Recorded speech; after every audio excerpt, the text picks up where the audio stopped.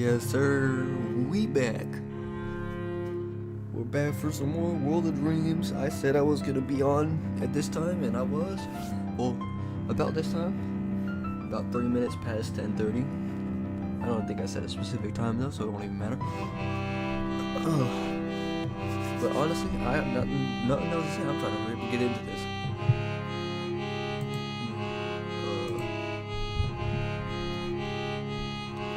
Okay, right, we did finish the first day, and I stopped at like the first thing that pops up. Or popped up. And guess who's here? Guess who's back? Back again.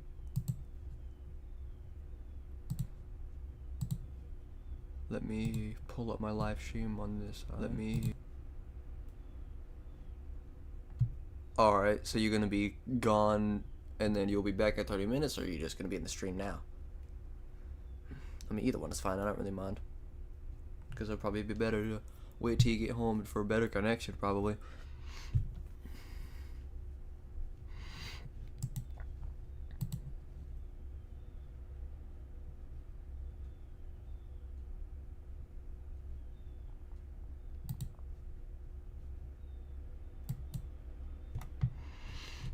Alright.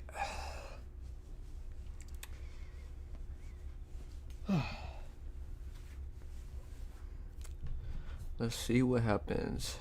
Alright. I wake up feeling very warm. Okay. Immediately I assume that I have a fever, but the soft breathing next to me dispels that hypothesis.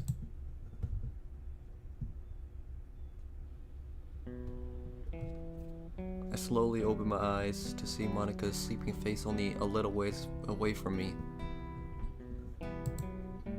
Looking down, I see that she's still holding my hand, her grip somewhat tighter than before. Quietly, I look at my phone, which reads 6:23 a.m. Only 7 more minutes until I set the alarm to go off.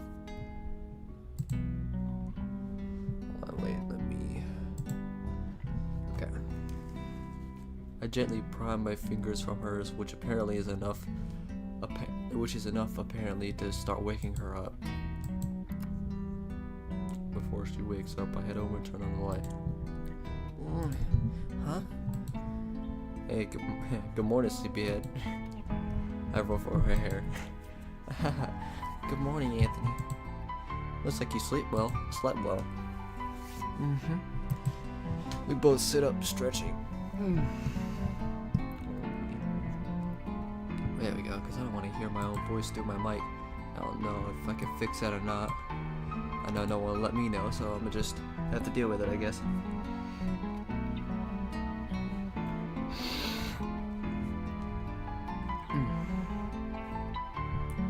We both sit up, stretching. If you want, you can take a shower first. Yeah, I'll use the one in the house. Right, of course.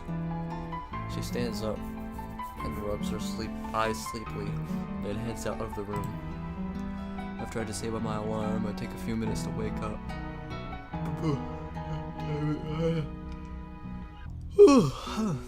Before I too wake up and sit up and stretch. Listening to the sounds in the other room, it appears as if Meiji and Sayori are still asleep. No, I probably won't get another opportunity. I decide that my own body is in need of a shower. Letting the hot water wash over me really helps not just my body wake up, but my mind as well.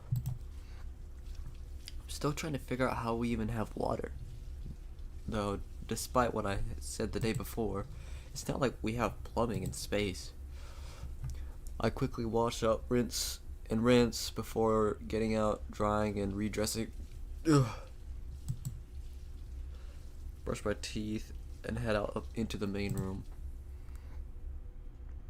I can now hear some shuffling in the other room. Not wanting to disrupt their morning, I walk over to the couch and lie down looking at my phone.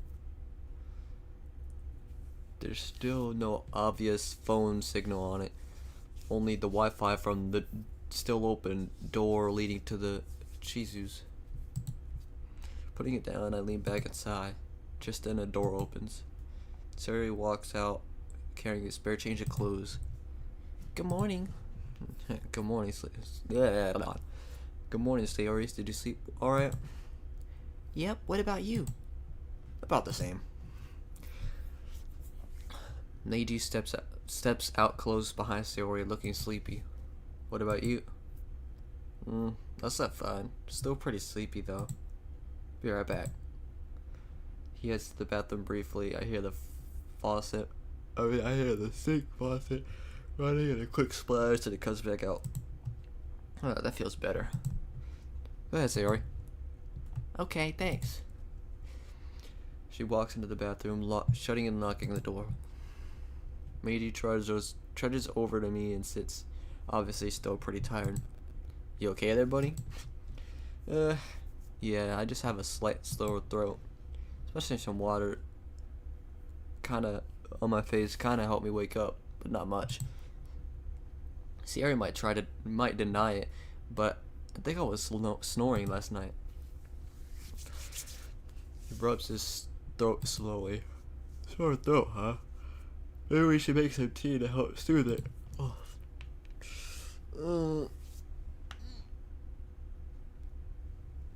Do we have time? I look at my phone. It's only 6:32. Besides, I think I left your uniform upstairs, so we need to go get it. Right, yeah. You sure you're okay? Yeah, I'm good. Well, alright then.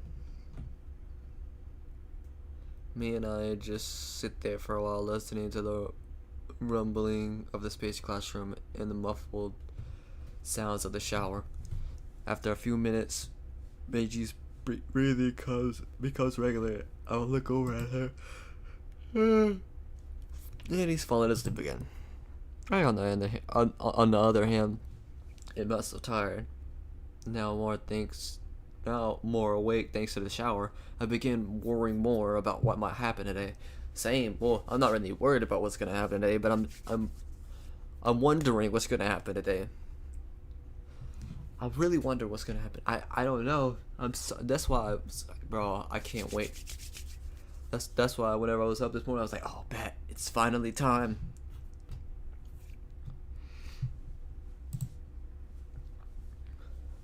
Okay, there are so many variables to consider, so it's hard to come up with a definite plan. As I'm sitting here thinking, Monica comes back in, fully dressed and clean. It's been a while since I've seen Monica in a uniform.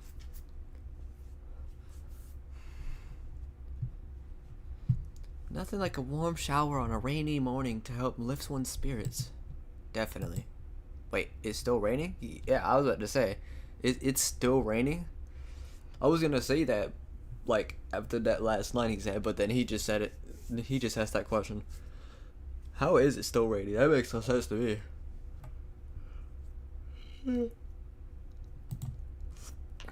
Yeah, and it looks like it's coming down a lot harder than before. Oh, yay. As much as I like rain, right now I'm not really in the mood for it. Yeah, I get it. She takes a seat next to me and leans her head against my shoulder. I can smell the slight strawberry scent of the shampoo she used. Instantly, I lean my head back. I hear her breath catch as I do. Wait, I hear her breath catches as I do. So before returning to normal. What? I don't. That sentence makes no sense to me. Maybe I'm just not English. But whatever. After a little while, the sound of the running shower ends. 5 or so minutes later, the door opens. Sayori steps out, wearing a new outfit. Wow, she actually has a different look. That's surprising. Has that ever happened? Have we ever gotten like that kind of look for Sayori? I don't think we ever have. If so, I can't remember if we have. I don't remember ever seeing Sayori like that in any mod that I've seen.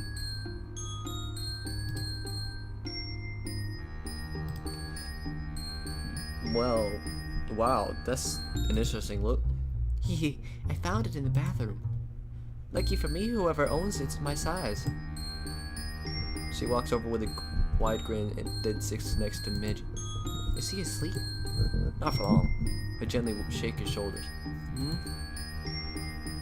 Meiji slowly regains consciousness. I wasn't asleep. Could have fooled me, man. Chuckling, he sits up, stretches, then turns to Sayori. Damn, you look pretty good in that.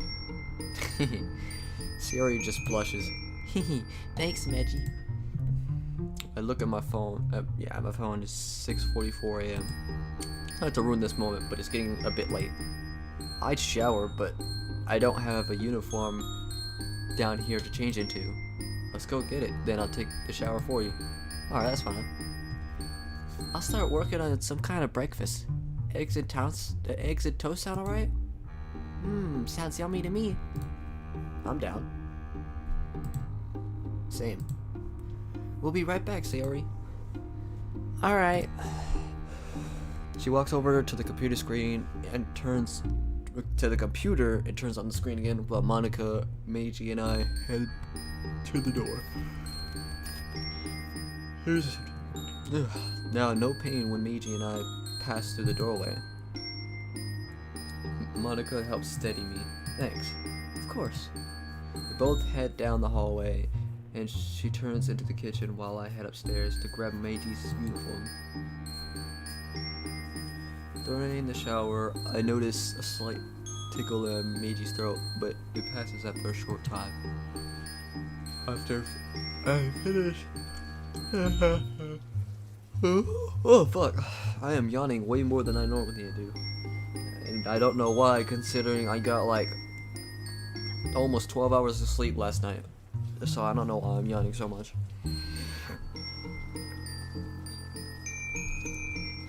I finish up in the bathroom and head into the kitchen.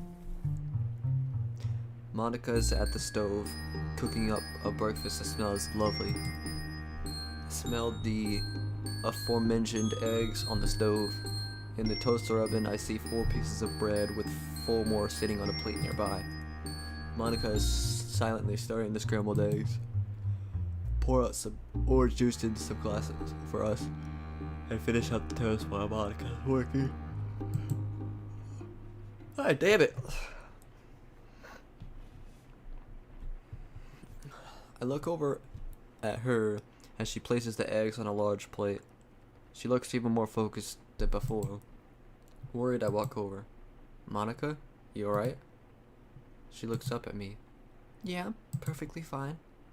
She smiles at me. I raise a dubious... I think it's dubious. Well, I don't see it's not like it's another U there, so I don't think it's dubious. Well, I don't know. W's? I don't fucking know. You know what? As per usual in other live streams, I have gone to my good buddy Google Translate. Let's see if it helps here.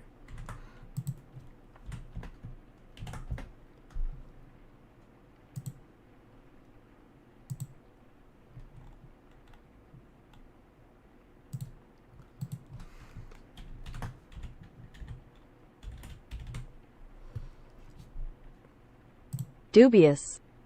Oh, it is dubious. Okay, so I was pronouncing it right the whole time. Good to know. Are you sure? You caught me. I'm completely terrified. I'd be surprised if you weren't. Let me guess. Scared about seeing the club members? Among other things, yeah. After what I saw in the game, and the fact that they don't remember the last week, it feels like I'm about to go meet strangers. I get it. Believe me, I was nervous yesterday too. But they seemed alright to me. That was yesterday, though. Fair point. But since I don't plan on joining the club until after this whole thing is over, perhaps nothing will happen. I sure hope so. I didn't mean to bring the mood down. Let's get these to Sayori. I'm sure she's hungry. She isn't the only one. Meiji is starving, and so am I. Then let's go. I was about to say sorry. Monica starts putting everything on a large platter. I tried to carry it for her, but she insists. You can't walk through this. You can't walk through the door with this. I'll be fine. Well, if you say so.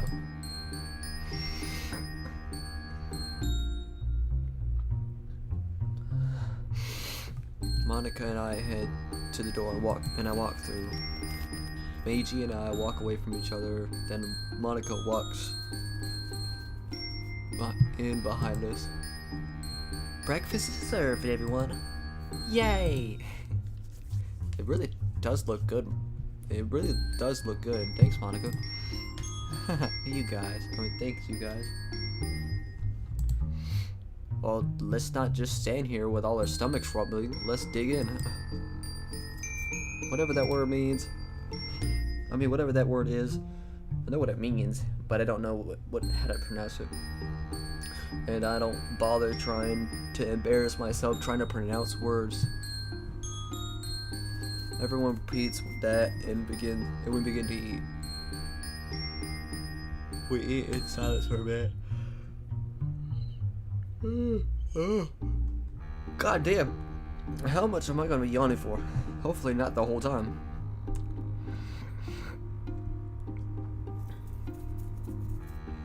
We eat in silence for a bit. The mood in the room decently light. After a while, Meiji speaks up. So, what's on our agenda for today? I wipe my mouth, but it's Monica who speaks up first. Well, since yesterday kind of put a wrench in our plans to have Anthony observe the club, we have a couple of options. When it's time for club, the three of us can go, or I can go alone.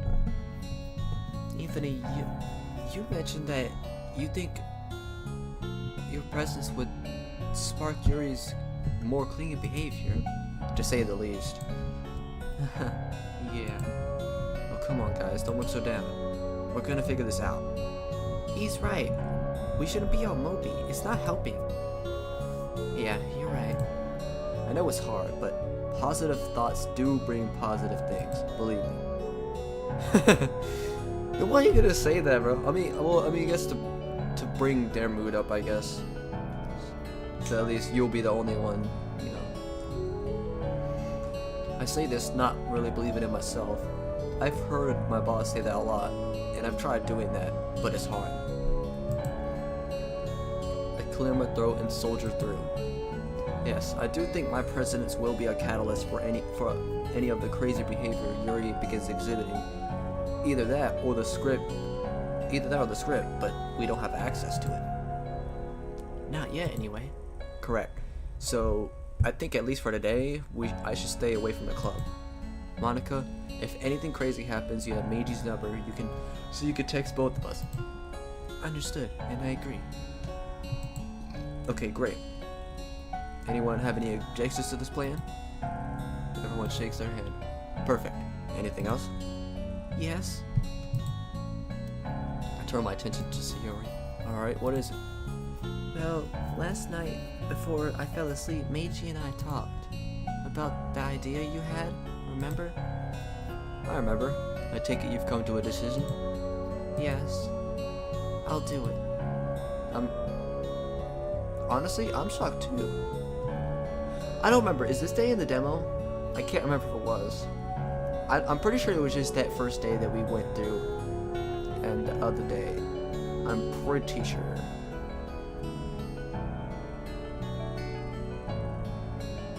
Was it? I don't think it was, because I feel like the demo would have been longer, I'm pretty sure. Because I'm pretty sure the demo was long as hell, too. Like, it took me a while to get through that. You know, at times like these, all you gotta do is, check. Let me go to my channel real quick.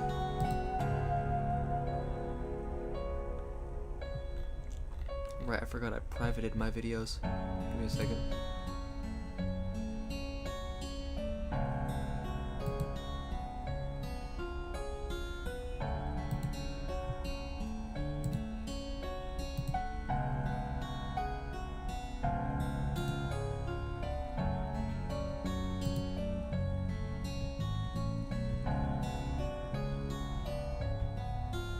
Yeah, okay. So yeah, because day zero was whenever we were trying to get everything started. We were in the space classroom when we eventually pressed new game, and then day one was literally yesterday and now. Like, that was the last one. Okay.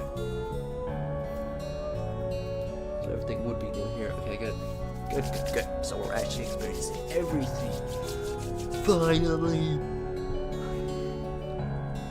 I'm about as shocked as Monica looks. Are you sure, Sayori? You were completely against the idea yesterday. I'm very sure, but I have one condition. Alright, what is it? I reserve the right to stop using this ability anytime I want. Okay, I can agree to that. Just let me get it set up. I walk over to the PC, turn on the screen, open my character file, and scroll down.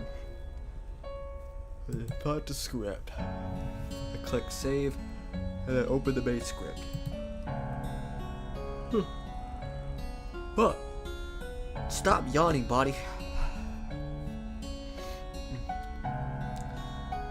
Scrolling down, I find the latest lines as they were being written.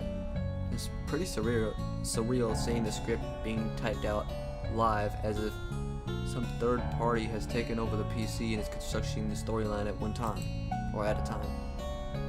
Kind of scary too. What if this would be what the original Monica would have seen? I watch as that passing thought is placed in a new line on the screen. Okay, it looks like it works, Sayori. Yes. I point at the screen and she comes over. Monica and Meiji crowd around the PC as well. Time to test the setting out. Agent P to Agent. Oh, because I put my last name as P. Okay. Okay, it works.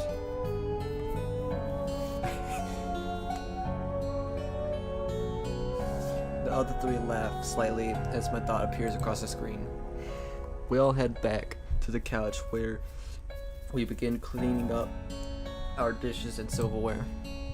The mood is a bit more serious, but I am feeling cautiously optimistic that today will be a little better than yesterday. I mean, yesterday wasn't bad, it just was like a few unexpected things, but like nothing bad really happened. So honestly, if anything, this day is probably going to be worse, if we're being honest.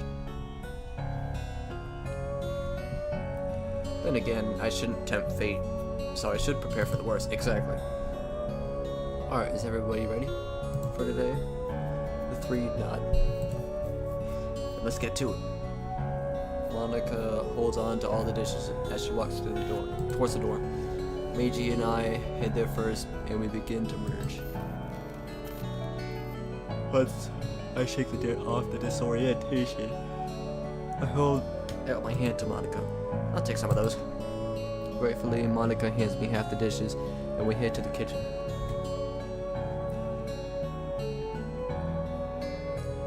We quickly wash and rinse the food off of the dishes and put them away. After we're finished, I look at the clock on the oven, 7:12. Oof, we should be getting a move on. We don't want to be late for class. Right. We both grab our bags and head to the front door. We're off, Sayori. Stay safe here. Have a good day. Monica smiles a welcome sight. She and I both grab umbrellas and head out into the torrent.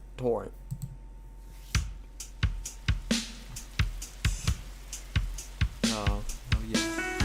Gotta love this OST. I might play this OST tonight and fall asleep. This is actually a pretty calming OST.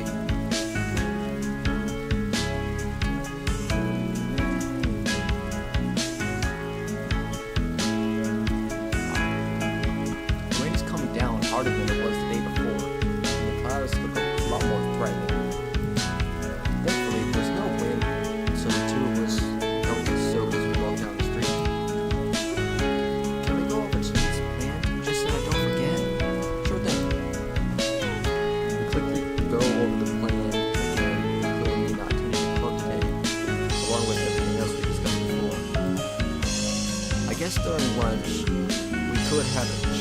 chance encounter in the cafeteria or something? That makes sense. And if it's possible, I'll grab some lunch for Sayori, and one of us can slip it to her somehow. Lunch is pretty busy. I could try to sneak away halfway through if nothing unusual happens. Sounds good. Do you think you'll attend any of the club meetings this week? I paused and think about it for a bit. I'm not sure if I should or not. With what happened in the original game, it might be better if I stayed away entirely. But if something happens, I'll come with this. Alright, sounds good to me. Then turn onto the road to school and stop walking from Anthony, what's up? Well, I think we should walk separately to school and from school. I don't know if we should risk anyone we know is seeing us. Yes, that's actually a good idea. I can tell this is hurting Monica from her tone, but I'm glad she sees the logic in my idea. I normally get to school fairly early, so we should keep up appearances. I nodded slowly. I'm sorry. I'm sure you wanted to walk to school with me. Monica quickly leans over and kisses my cheek. That'll keep me going all the way to school anymore. She winks at me, then heads down the street at a brisk pace. I wait about 30 seconds, then walk down the street until school alone. Someone has some extra pep in their step. Oh, I guess so. You're beginning to laugh like her. I am. Yes, indeed. Not that I can blame you, Monica's quite the cat. No kidding. Need it, dude.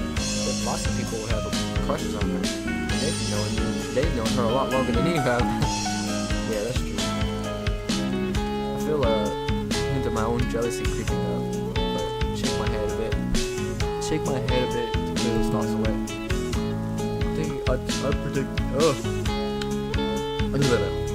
Thinking unproductive thoughts at a crucial time like this isn't going to be helpful to anyone. Really? You okay? Yeah, just thinking. Okay. The two of us lapse into silence once more. Sometime later we get to school and quickly head inside. I quickly change shoes and grab Meiji's wallet out of his bag. What are you doing? I'm gonna go grab some coffee, drinks from the vending machine. Gotta be prepared since you're not on the meds anymore. Oh, that's a good idea. The vending machines, unlike before, have a few other students trying to grab a quick drink, a quick last minute snack before class starts. Unsurprisingly, I see Natsuki is among them, clutching something in her hands so tightly her knuckles are going white. I see a piece of metal sticking out the edge of a coin. I walk up next to her and browse the selection. She doesn't seem to take notice of me for a while. When she glances over at me, she looks a bit startled. Pleasure meeting you here again. I give her a small, disarming smile, then feed a bill in, grabbing an iced coffee drink. What, are you stalking me now? Oh, of course not. I just need this to get me through the day. I hold up the coffee I just received and slip it into my bag. Then I look at the options on the machine she's in front of. What you gonna get? I'm still deciding. Looking at the prices, I see they're all just above 100 yen each. Pull out the change I just got from the vending machine. 720 yen. Here, use this. I extend my hand towards her. Immediately she moves back, then she looks suspiciously at the contents of my hand. I insist. She slowly walks up and takes the coins from my hand. Thank you. You bet. See you around, Muramata-san. I can't say that. I'm probably just gonna say not. Well, I mean, I literally was doing that earlier. I needed to keep doing that because I know their name is Natsuki or Yuri or whatever the fuck. So that's what I'm gonna call them because that's so much easier. I turn around to head to class, when she looks up at me. Chizu-san? I turn back. Yes?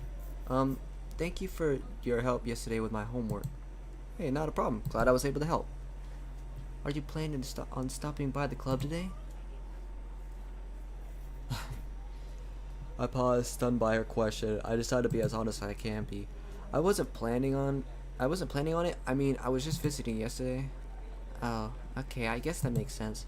The look she gives me crushes my soul, and it causes me to just give in, if just a bit. But nothing is set in stone. I can at least think about it. Well, if you do show up, I guess it wouldn't be the worst thing in the world. Alright, fair enough. See you around, Natsuki. You too, Chizu-san. I walk into class and take a seat, slinging the bag on the hook. I didn't see Kazue in a normal seat. Looking around, I don't see it. I don't see it anywhere. Oh, if you're looking for Tani-san, she hasn't shown up yet. Just like last Tuesday. I see. Sick, maybe? Mori closes her eyes and thinks for a bit. Honestly, I don't know. She's been acting a bit strange since yesterday. I don't have her number, so I can't call her and ask. Gotcha. Mori heads to her seat and sits down. I begin grabbing books out of my bag when a sudden thought appears. Could Kazue also be under the script's control? What was that? Did I think that out loud? I heard you say something about Kazue's being under the script's control. Guess that answers the question. I don't know, it's possible. She did stay home on Tuesday the last time. Yeah. Although, that doesn't make sense. We didn't have a fight or anything like that today. Yeah, that's true, but why is she home today? It could have something to do with that little encounter she had with Ye yesterday. I don't know, she always struck me as the kind of person who was pretty tough in these situations. I guess it could be possible, though.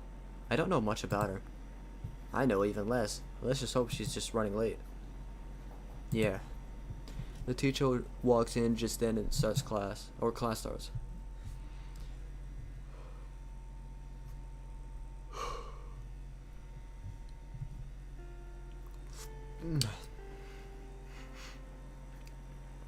Lunchtime rolls around quickly. Kazue ended up appearing during the third period class, not saying anything as she quietly slunk in and sat down. I debated whether or not to write her a small note and pass it back, but decided against it, not wanting too much attention drawn to me as if I was caught. I decided to wait until the short break between classes to talk to her. When third period classes end, I turned to talk to Kazue. However, she just quickly stands and rushes out of the room. Not wanting to draw attention to myself, I wait a few seconds, then stand up and stretch before doing my best to follow her.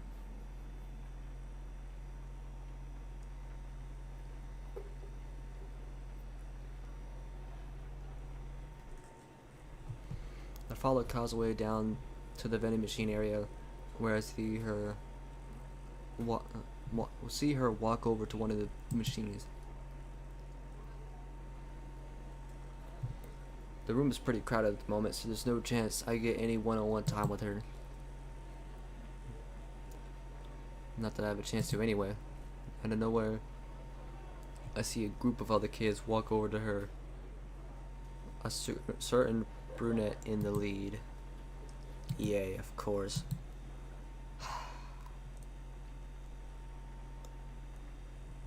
I don't know. The noise in the room quiets down as Ye walks up to Kazue.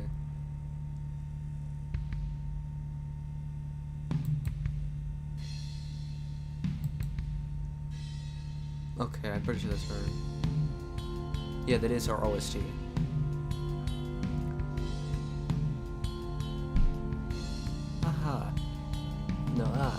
Here you are, Kozu-chan.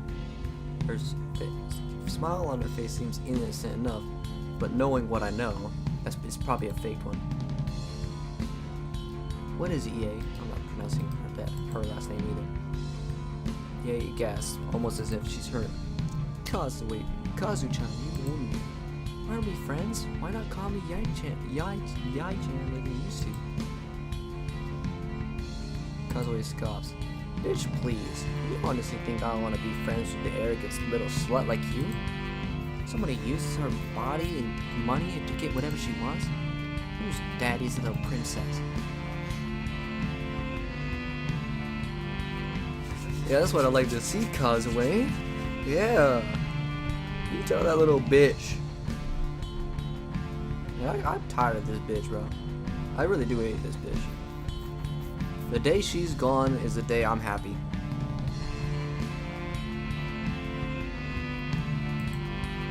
She gets right in Kazue's face. Don't ever call me princess. Kazue just stands there, acting smug. I say Yazy. Yeah, Yae takes a few breaths to regain her composure. You want to play that game, do you? She snaps and one of her lackeys walks up with a bag, pulling out a folder. Oh god. She has evidence. Probably forged evidence, but evidence. To tear her down like the typical high school bully.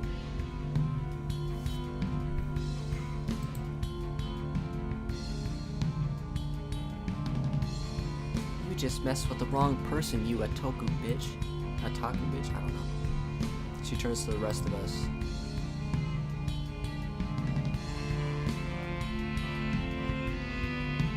Have a look at the baby who still thinks every day is Halloween. She grabs a piece of paper from the folder and shows it to us. On the paper is an image of Kazue in what looks like a magical girl outfit. The entire room is silent while we look at it. The entire room bursts out laughing and points at Kazue. Of course. Tears start streaming down Kazue's face. Just then she looks over and her eyes meet. What? Why is she angry at me? She rushes out of the room. Shit, I can't let her get away.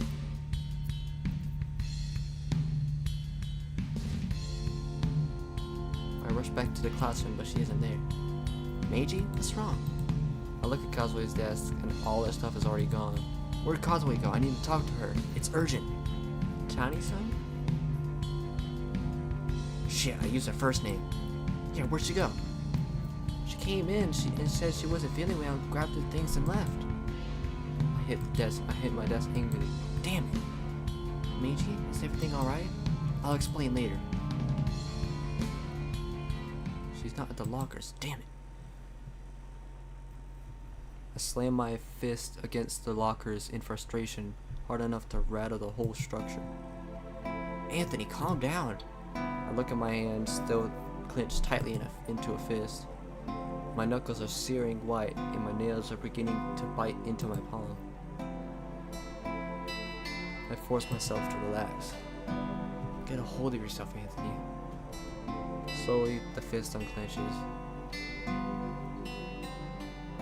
I cradle the unclenched fist in my other hand, rubbing the spot where I slammed it into the desk in the lockers. Give me a minute to calm down. Of course. Out of the corner of my eye, I see a couple students pass by and look at me curiously. I start feeling sheepish with all their eyes on me. Damn, that was embarrassing. I'm sorry about all this, Meiji. I lost it again. It's okay, but what do we do now? I sigh and slowly head back to class. Well, I guess we're just gonna have to talk to her tomorrow. Guess so. It's not like I have her number. True. I pull out the space classroom key and debate whether or not to open it for a moment to Sayori. Well, that answers that. I'm guessing. Okay. I hurriedly put my pen back in my pocket and head to class. Or head back to class. I walk in and slink back to Meiji desk, sinking into the chair, exhausted. We'll get it tomorrow. Yes. Yes, we will. The day goes by.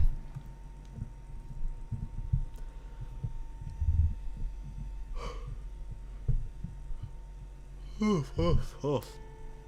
it's only been 41 minutes.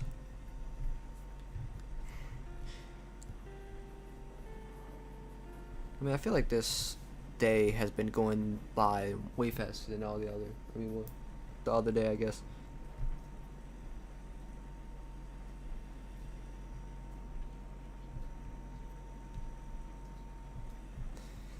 Lunchtime already, huh? As the other students begin grabbing their own lunches, I stand out and pull out Meiji's phone. Sure enough, there's a text from Monica there. Okay, yeah, we did. Yeah. I mean, we were literally there. I was there. I watched it all go down. Meet me in the cafeteria and I'll tell you what happened. Quickly putting the phone away, I grabbed Meiji's wallet and head to the cafeteria. I get to the cafeteria and out of the corner of my eye, see Monica looking out the window while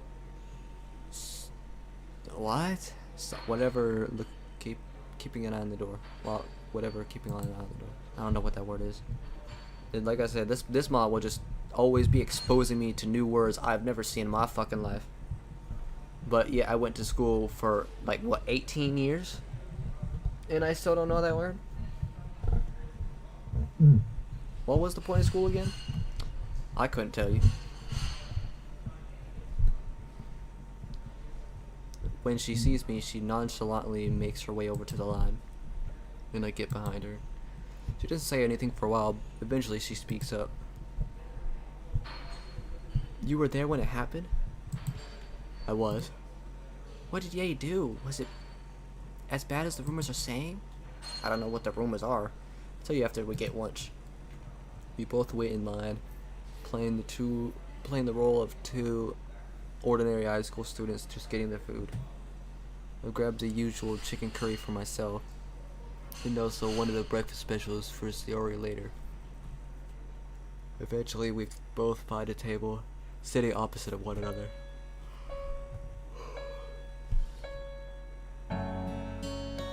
Shady.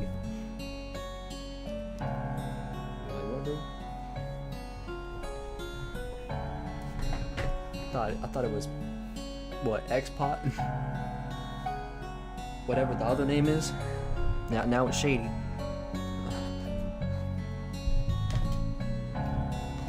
Oh, but glad to see you're back. Finally.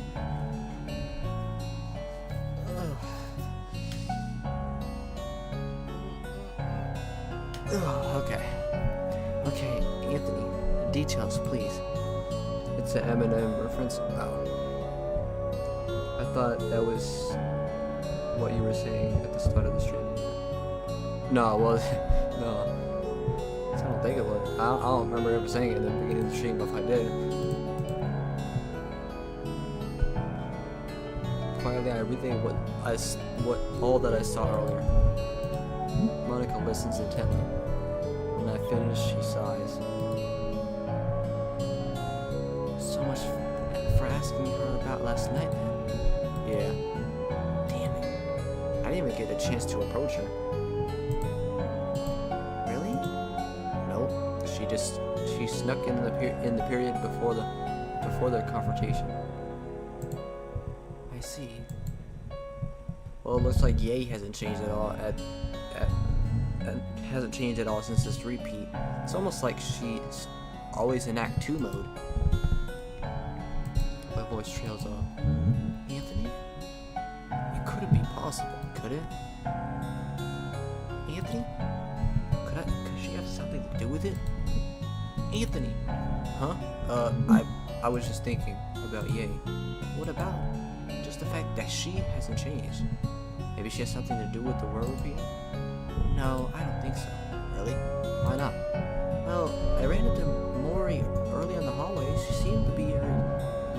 itself.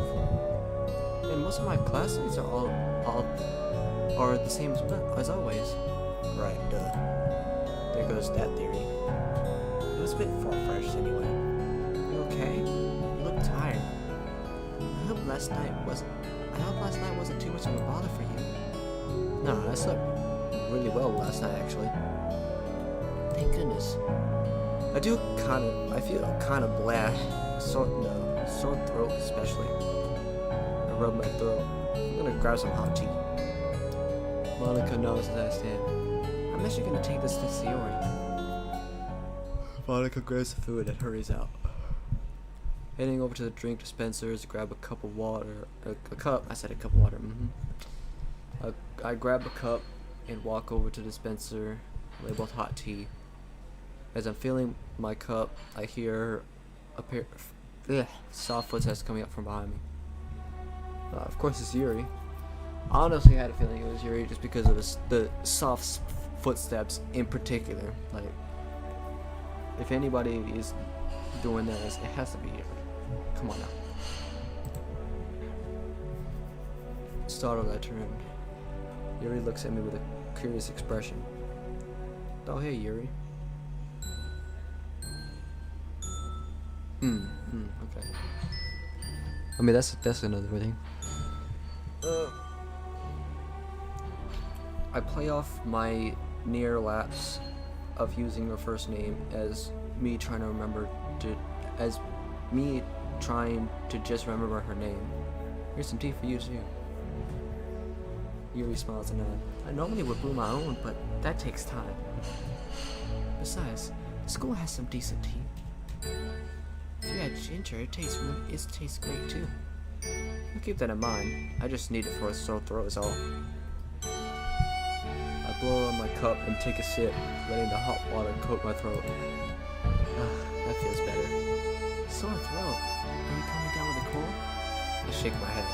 No, I probably just slept with my mouth open or something. Shit, I do that all the time.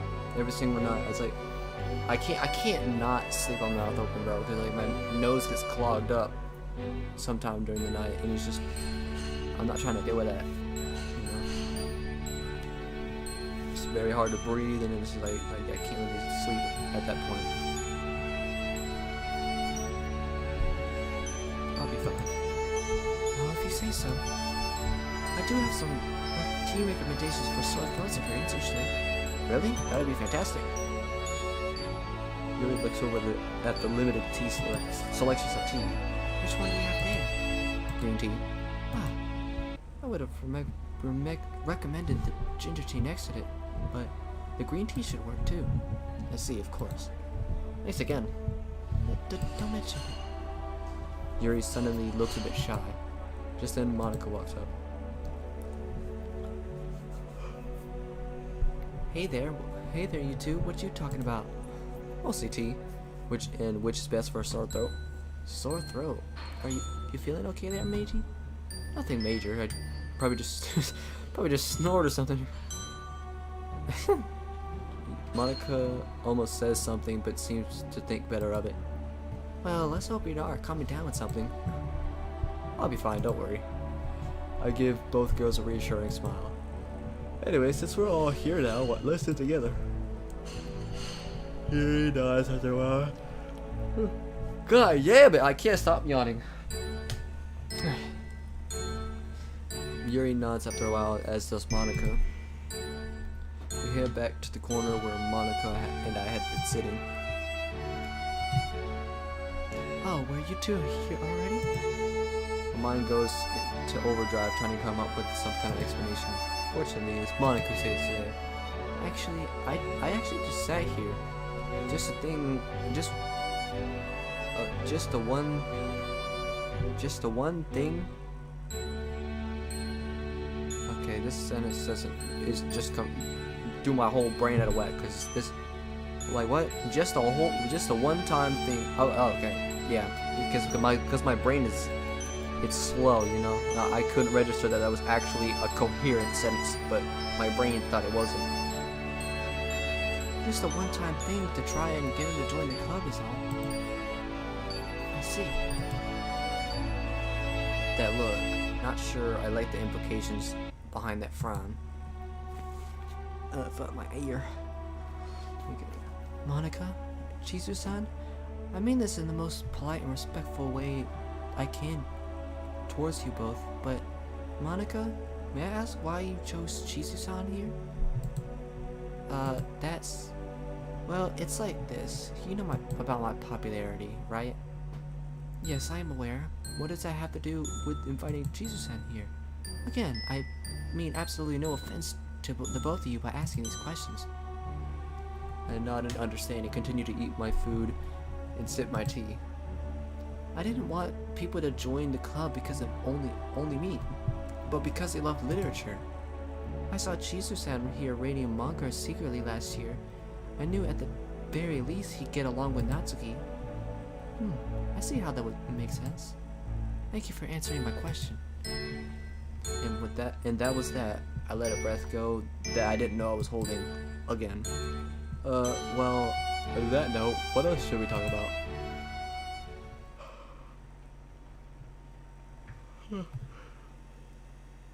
Oh, fuck. Conversation turns to some more lighthearted topics, specifically the culture festival. Monica admits she isn't quite sure what the club should do, if anything. In short, she says that since they technically are an official club, they won't be able to do. They won't actually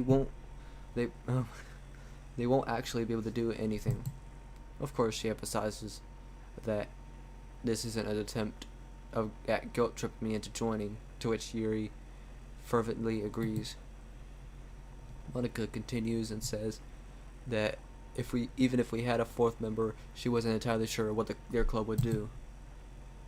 I give a few offhand suggestions, but Monica isn't sure. A little more than 15 minutes before lunchtime is scheduled to be over, I see a tuft of blonde hair peering into the cafeteria doors. I wave her down and motion for her to come join us. Natsuki, why don't you come join us? We're just discussing club stuff. Oh, did you finally decide to join after all? She takes the seat next to me. No, that wasn't it. I was just trying to. I was more just trying to give some suggestions for the.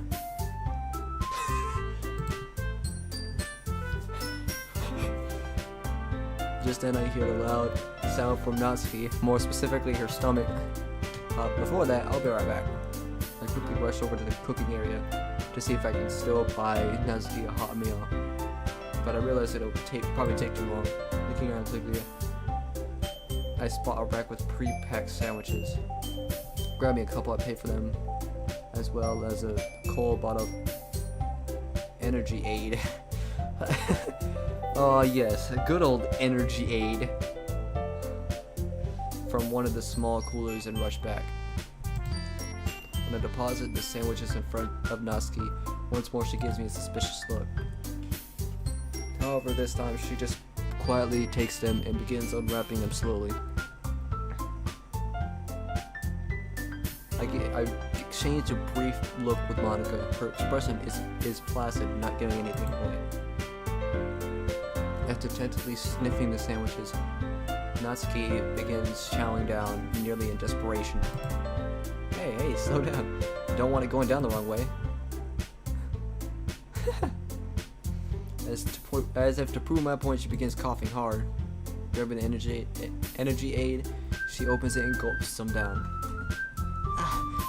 Damn, that's much better. But why did you buy these for me? Huh? She's asking now instead of before? She must have been half delirious with hunger. Trust me, it has nothing to do with you, I promise. You don't owe me anything. Oh, God. No. We done fucked up now. Maybe. I don't know yet. I guess I'll find out. But let me stretch real quick. I've been sitting down for almost an hour.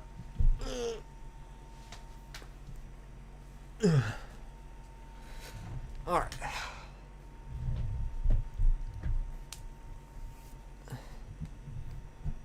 Well, my ears burning, or did someone mention my name? Speak of the devil and she shall appear, apparently. Kotonoha is standing next to our table now. Natsuki is instantly on edge. Yuri's a bit nervous. Monika's stone-faced. And I'm making sure my expression is neutral. Kotonoha looks us all over, then focuses on me. Oh god. Chizu-san, is that correct? That's me. You mentioned my name. Anything I should know about? Don't do anything stupid, Anthony. Wasn't planning on it. Even as I say that, I have to restrain the impulse to say something snarky. You just came up in the conversation, that's all. Kotonoha smiles and sits down on my right. Oh god, why does she have to sit down? No. Come on. So why? What were you talking about? Why? Why do you have to ask? This is going downhill very fast. Why does she have to be like this? Somehow I get the feeling that I need to be very careful how I choose my words around her. It's like whatever I say next, whatever I might say right now to her will be used against me, or the other girls in more ways than one. I'm just talking about all the popular people in school, like you, and I don't know who that is. Who is that? I'm sure X-Pot will be able to clarify who that is, because I don't remember who that is. I don't go on last name basis like that, unless it's like Natsuki. Like I know her last name. Kotonoha just began to laugh. Oh, is that so? Is that why you're sitting with another popular girl, trying to climb the social ladder? Oh. I was about to say, wait, why is he calling my name for? It's like, am I doing something? It's like, yep, I'm getting angry. Thankfully, that's enough for me to keep my cool. Sano-san and I were in the same class last year. We were just talking about her new club. A club, you say? Kotonoha turns to Monica with a curious expression. Weren't you in the debate club until recently? Yes, I was. I was their vice president. That's right, I remember you now. You quit a while ago, didn't you? It's a shame to hear that. I heard you were an impressive figure there. The way she speaks, it sounds sweet, but it's a sweet scent that would lure you into the lion's den. Like some sort of rich harpy. Last week I felt really at ease with her, but now it's like there's something sinister about her. This conversation is like a chess game. The slightest slip up and blood will run. Ye is way easier to deal with this than Kotonoha. Could she be affected? Oh god.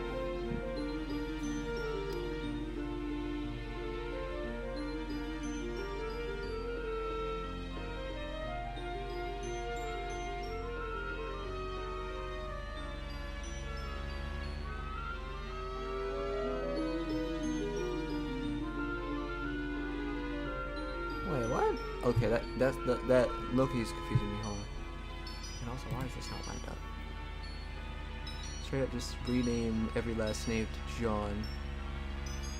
First name Natsuki, last name John. Oh, okay.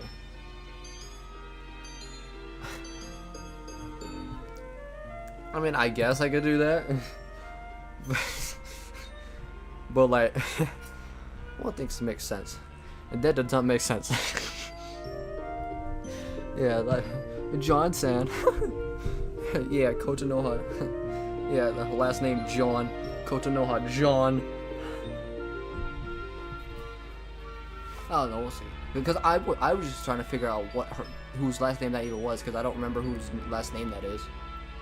Because obviously I know Monika's, Yuri's, Natsuki's, because I've seen them. I know their last name. It's like, dude, you know, but like everyone else I pretty much don't know on a last name basis. Could she be affected by whatever happened back to as well? You flatter me, Chiba-san. I wasn't that impressive. I beg to differ. You are really from the daughter after all. That gets Monika's attention. Oh god, yeah, I can see why that would piss her off. Yeah, she's nothing like her father. Come on now. I could tell she's really trying really hard to maintain proper etiquette. Thankfully, she seems to ease back into it. I'll let him know you say so. Kotonoha stands up, looks down at Monica, then turns, looks at me, then back at Monica.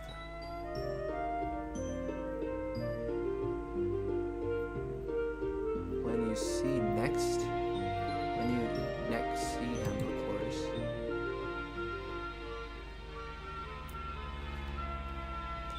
Bro, this whole moment is just intense. Kotonoha bows and walks away.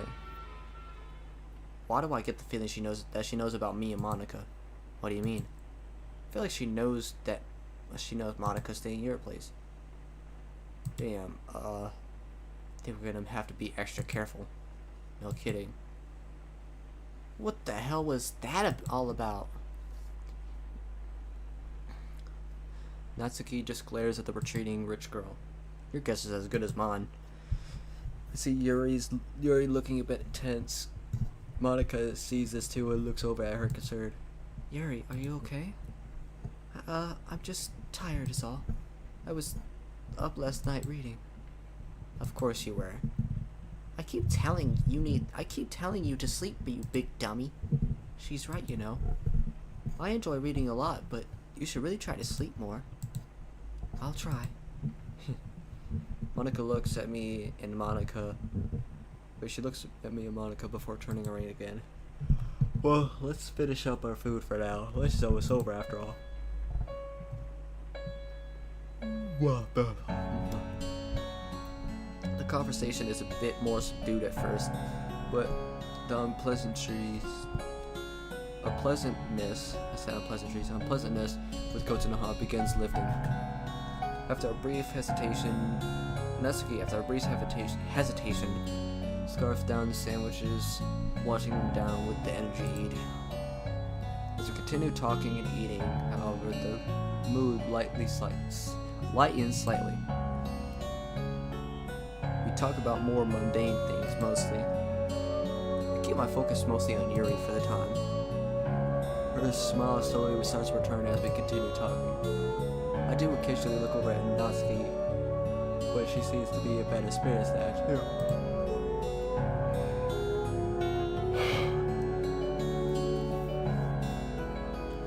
She behaves a lot like her Act 1 self, teasing Yuri, but for the most part she's laughing. Monica and I exchange brief glances every so often. Mostly they're ones of concern or worry. And as we're talking, I see a group of students gathering near one of the windows. Every time I see this bitch, Ye is among them, just looking out the window. I can't hear what the group's talking about, but when someone reaches over to her, she slightly flinches. I guess she thinks that she's not visible, because her face seems to indicate something is happening. Quickly though, she's surrounded by her male harem so no one can see. What the hell does she think this is? An edgy high school anime?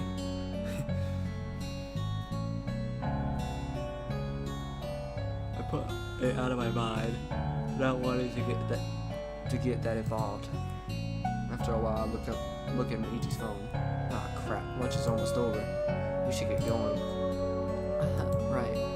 I wouldn't want to be late to my next class. Yeah, I guess not. Ford was cleaning everything up. Monica quickly tells Natsuki and Yuri that she'll see them at the club. Two club members quickly take their leave. Monica and I quickly nod at each other. Monica lowers her voice and leans closer. So, after everything that's happened today, Are you still going to head home or stop by the club later? I'll head home. Mostly because Kotonoha might know something and we shouldn't be seen together in public. If if you can manage it, come home using the space classroom. I can try, but I'm not sure if I can. I'm not sure if I can make it so that any door I use doesn't revert. Right. Well, hopefully she doesn't have you followed or something. I'll take the long way home if necessary. Okay, see you at home then. Sounds good.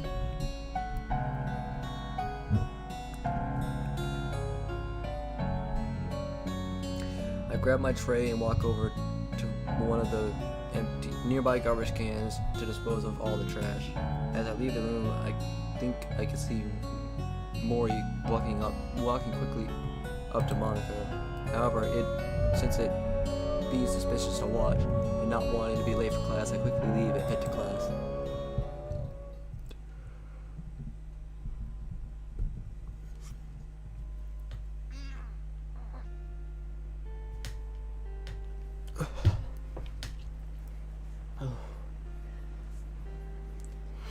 The bell rings, signaling the end of the school day. I grab Meiji's books and other supplies and begin putting them away. As I'm doing that, I pull out Meiji's phone and I see I missed a few texts from Monica. Hey, just thought I'd let you know that Maury approached me earlier and asked to check out the club. I know you won't see this for a while, and I'll have my phone away for class. When you get home, could you and Sayori look into Maury's character file again? I'd like to know if she's changed somehow. Love you. I blush a bit, but frown at this unexpected news. Quickly, I text back. Thanks for telling me. I'll make sure to update Sayori. What you thinking about, man? Just about how all these girls are slowly being attracted to the club and its members. Is the literature club some kind of locus of activity here?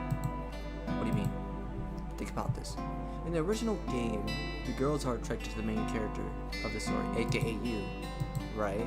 But in this reality, or whatever it is, you and I are attracting the attention of more than the club members, and it's not just me. Yuri attracts the attention of a bully, Monica attracts the attention of Mori, and Natsuki attracts the attention of Kotanoha. Are you sure you're not just overthinking this whole thing? I mean, friendships do happen outside of a club, you know. I frowned deeper. You might be right. You know, despite everything, there are some benefits to sharing a mind like this. How? Checks and balances. You can be balanced, or at least try to. Always let your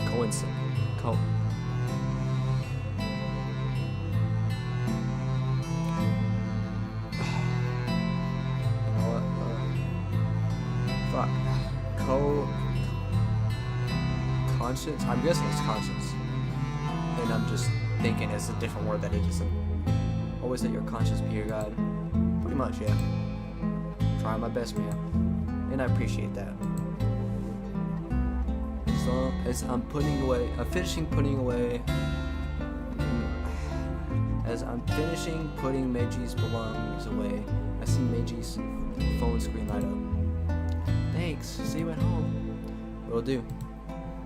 I quickly put the phone away and sling the bag over my shoulder. I pause and look at Causeway's desk. Despite everything, I am pretty worried about her. She doesn't seem to be having a good week already. Well, she's at home now, and I can't talk to her until hopefully tomorrow. I doubt anyone in here has her number. Once I'm finished packing everything, I leave. As I get out of the school loafers and into shoes at the locker, I glance outside and see someone standing at the school gates.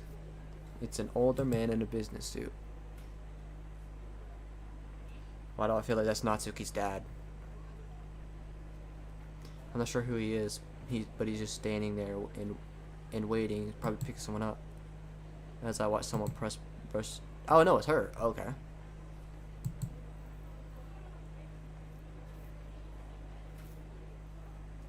I hold my tongue as she walks towards the locker, apparently just across from mine. I ignore her and as quickly. I ignore her as quickly as she gets out of school. Out of her school loafers into her shoes. When she leaves, I see her walking up to the older man. The man looks happy to see her and puts an arm over her shoulder as they walk out of sight. Who was that? Any idea? Not a clue. As much as I hate to admit it, he might be a client or something. Client? Nighttime companion of sorts. No, fuck. That's just... saying that makes me ill. As much as Ye is an absolute bitch, I don't want to believe that she would actually do that. I get that she wants to control people over...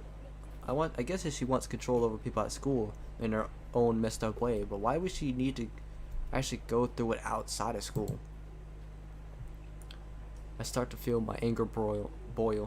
My target being everything that has to do with that girl. Everything would be so much simpler if she wasn't directly involved with everything. I take a moment to quiet my anger and start thinking rationally again. Well, I've learned to not make assumptions lately, so I'll just leave it as someone she knows. Yeah, probably for the best. Assumptions aren't exactly helpful, especially mine. I finish changing and head outside. Grabbing an umbrella, I head into the rainy afternoon. I shiver as the cold air assaults me. Oh, that doesn't feel good. Why? What's up? I know my body better than you. I normally feel like this whenever I start coming down with a cold. Shit. Oh, the moment we get back, show me where your family keeps cold medicine or something. When we get to this place classroom, you're gonna take a bath. Yes, Mom. And don't start with me, young man. Yeah. After we both chuckle, the two of us fall into silence. I speed up, partially because I want to get Meiji home so we can bombard his body with medicine and warmth, partly to check on Mori's file. As the two of us are walking past an alley, I hear a female voice gasping loudly. I stop and look down the said alley. Holy shit, it's Ye. The man from before is... God damn it, what the fuck is going on? What's happening there? I have no idea. For some reason I keep watching. It's none of my business, but I'm sensing that something is off here.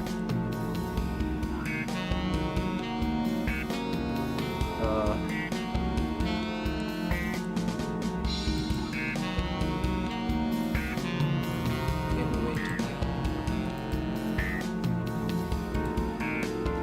I'm not sure whether it's because Neji's body is slowly becoming low, my own disgust at what's going on, or a mixture of both, but I feel nauseous. Just then, Ye said something that caused me to freeze. Huh? Huh? Hey, yo? I'm sorry, Uncle? Okay, buddy.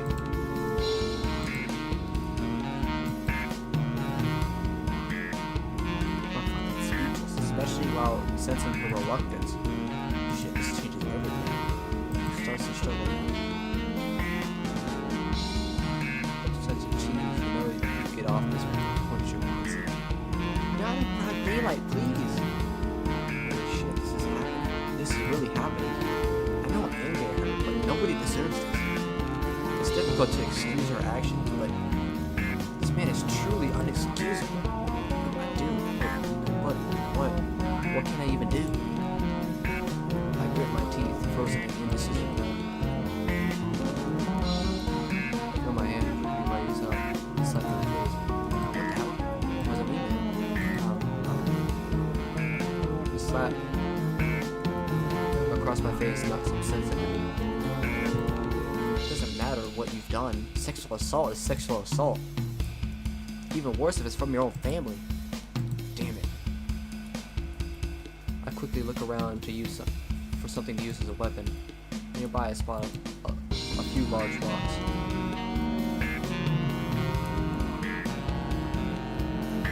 Feeling the anger rise within me, I tried this time to channel it towards this so-called uncle instead of a yay. Don't lose it, you hear me? I'll try my best. Be my backup lady. Sure thing. Thanks. I know we said we should avoid her, but no. Sayori would kill you if you didn't try and help her. Sayori, huh? I look at the hand that suddenly lost control. She couldn't have, could she?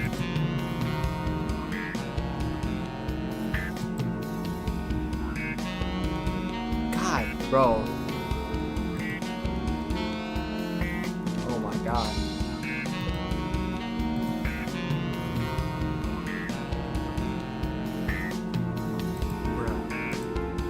Motherfucker. I grip the stones tightly in my hands as I walk towards the alleyway.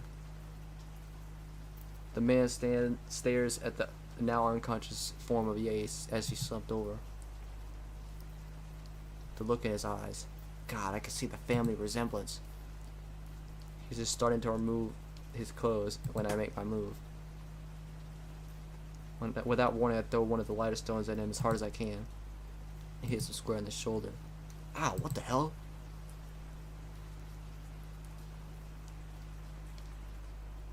He turns and finally sees me as I toss another rock up and down the air over and over. A malevolent grin spreading across my face. Too slippery. Well, I won't miss the next one. What was that for, Welp?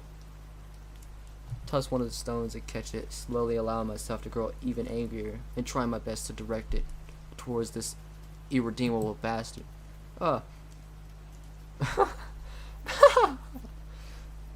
Oh yeah? Oh, my bad. I thought I saw a spider on your head. I was gonna kill it for you. He glares angrily at me. You have a death wish, punk. I was gonna ask the same thing of you, bastard. She's your niece. The man looks down at Ye and then back at me. A wide, unhinged grin spreads across his face. Let me guess. My toy has done something to you, eh? Wanting revenge, are you? I can give it to you if you want. Look at my pretty little doll. My pretty little doll wouldn't even know. She's wide open. Oh my god. This man, bro. This man needs to be thrown in solitary confinement. Look, she's unconscious and available. What better chance for you to get some well-earned payback, I'm not even gonna read that line. And it's not the rain.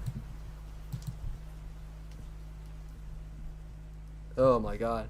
My face hasn't changed, but inwardly I'm just in plain shock and my blood runs cold. Oh my god. Like, just no. Even I have standards. I mean, this is beyond having standards. This is just fucking juvenile. This is like fucking solitary confinement worthy behavior. I set you, monster. Now my rage is immediately directed at this man. Thing. Alright, my inexorable fate. Love this OST. Perfect OST for this moment. No matter what kind of girl Ye is, this creature's even worse. I approach him. No. It. I slowly allow myself to get consumed by my fury. It is still amused. I ignore it as I rush at the creature, 2 heavy rocks in each hand. Time to make it scream. Time to make it bleed. Oh, to hear the sweet sound of its skull imploding. Don't kill him! Hearing this causes me to briefly hesitate, some of my anger diminishing as being interrupted. This waste of space doesn't deserve the opportunity. It brings back a fist and smacks it into my chest. I'm thrown back, colliding with a few wet cardboard boxes full of refuse. Mere moments later, the beast moves over me, grabbing my neck and hoists me up, squeezing me tightly. I see spots around my vision as this scum is choking me out. Oh god. Now this man is choking me. Despite this, I glare at it, which is amused. You should have just taken my offer, punk. Now I have a second toy to break. After that, I feel my leg move on its own accord. I'm suddenly released, coughing and gasping for breath. Looking over at it, I see it clutching the spot between its legs. I take in a huge lungfuls of air, grateful for whatever my body is doing. This time, even Meiji's angry. Anthony? What? Kill that bastard. With pleasure. I stand and grab the 2 rocks I've dropped. I can somewhat feel the world glitching around me, but I don't care. The target is before me. I loom over it, raising the stone in my hand. I bring the rock crashing down. At the last possible moment, my hand slows down. Now instead of the sound of his skull imploding, I just see the monster's eyes roll back into its head. It slumps over. I just stare down, the expression on my face. I drop the rock and walk over to this piece of human filth. Suddenly, the reality of what I've just done hits me, and my blood runs cold. What the hell? What came over me? Is he dead? Let me check. I quickly kneel and feel for a pulse. Thankfully, he has one. He's also breathing as well. Oh, thank God. I turn and make my way over to Ye. She's slumped against the wall, eyes closed, but thankfully still breathing as well.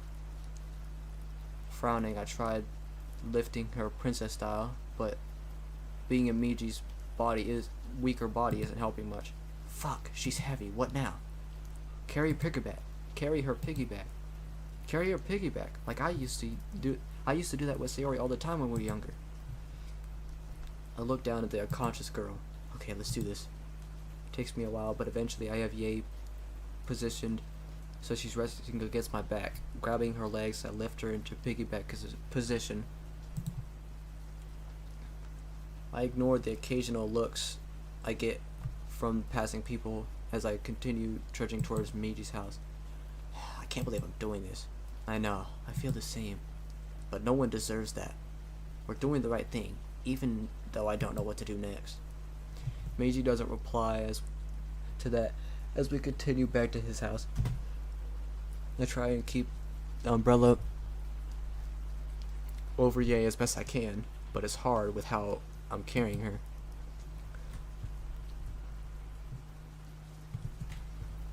Eventually we're on Meiji Street.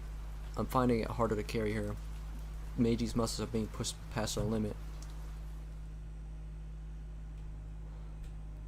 Meiji's muscles are about to give out when I lay the still unconscious Ye on one of the couches. I collapse onto the other couch, panting heavily. I think I should really start working out. Couldn't hurt. Anthony, that you? Down from the hall I hear Sayori's concerned voice. I'm home, and I brought a guest. Just give me a moment to recover. Alright. I lie there for a while, panting heavily as Meiji's body recovers. After about 5 minutes or so, I get up. I grab a glass, fill it with water, and practically down 3 glasses of water. 3 glasses before my quenches thirst. Fuck. That was... Damn. I'm sorry about that. I told you to keep it together. And I'm the one that tips the scales. Nah, man. Don't worry, it's not your fault. Anyone would have lost their cool in that situation. I put the glass in the sink and head to the space classroom. Something. I need to go back to it. I didn't get to. Wait. Head to the space classroom's open door. Okay. I reach to the door, stand outside. I reach the door and stand outside. Just as I figured, you're soaked. I look down. True. I look up back. I look up at her again. Was that you? Were you the one who began taking control of my body? So it was? Where's Ye? She's lying on the couch right now. She isn't bleeding, is she? I shake my head. I'm just as surprised as you are that she hasn't woken up yet. Oh shit, just as I say that, I hear some groaning from the living room. The universe just loves proving me wrong, doesn't it? You make it too easy sometimes, man. I'll be right back. I hurry back into the living room to see Ye slowly standing up. What? Where? She locks eyes with me. You? I stand my ground as she tries her best to stand up. Where's my uncle? Where did you take me? Is this a kidnapping? I narrow my eyes at her. Is she really asking for that fucked up beast? I've never dealt with sexually assaulted women before. Not in movies or anime, and even less teenagers under those conditions. But that just sounds fucked up to me. Since I don't even know what to say or do, I kind of just keep a neutral tone, as I still dislike her, but at the same time, I cannot just give her the cold shoulder right now. You hit your head pretty hard back there. Just lie down. However, she doesn't stop, only struggles to get up again. Acting out of fear and pride, I guess she hasn't still processed the whole ordeal yet. I know I haven't, but she's making this way hard for everyone. Lie down, damn it! You're in no position to stand. She's startled at my command. She's showing some reluctance. She does as I say. And here I am, yelling again. I need to relax. Now. I go to the kitchen and grab an ice pack out of the freezer. I come back and approach her. Leaning down beside her, I look at her sternly. Where does it hurt the most? Huh? Your head. Where does it hurt? I hold the ice pack close to her face. A bit too close, maybe, waiting for a reply. She then grabs the ice pack and pushes it against the back of her head. Stand up again. Now I'm gonna go take a shower and gather these clothes. Just stay here and don't move. That ice should help. When I'm done, you can take a shower yourself. She keeps frowning and muttering, even when I'm trying to help. I ignore her frowns and mutters as I go and get ready for my shower. I decide to leave her alone and head to the bathroom. I need to cool down right now.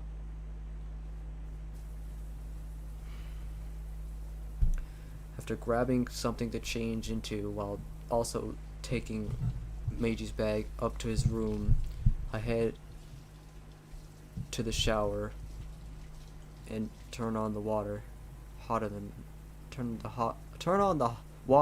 normal. As the shower water flows over me, I let the hot water soothe the increasingly sick body in which I'm trapped. My thoughts wander again. Yet another damn complication. I was hoping to deal with her later, not now. But I did the right thing, didn't I? I shake my head and smack my cheeks. Of course I did the right thing.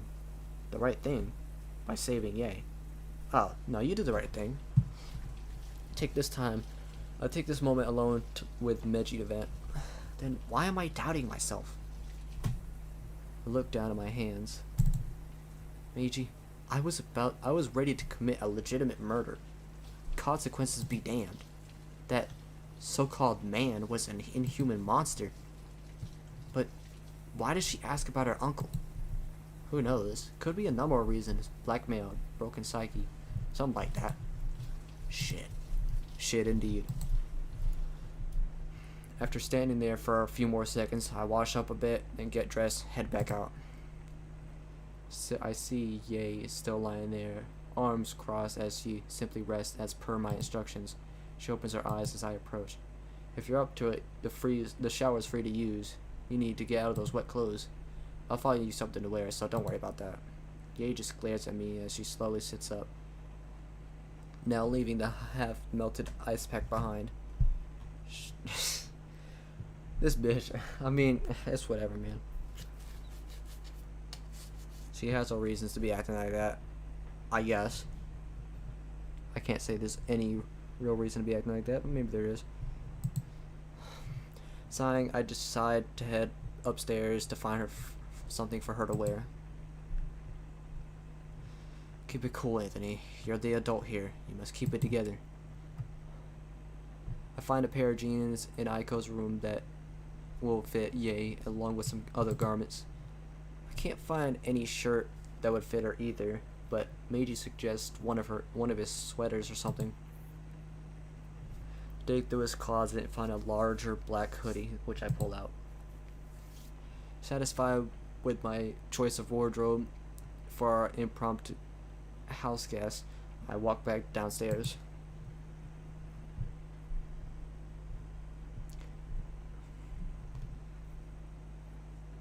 You were surprisingly quiet. I thought you would have been saying something about at least her uncle doing unspeakable things to her. Oops, shit! I didn't mean to do that. I wanna just save. I pause outside the shower room, and out of the corner of my eye, I see a concerned Sayori standing at the entrance of the space classroom door.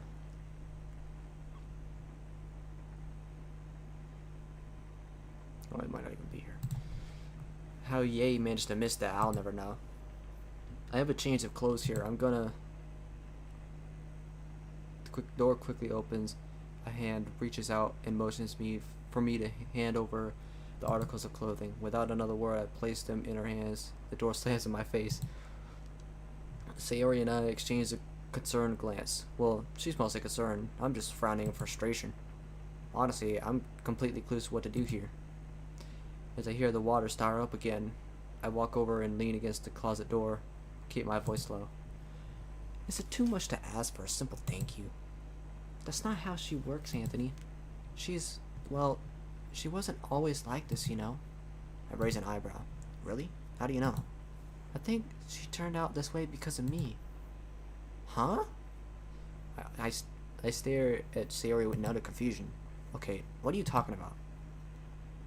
She sighs softly. It's a long story. It's not your fault that Ye turned out like she did. You won't agree when I tell you what happened. Okay, now I'm a bit concerned. Alright, but you're gonna tell me later and Monica later. Or tell me and Monica later.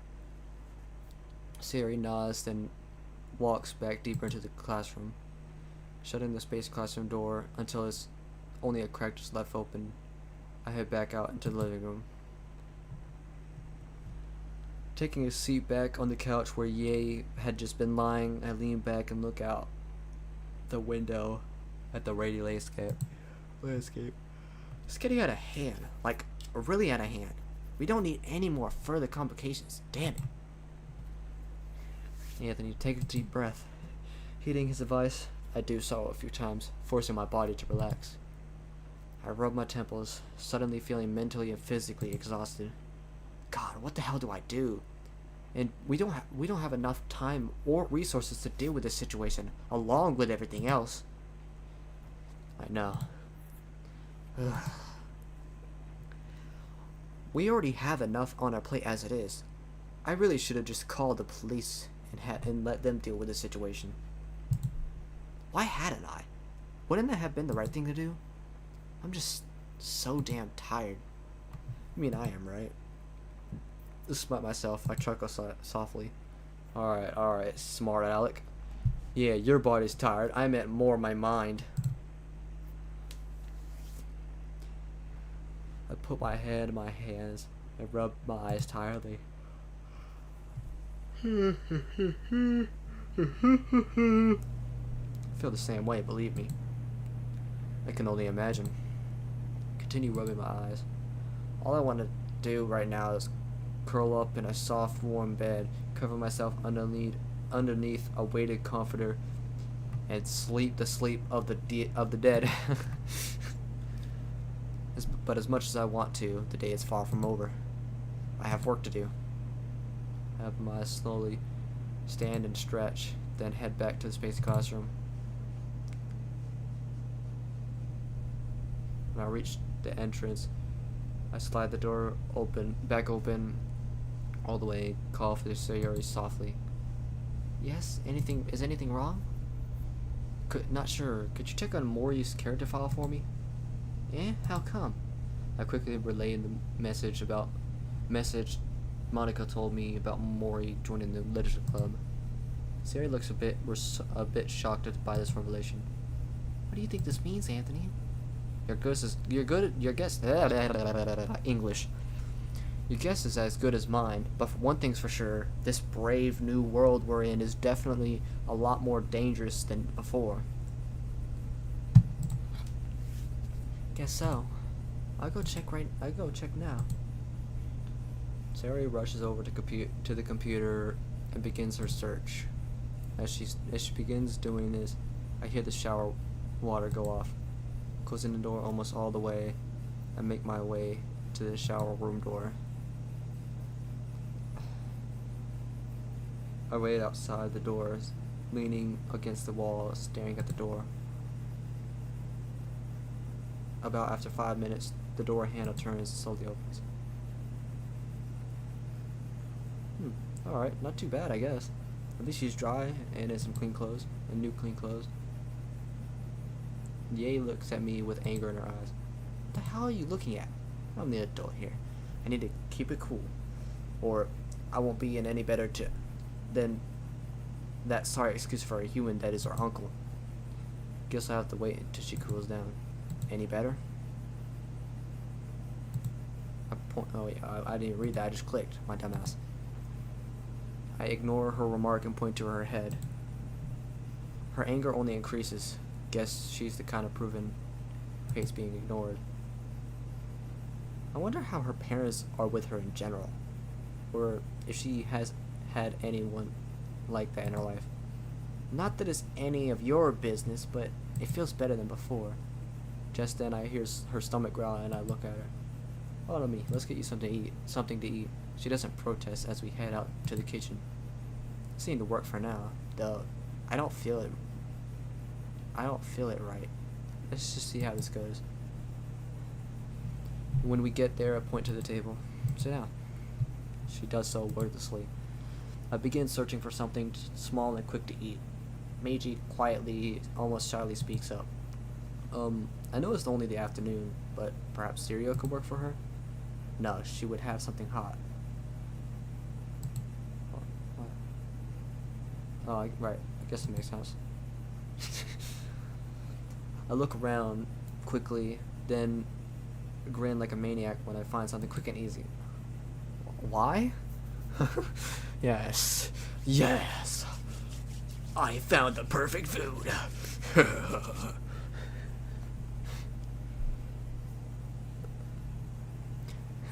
Jackpot. I notice that Ye is still fuming and muttering, completely out of the present moment. I start boiling some water and grab the small container, setting it on the counter loudly enough to catch Ye's attention. I see Ye out of the corner of my eye. You can't be serious. Someone in my social status, I whirl on her. Would you rather have a 5-course meal that takes hours to prepare? I grit my teeth, losing my temper. This world not only wants to prove me wrong all the time, but it also wants to try my patience and resilience by the minute. I'm fearful I'll end up exploding on her if this keeps up. Ye goes silent and glares down at the table.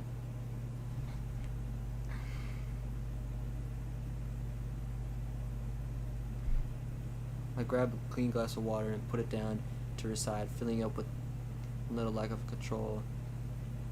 Some water spilling in front of her. I'm tired, and I no longer know how to put up with this anymore. Hey, you almost got me wet again. I ignore her angry look as I go back to prep the food. As soon as the hot water is boiling, I turn it off, pouring the right amount of disposable plastic bowl into the disposable plastic bowl. As I'm waiting, I can hear Ye muttering just behind me, just muttering to herself every so often while she sips on her water. After 5 minutes, I take the container full of the hot meal to her with a pair of disposable chopsticks. Here. Place the ramen in front of her. Angrily, she breaks the chopsticks apart, rubs them together to get the splinters out, all while staring pointedly at me. I just glare back. She must really be pissed off to insult you like that. Like how? Oh, right, never mind. My curiosity is piqued, but not enough to ask about it since my attention is mostly focused on Ye. Despite her apparent disapproval of my choice of meals, she scarfs it down quickly, taking large gulps of water to wash it down with. I refill her glass twice during this, just watching her eat, not saying anything. Eventually, Ye finishes and pushes the now empty ramen container away. How's that? Better? Bro, this bitch is just not... This bitch could not be happy. All she does is cross her arms and look at me with a fierce expression. I'll take that as a yes since you're so full of energy again. Force myself to soften my expression now. Now, about your uncle. Where is he? What did you do to him? Is she defending him? Shit, she's even more messed up than I thought. Left him unconscious in that alleyway where he tried to rape you. He isn't dead.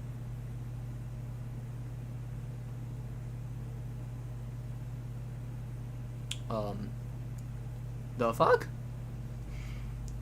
Ye stands and comes face to face with me, grabbing my shirt and slamming me against the wall, lowering her voice as she hisses at me.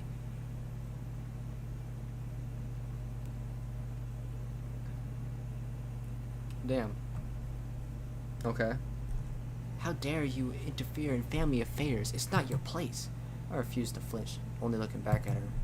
You're seriously saying I should have ignored you? Really? She moves closer so that our noses are almost touching. She grips her grip on my shirt is tightening. It isn't your place. I'm so shocked by this. What's with this girl? I almost regret saving her, but I dismiss that thought entirely. Regardless of what kind of person you may be, I refuse to stand by and let you be taken advantage of by someone like him. Then I hear something drop to my left. I turn and to my horror see a frozen Monica standing in front of the kitchen. Behind her I can see Mori looking a bit nervous. Fuck, I forgot to text Monica she was here.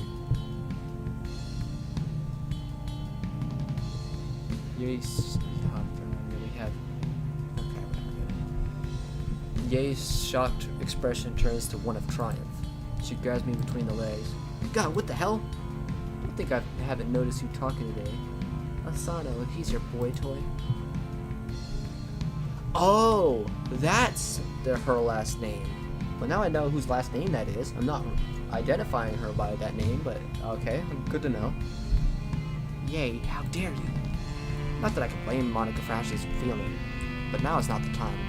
Yay, however, doesn't seem to care as she just presses her hand further into my crotch. Wow, bro. This mod is crazy! God damn. Oh. Jealous that you couldn't give him what I already have? Okay, buddy. This is going too far. What the ever-loving fuck? Monica is thoroughly pissed now. My shock wears off, and I grab her hand, pulling it away. That's enough that you... Oh my god. You skank! Monica rushes forward, eyes full of fire and rage. I quickly run forward, keeping her from full-on attacking. With all the strength I can muster from Meiji's body is nearly impossible. Monica, calm down! She struggles harder against me. Let me go, Anthony! I struggle harder to contain the enraged club president. I said club police. Club president. I begin drawing on my own rage, and my grip tightens around Monica. Stop! This won't solve anything! You don't know the whole story! Abe looks at Monica triumphantly, grinning. Bro. I'm not even gonna say that sentence. That never happened. Let me go! She. Oh my god. Monica's elbow hits me in the gut, knocking the wind out of me, and I fall back, gasping. I feel Mori come up behind me and pat me on the back. What happened, Chizu-san? I cough a bit, holding my hand to catch my breath. Holding my hand up to catch my breath. While I gasp for breath, I look at Monica. She and Ye going at it, Monica obviously having the upper hand. I try and form words, looking up at Mori. I point desperately at the two girls. Getting the message, she runs over and successfully pulls Monica away from Ye. Thankfully, it looks like Monica is strong enough to keep Monica at bay. I'll kill you! What's come over her? How dare you take what's mine? This isn't her. What's going on? He's yours now, is he? That's not what he told me. Shut the fuck up, you slut! What the hell was that?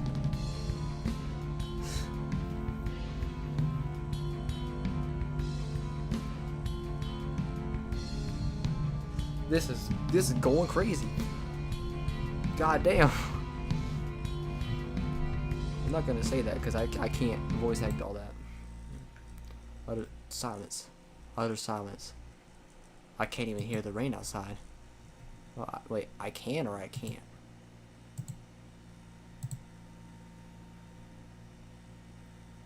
No, I can't even hear the rain. Okay. What did you just call me?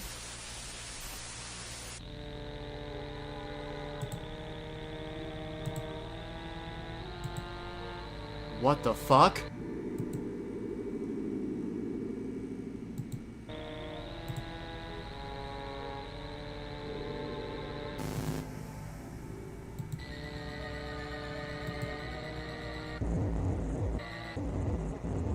What the fuck?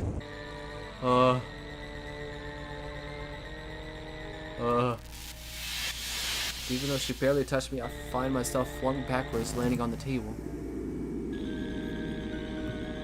I hear a door slide open quickly, and a female voice full of authority calls down. Oh my god, this is... I try to get up, but the wind has been knocked out of me a second time, so I can't move.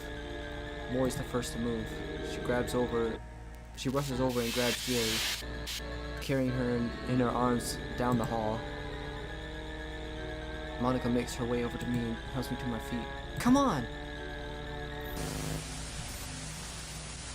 The glitches are only increasing now as she helps me down the hall. I run with Monica by my side as fast as I can. We both jump into the room, Meiji and I flying away from each other the moment we step through. I heard the door close hard, and the world goes more silent. Goes silent. No more glitches. Nothing. Nothing but the hum of the space classroom. That and the screams. I immediately look over to the origins of said scream. What the fuck? What the fuck is happening?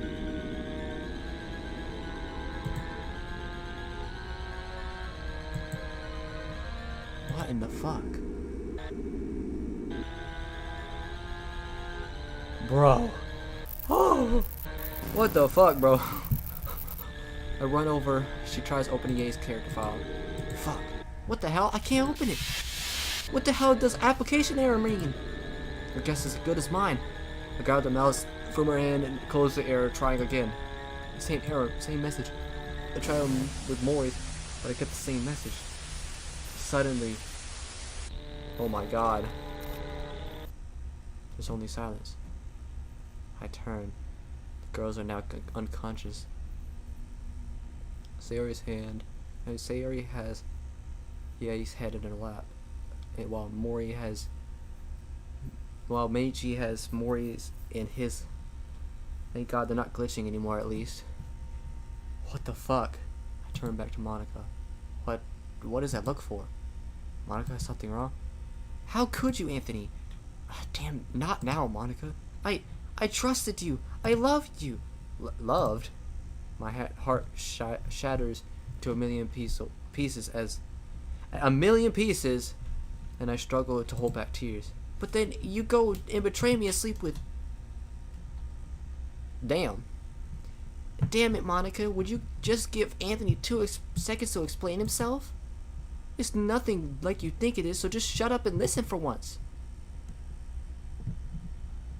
Monica stops, looking at me with a shocked expression. Anthony, Monica grips her head, shaking it back and forth. Monica. Before I can say anything else, she runs off, audibly crying now, and locks herself in our room. I immediately start following her, but stop. I look over. Oh wait.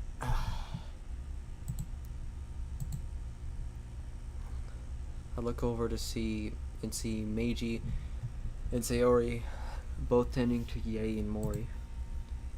I start walking over to help, but Sayori looks at me sternly. get things straightened out with her. We got these two. You sure? Go ahead, we got this. He's right, it's now or never. I swallow hard and turn and rush towards the room. Leaning against the door, I hear her sobbing loudly. I knock hard. Monica, it's me. Please let me in. We need to talk. I hear her start to hiccup and sniff. Monica, please open the door. I hear a slight gasp and another sniffle, but to my relief, a few seconds later, the door unlocks but doesn't open. I gently open the door. Monica is looking away from me, towards the closed curtains, whimpering and hiccuping. I quickly make my way inside, closing the door behind me. I hurry over to her side and sit on her right. Monica's eyes are strained with tears, and she isn't looking at me at all. Damn it. She really doesn't love me anymore, does she? Even if she lost any and all affection that she had for me, I still need to tell her how I feel. Taking a deep breath, I look over at the bed. Monica, there's something I need to tell you. With her head hanging low, she slowly but almost mechanically turns her body to face me. I fold my hands. Folding my hands, I place them in my lap and look down. Alright, it's time to be a goddamn brave bastard. I turn over to her and reaching over and putting my hands on her over hers. She looks over at me immediately. And immediately she starts to speak. She gasps and stops when I squeeze her hand, but doesn't stop for long. I didn't mean what I said. I shouldn't said loved. I didn't see. I understand if you don't want to give me a chance anymore. I'm in love with you, Monica. That stops her in her tracks. She looks at me in complete shock at what I just blurted out. What? She looks like she doesn't believe me. I've been in love with you for a while now. Just you. And no one's gonna be able to change my mind. Monica looks completely and utterly lost for words. Monica wipes the tears from her eyes immediately. Asano Monica. I'm sorry about what just happened. And if you don't care for me anymore, I understand. But please don't misunderstand this. I love you so much. You know what happened after I restarted this world a couple days ago. I dreamed about the future, and in it I confessed to you alone in a hill overlooking the city on Christmas Eve night. You did? Yes, it was the best part of my dream, since I managed to share a kiss with the one Yes, finally.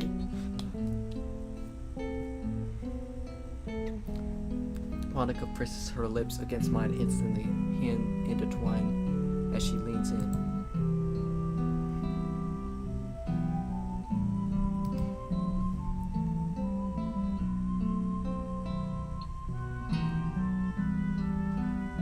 Hold on, give me a second.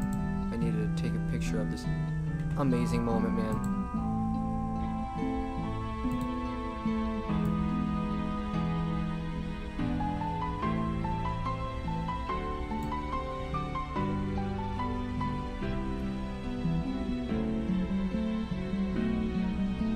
Well, I'm not ending it yet. Probably, obviously, after I finish this day, I'll probably end it.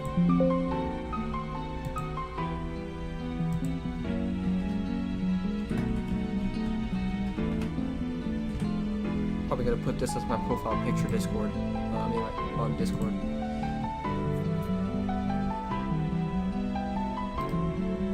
Well, it would be a good thumbnail, but I've never made a thumbnail before. So if I were to make a thumbnail, I would have to make it.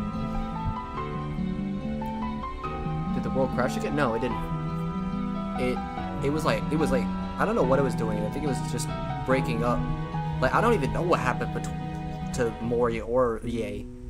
Like that just came out of nowhere. I was like, wait, what the fuck is happening? It's like, why are they just glitching out all of a sudden? The only person that's ever really happened to, at least as far as I can remember, is Meiji. Like whenever they like completely merge into Plagy.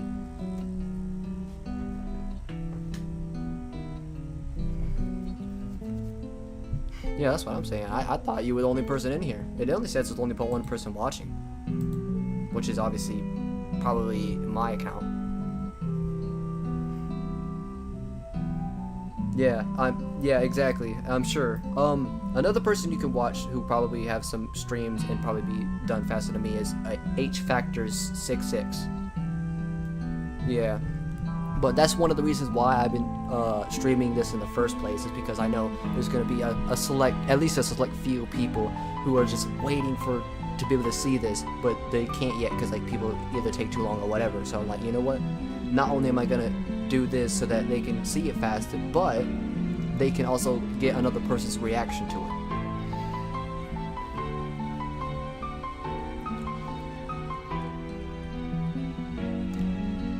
I don't react at first, but for the first time I reciprocate. The kiss is tender and shy from both of us. I feel my lips tingling once more from the tender, affectionate contact between two young, nervous teens. Not doing do badly for yourself for your first stream. You nearly have 250 views and all of them nearly 200. Yeah, that's actually really crazy. I never really expected that, be able to have that. But I mean, hey, I'll take it, man. It's like finally, I get my most viewed video is over 250 views. Like you already know, I'll take that. That's a big accomplishment for my channel. That's like, I would say that's the most views I've ever gotten on a video, but it isn't, because I remember that on my very old ass channel, I had uploaded a video. It was like literally an episode of Digimon. No commentary, no nothing, just a badly recorded Digimon episode, and it got 25,000 views.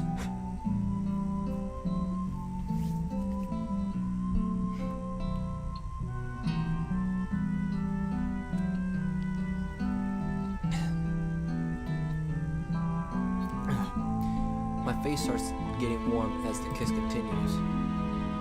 After a few seconds, the two of us break apart, faces both flushed. We both stare at each other, my heart racing nervously. After a while, Monica starts to talk.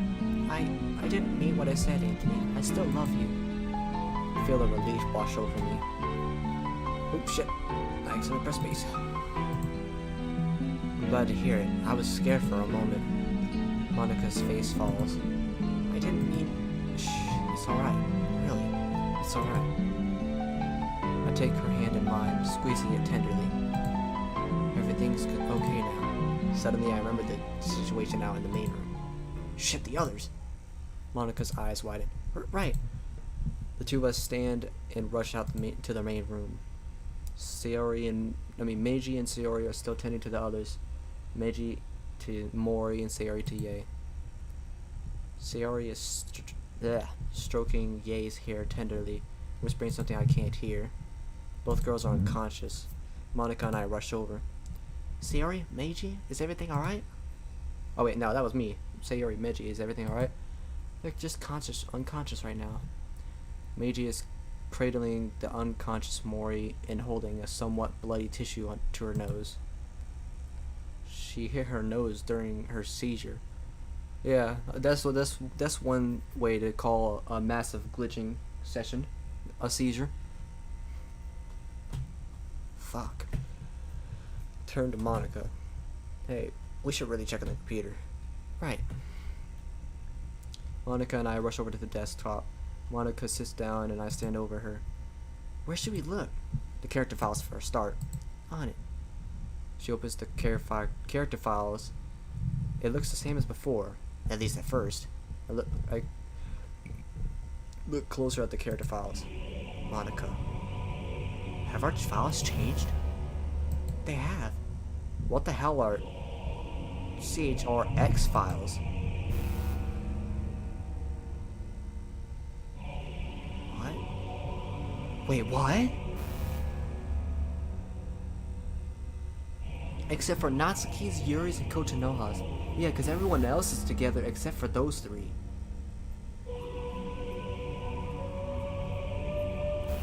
But what does that mean?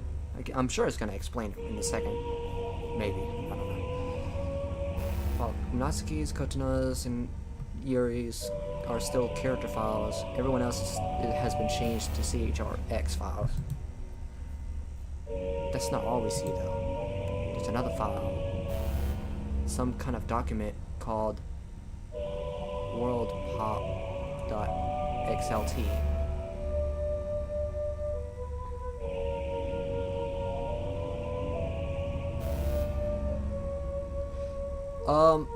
I don't think it does fourth wall breaks. It's like I don't think it does, honestly. I haven't really seen. I feel like somebody would have figured that out if it does by now. It's just in the game, and I don't see it needed to be breaking the fourth wall, since it's, it's basically the player in the game. Yeah, they can. I remember playing a mod like that once. I can't remember what it was. I think it was MC's Revenge or something. You were supposed to like copy character files into the game files of that mod to bring the character back or whatever.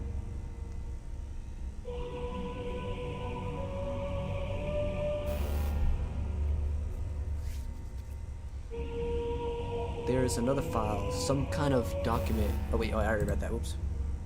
Monica looks at me with a frown. I nod. Turning back, she opens the file, or tries to. The file requests a password. Why? Well, fuck me, a password. So, don't mess with it? Don't mess with it. Oh no, don't mess with it. Yeah. That's not a question, that was a statement. She closes the prompt. Whose file should we search first? Ye's or Mori's? It doesn't matter who's first. She opens Mori's file and begins to slowly scroll through. Fortunately, we find something useful a few minutes later. Alpha memory file equals true. Beta memory file equals true. What does that mean?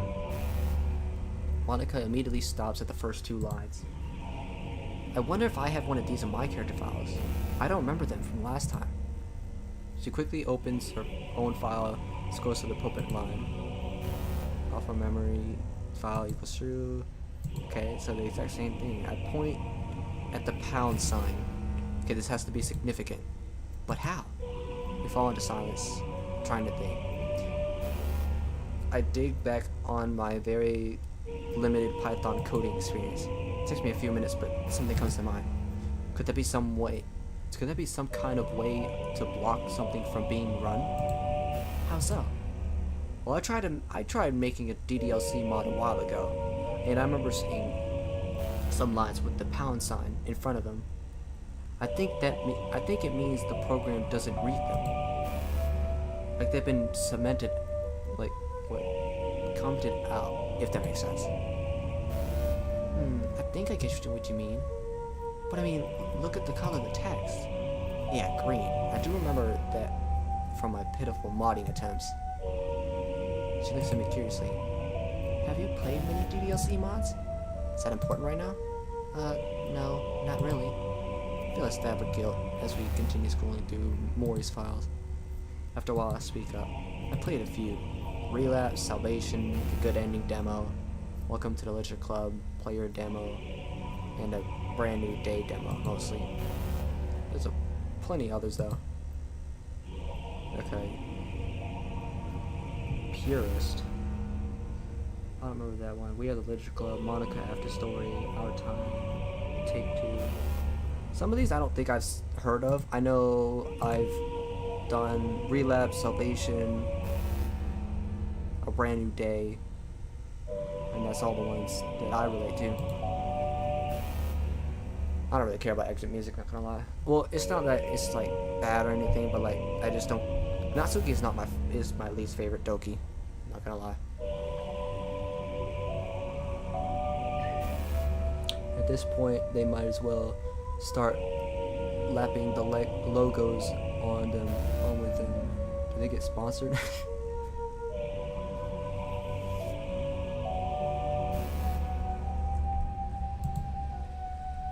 There are a lot of people who love DDLC back where I'm from. A lot of brilliant, creative, crafting some amazing stories.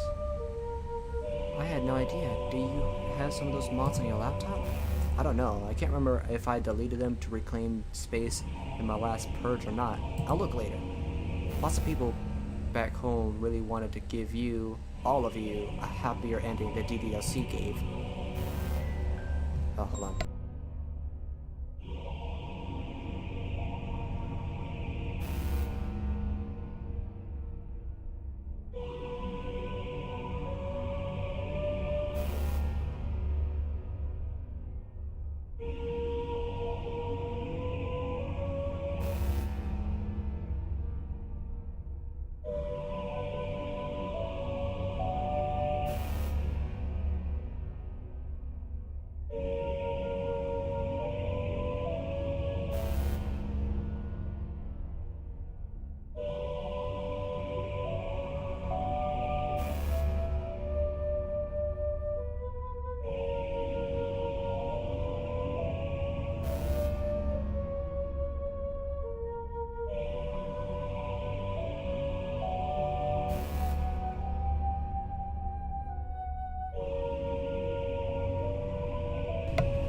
Alright, I'm back. My mom just called me. Alright. That's how much people were affected by your stories. I had no idea. Well, how could you? You don't exactly have access to my reality's internet. I suppose so. I'm pretty intrigued by this Monica After Story you mentioned. Ah, that one is most famous in the modding community. It's basically a continuation after the base DDLC's Act 3. Oh, her face falls at that.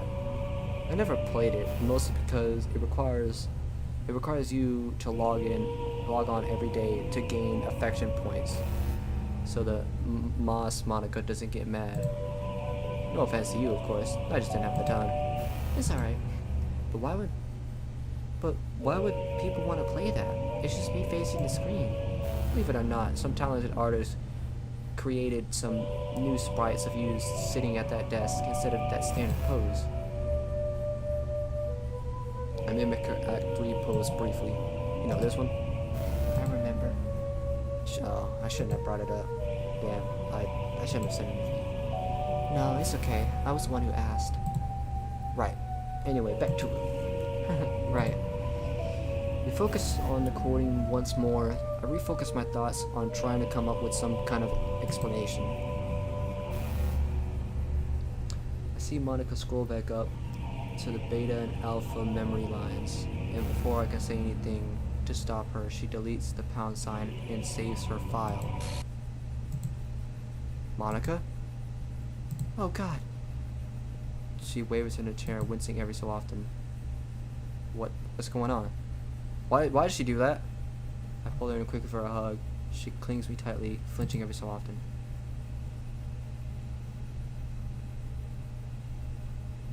Sayori notices and waves at me with a worried expression on my face. Oh wait, wait, what? Then where? Okay, I don't know if that makes sense. I shrug helplessly. Monica, we should undo. I can handle this. Give me a few minutes.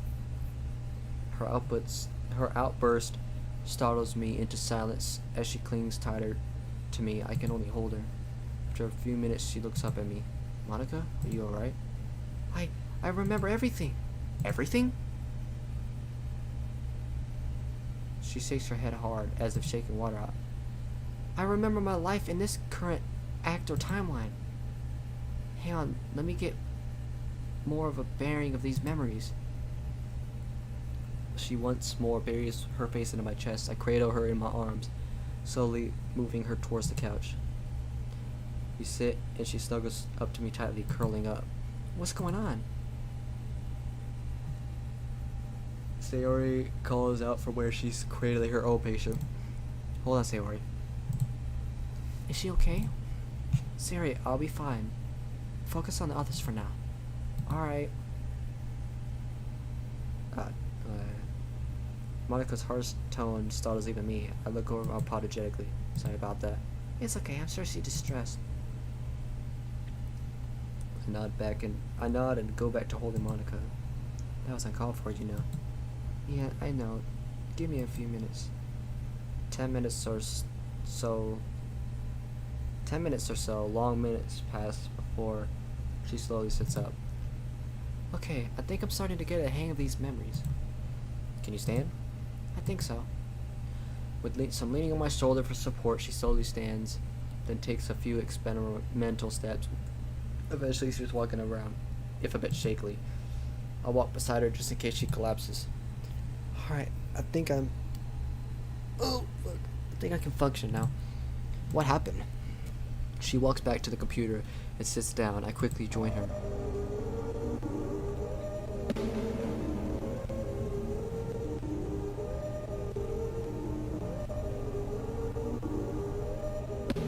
How's this OST?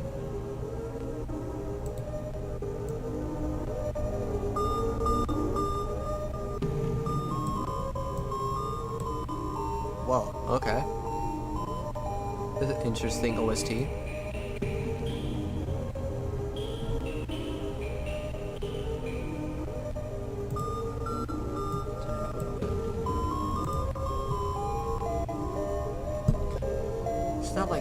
It's like I have two sets of memories existing side by side.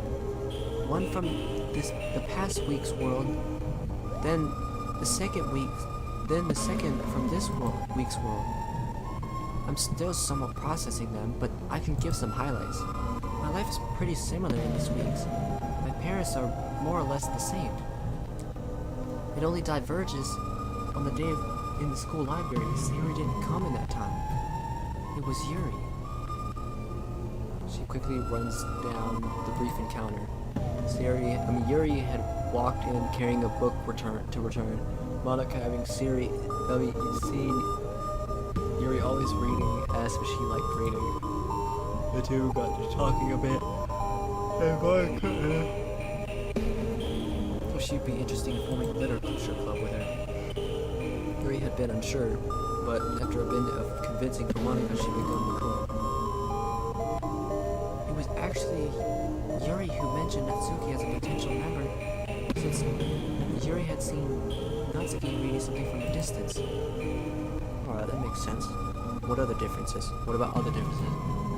What I could tell you that Yae in both worlds has always been the way she is. She has Mori and Kazue. So has Mori and Kazue. Kotonoha, though, she has a reputation in school in this version of the world. There are rumors of her family in Izukuza, or that they got their money in some unsavory ways. Wow. My mind races trying to comprehend this new information. Monica keeps going. Also, I'm not sure if it's a revelation or not, but remember how Mori was both president and vice president of our club last week? Yeah? She's just the president this week, or was rather. I think she told me about that yesterday, or mentioned it in passing. If I had to guess, it has something to do with Kotonoha. She's more power hungry and controlling here. You think think just one less person in the world had that kind of effect on everything? Well, one person can change the world. It's the butterfly effect. One small change can cause another, then another, leading into an avalanche of changes in time. I see, that makes sense. So, Sayori could be the butterfly? Exactly. Sayori's a pretty major player, not just in the game, but in this world too. Or in this town at least. I guess so. Anyway, back to it. English. Anyway, back to it. Open Ye's character file next. She nods and does so, scrolling through slowly so we can watch. When we reach the memory lines, they're commented out the same way as I memories. Almost like we had the same time. We turn back. We both turn to look back at the two unconscious girls. Sayori and Meiji have them laid out as best they can, using pillows to help make their heads more comfortable. Suddenly, a thought occurs to me. Turn back to Monica. Ronnie, open up Kazue's character file, please. I need to see something. Right. She nods and does so. This file takes a bit longer to open for some reason. We freeze when it does open. Gibberish. File is full of nothing but gibberish checks. Numbers and odd glitch symbols. Not even base 64. We scroll through everything trying to find something that makes sense, but we don't find anything. Discouraged, Monica and I close the file. What now? Gonna have to bite the bullet and ask her tomorrow, I suppose. Let's check the other character files. A search reveals that Yuri and Natsuki's files have a line under them that displays the message "conditions have not been met," where the text should have said something about their Act 1 memories. Since Sayori has her file password protected and we don't have access to Meiji's file without permission, the only other file we have access is my own. I found something very unusual in my file. Why is it numbers now? Memory file equals true. How do these lines even mean?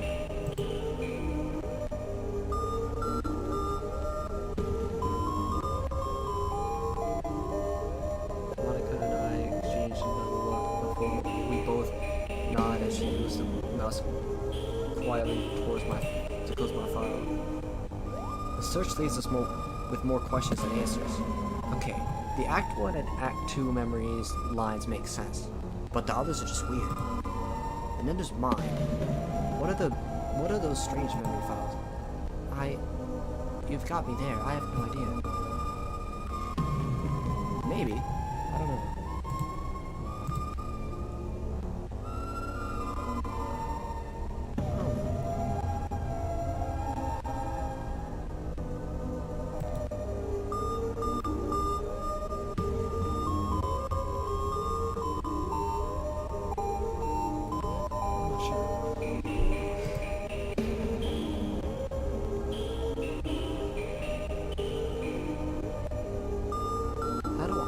Access to two memory files. It doesn't make any sense. I rub my temples, feeling a slight headache coming on. I'm too brain dead to think right now. Let's just go check on the other girls. Right.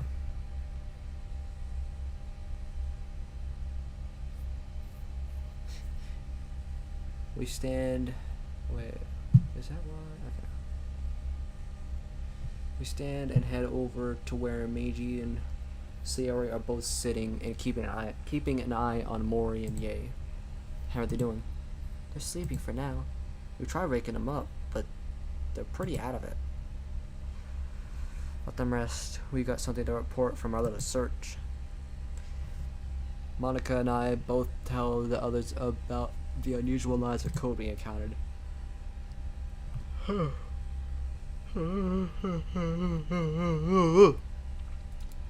Meiji and Sayori listened intently. When we finished, they remained silent. I wonder what mine says. Hang on, Monica, come with me.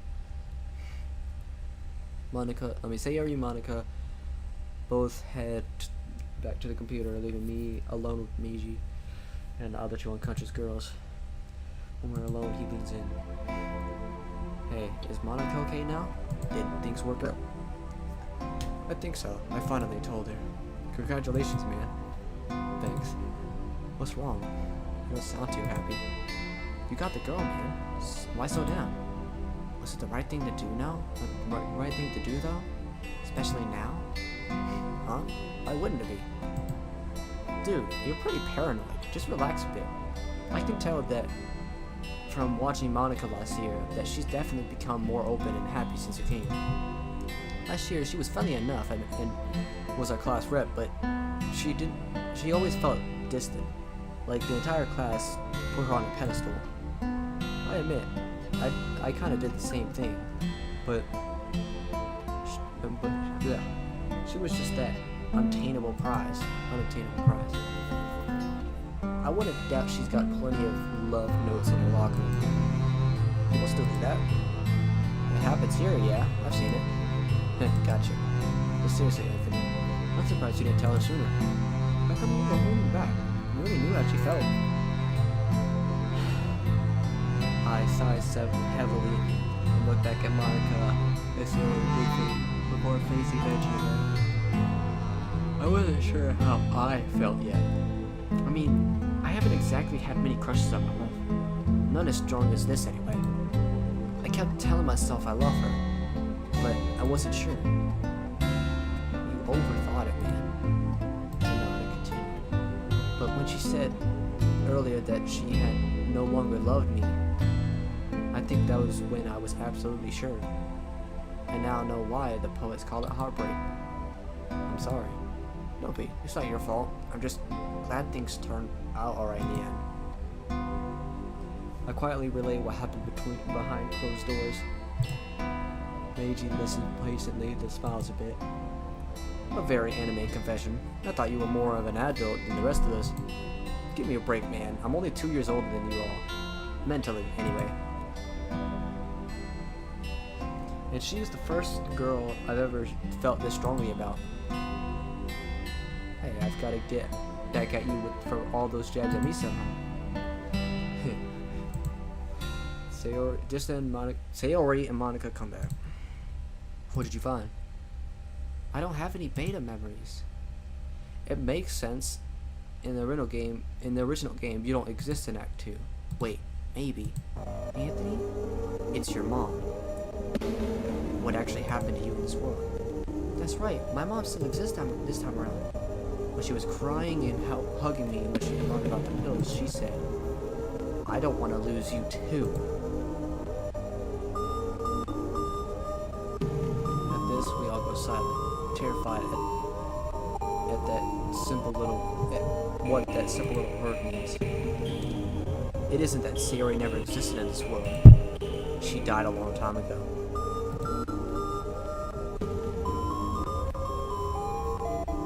Sayori and Monica rushes over to the computer, and then while I grab a couple pillows off the couch, I gently lay Ye and Mori's heads on the pillows. Then Meiji and I rush to join our team. Monica already has a search engine open on this world's internet. Meiji grabs Sayori's now shaking hand and holds it tight. They both look terrified.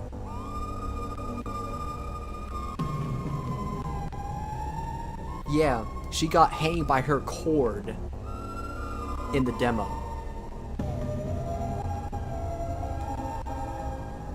Yeah, exactly.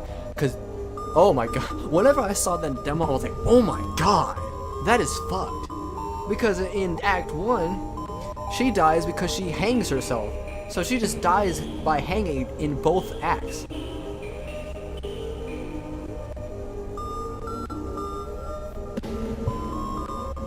Well, technically, obviously, in Act 1 of this mod, she doesn't get hung, but like, canonically, it would have been her hanging herself twice. Like, that was like, oh my god, it's so fucking dark. We stay silent as Monica searches. After what feels like an eternity, she finds an old obituary from late 1999.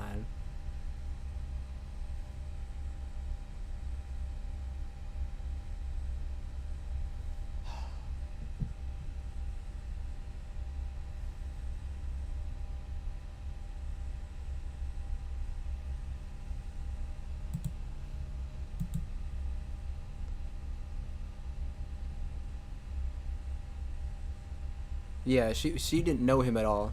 And then whenever he mentioned her name, which was a fuck up by him, she was like, "How did you know what I was gonna name my daughter?"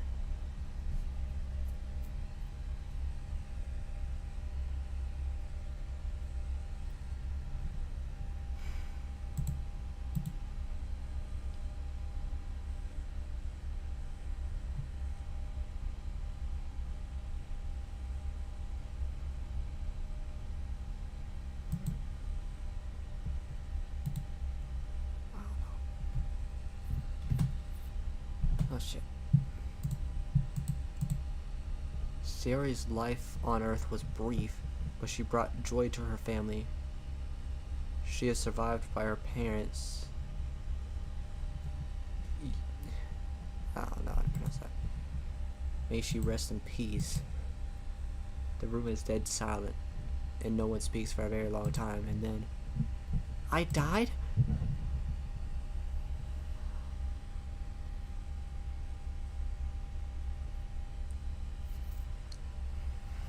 Her words echo through the space classroom. Monica, Meiji, and I look at each other, then back at Sayori. The implication of her death date hangs in the air. Slowly, we go back and look at the obituary. Miss Fujioka suffered a very late miscarriage as a result of... All our fears have been confirmed. No. No. Come on. No way it's hanging again. Or anything to do with neck, or a neck, really. Like, Sayori's sudden comment cuts me out of my daze.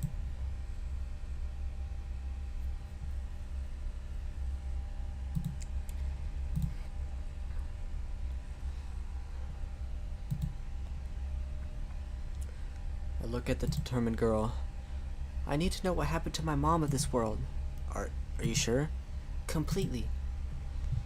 Sayori claims the vacant seat in front of the monitor and continues searching in place of Monica. The rest of us are transfixed by the screen, our curiosity getting the better of us. Meiji's hand that was holding Sayori's moves to her shoulder. After a while, she finds another mention of Sayako's name in a small article in a local newspaper dated June 23rd, 2007.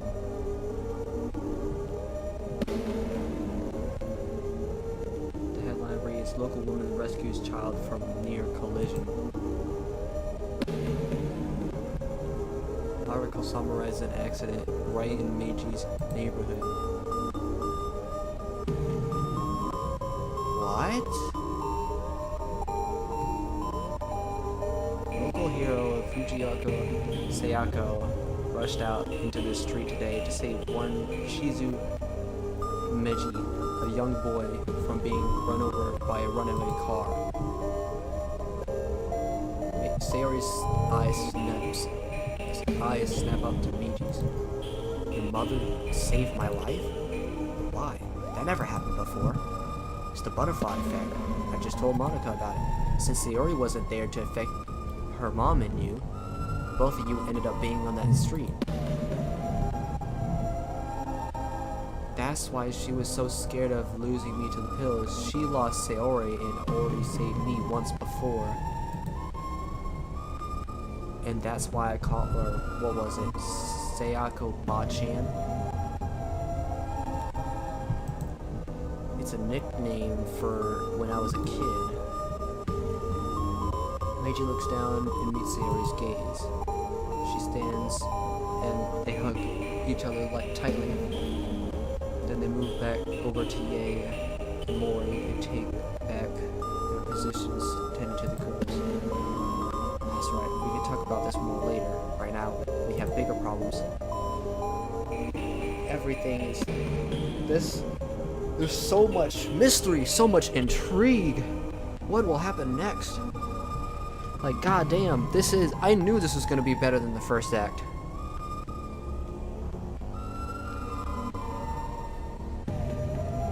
I take a moment to collect myself and close the windows on the screen, then look over at Monica. She is still a bit shaken, but she looks like she to be doing a lot better. Or a bit better. This world just doesn't know when to stop beating the crap out of us.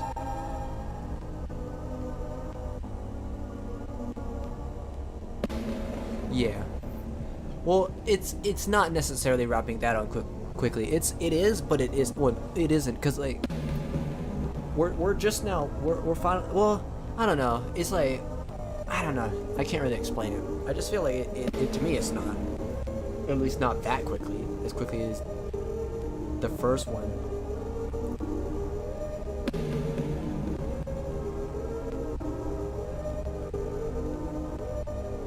I see Ye more, and even though I still dislike Ye, she's already too far deep into this mess to be ignored. We can't just leave her behind.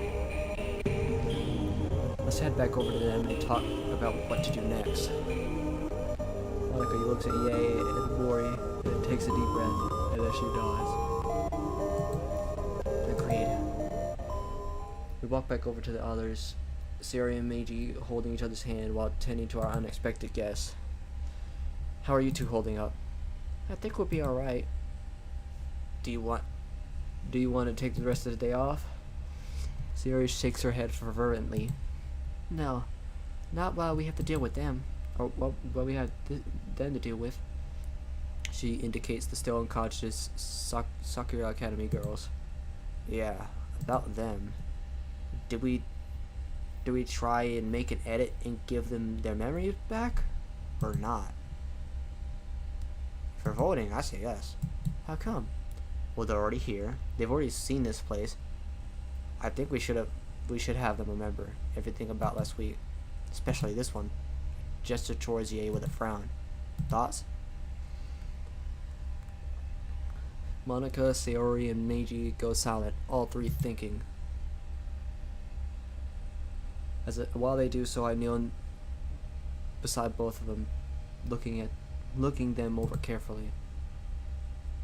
I slowly open both their eyes, find a pulse to be sure, then feel if they're breathing. It's regular, but worryingly shallow. I hear Monica speak up as I stand up. I agree with Anthony. I think keeping their memories from them would be pretty cruel. Alright, 2 votes for yes.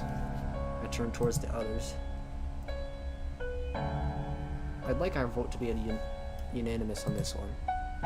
It just feels wrong messing with their files. Didn't you mess with mine earlier? In my fight with Ye's uncle? Huh? No, that wasn't me. Huh? Wonder who then? Well, in this case, I think I can assure you, we wouldn't be messing with the files. We would be simply giving them something they already have. I don't know. I think we should give it back to them. Monica's right. It's cruel to keep away from them. Sari looks at her boyfriend, shocked. Monica and I don't react much. Only nod towards him. I turn back to Sayori. Sari, we won't press you to say yes on this. One no vote, and we're not gonna do it. That's a promise. Sayori closes her eyes. Give me a few minutes alone, please. She walks over to her room and shuts the door behind her. Monica, Meiji, and I look at each other for a while, and Meiji speaks up. Monica, could you check out my file? Are you sure? He nods. Check it out for me, please. If you find those lines of code, please give me back my memories. Meiji, it looked pretty painful for her. Are you sure? Yes, I need to know. Alright. She walks over to the computer, and I hear a rapid clicking. Finally, Monica Yeah, that's what I was thinking. I wasn't gonna say anything because, like, you know, but like, yeah, she's just constantly alone in this. Every single vote we do, we always have to wait on her to decide whether she wants to say yes or no. Finally, Monica calls back to us. I found it. Yeah, you do have one. Alright then. Please do what you did with yourself. I'm scared to. I'm right here with him, Monty. Go ahead. Alright. I hear a few more clicks. Meji's eyes go wide and he holds his head. Shit, oh god! I rush over and catch him as he collapses, keeping him steady as best I can as he begins processing his new memories. His reaction is worse than Monica's. Monica quickly closes Meiji's file and rushes over to help me keep Meiji from hurting himself. Help. For real. If Sari doesn't come out, she'll have a heart attack.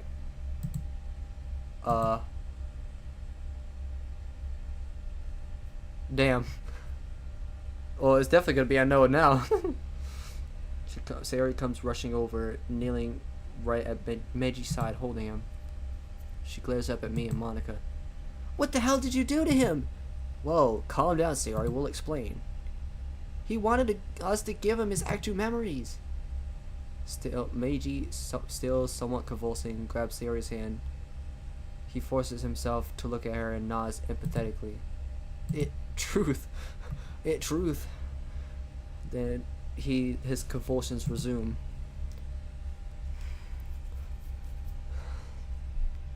The three of us hold him tight to make sure he doesn't hurt himself. After a few moments, he starts calming down and soon sits up, groaning. Meiji, are you alright? She clings to him tightly to him. She clings tightly to him as she sits up. I'll be fine, and you're hurting me. He smiles a bit wearily. I don't know, but Sari doesn't let go. Anthony's rubbed off on you. You were never this impulsive before. I know, but I had to know, Sayori. He coughs a bit. Meiji, I think whatever happened just made the potential cold spread faster. I'm not feeling so great. He holds his head and coughs again. Damn, that cough doesn't sound so good, man. You want to try and sleep? He shakes his head. This is way too important to miss. Well, if you're gonna be here, at least sit down and try to rest. She points to the couch. Alright. But what do we do with them? We all look at that couch as girls. Honestly, I think they've seen enough. We can't... I think they've seen enough that we can't just exactly tell them this is all some kind of dream. And as much as I don't want to complicate things, we need more people on our side, especially in the club, since I won't be there.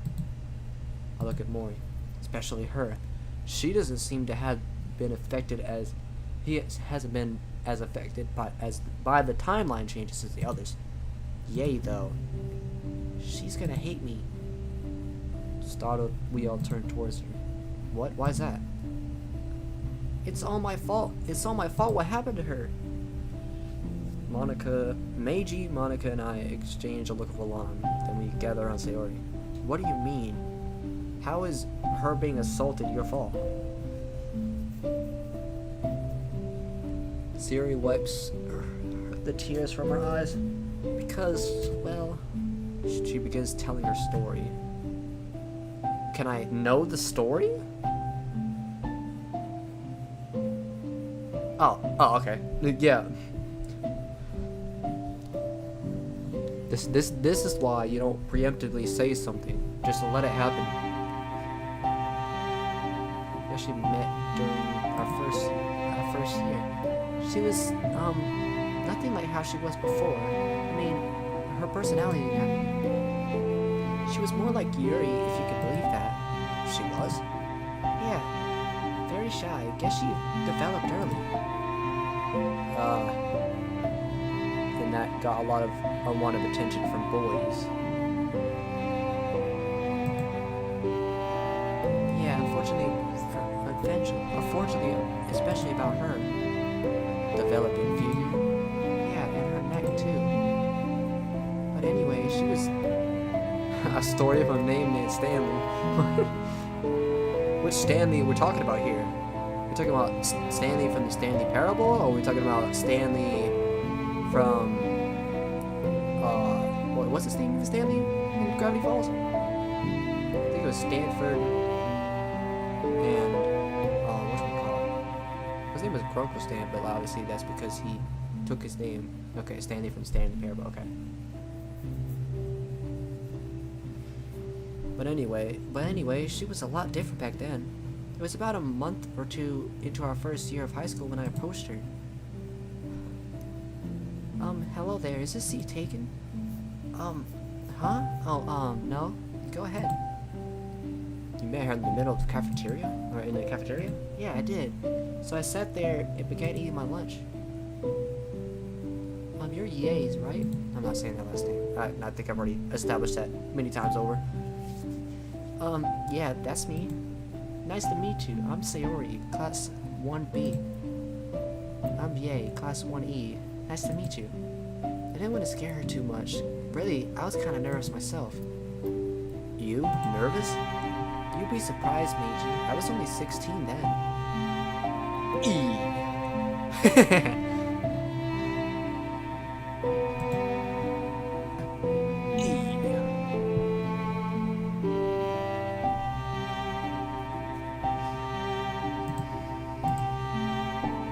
Struck me as a very outgoing person, though.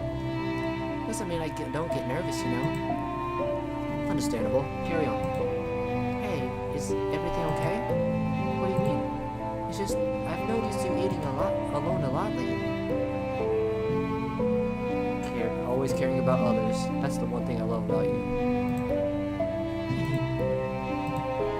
you not have any friends? No, not really. Do you want to be friends with me? With me? Why? Because everyone deserves at least one friend. What? Okay. Even with someone as ugly as me? Eh? She thought she was ugly? I've never heard her talk about. I've heard her talk about how she's the hottest girl in school a lot. Self-esteem can do some pretty powerful things, man. Guess so. You're not ugly. Sayori, do you see my neck? You know what the others call me? Human giraffe? Long neck? Well, that's just mean. Your neck is perfectly fine the way it is. You always did have a way of finding unusual ways to cheer people up. That Yuri boob comment from last week, for example. Well, it's true. No one would deny that, but even so, it is embarrassing for some girls, you know, especially Yuri. So when you think about that boob comment again, oh, I see. I didn't realize. Look, it's fine. Keep going. You really think so? Yep. You'd be the only one that. Aw, that's not true. Thank you for saying so, but I still think you're very beautiful. She was really different back then, wasn't she? Yeah, she was. I was still finding my bearings at this time, so I never really paid attention to school rumors. I suppose that makes sense. Thank you. You're welcome. So, can we be friends? Well, if you don't want to, that's okay. I just hate seeing someone without a friend. If you're okay with someone like me. Yay! Oh, Sayori is so adorable. Wait, really? What the hell? It wasn't a second ago, but I'll just bring my mic closer to my mouth. Hell is this?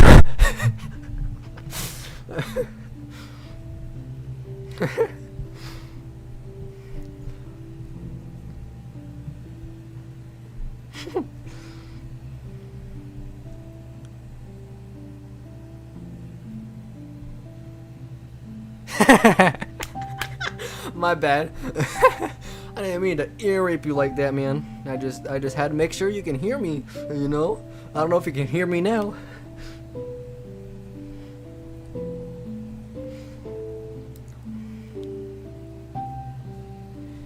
can I call you Ye-chan then? I don't know. Is that? Are you joking or are you being serious? I mean, I could probably just turn my gain up, honestly.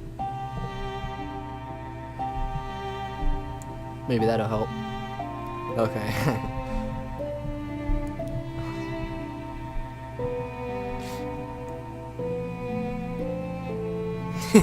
I wasn't gonna turn it up that loud. Come on now. I literally went in my mic whenever I did, you know.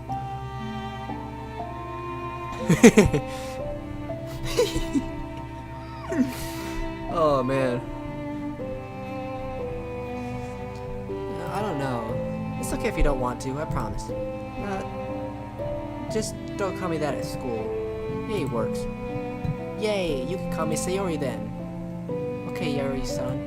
Call me Sayori-san. You don't need to use horrifics with honorifics? That are honorifics? I think so.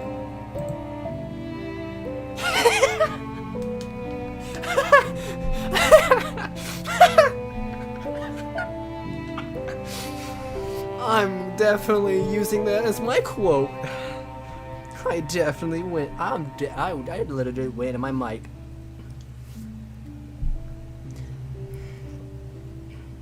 I literally just deep-throated my mic.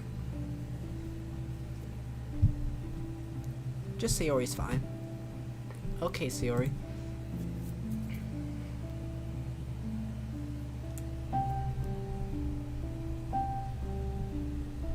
That's how we became friends.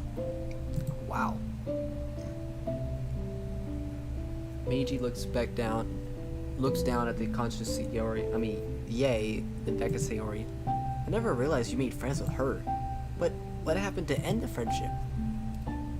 Sayori looks away sadly. I don't know. We did friends stuff together sometimes, but she was always pretty shy, at least at first. She did start to open up a bit during her second year that she met Causeway and started to change a lot.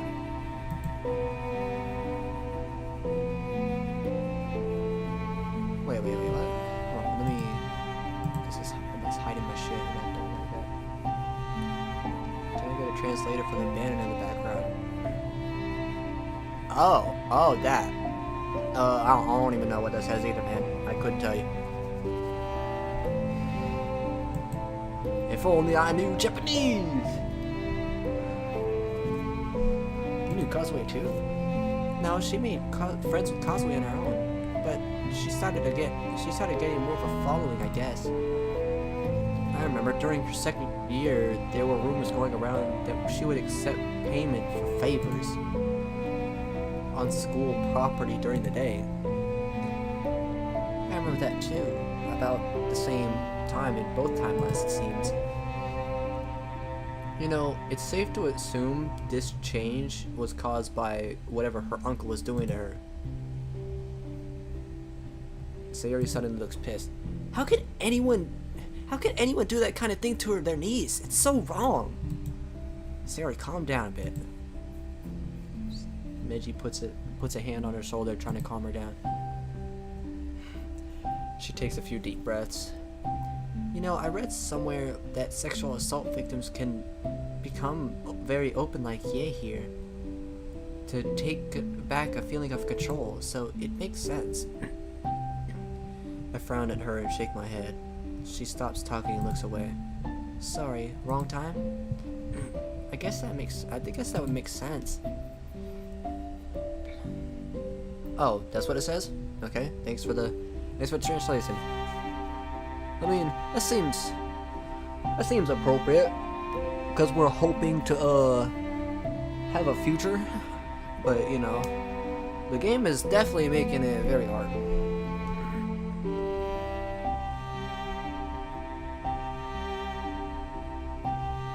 Ye-chan. She looks down at her former friend with tears in her eyes. I'm sorry, it's my fault. No, it's not your fault, Sayori. I say that calmly but forcefully. You didn't do anything wrong. You saw someone you wanted to befriend, and you did. No one here would blame you. She would. If she does, I'll make sure she knows it's a lie. because she has to accept it. And the faster she does, the better for her. And us. But wouldn't that be forcing her to accept something she may not believe? While she's also processing being in a damn classroom space? Ugh, damn it. I guess we'll have to wait and see how she reacts to everything, then go from there. But enough of that. Let's focus on the current situation for now. Sari looks down at the girls. Are we really gonna get back to old memories? You saw what happened to Monica and Meiji. Like I said, they say too much. And we may need more people on our side if we want to prevent the script from making a bigger mess of things. It'll suck and make things far more complicated than they were. Especially since they are already dealing with their own pain. But lying to them would be even worse. I agree with Anthony. I don't know why I said it like that. It's too late to lie to them now. We need to mitigate, I guess. Mitigate? I don't fucking know. The damage as best we can. I can see your points still, but still, that's a hell of a risk. I know, but with all the variables, this is our best option. But let's get started. There are 4 of us, and 2 of them. I'll handle holding Yae down. Meiji, you take Mori. Monica, you can help Meiji to make sure Mori doesn't hurt herself. And Sayori, you're on me with Yae. I try splitting us up so there's an equal amount of muscle on each person. That makes sense because Meiji's weaker, and out of the 2 girls here, out of the stronger girls out of the 2 is definitely Monica.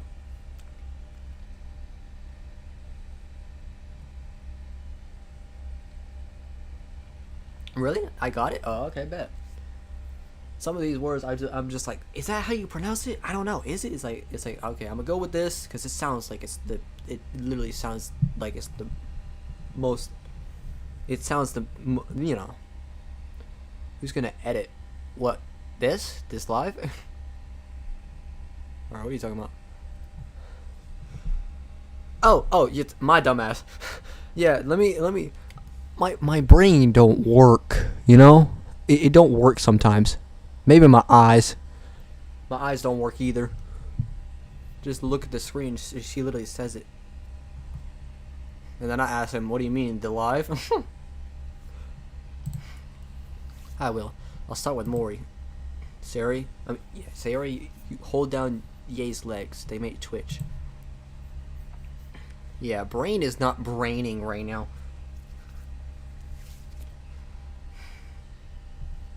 Alright, I got it. She walks over, kneels, and grabs Ye's ankles. Monica walks over to hold down Mori's ankles. And Meiji takes her shoulders. Okay. Give me 1 second.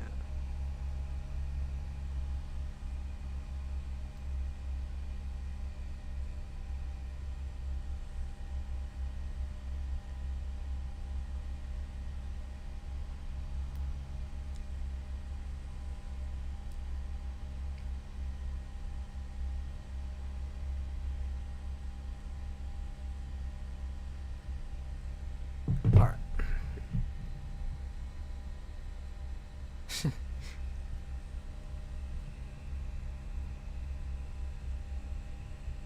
Let me... Okay. What? Okay, Monica walks over... Okay, yeah, I already read that. I walk over to the computer and open Mori's and Ye's files once more, scrolling down to the memory lines. Is everyone ready? All good here. Uh-huh. As ready as I'll ever be. Okay, editing Mori's files in 3, 2, 1, go! I hit save. Oh god. Here we go. She involuntarily gasps and begins convulsing. Monica and Meiji holding her down as best they can. Sayori looks at me worriedly. Anthony, I'm scared. Me too, but it's gotta be done. Changing yays in 3, 2, 1, go! I hit save on her, then rush back immediately, grabbing Ye's shoulders just as she starts to convulse.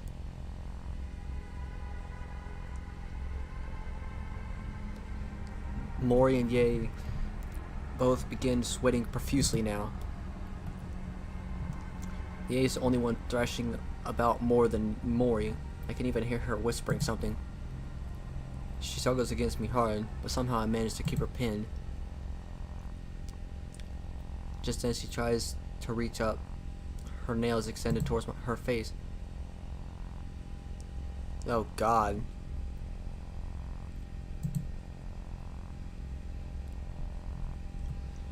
I pull her nails away from her face. Oh no, you don't. Wait, is she? Whoa. Okay.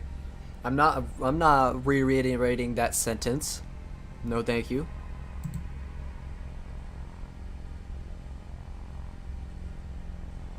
I pin her again, finding it harder to keep her in place.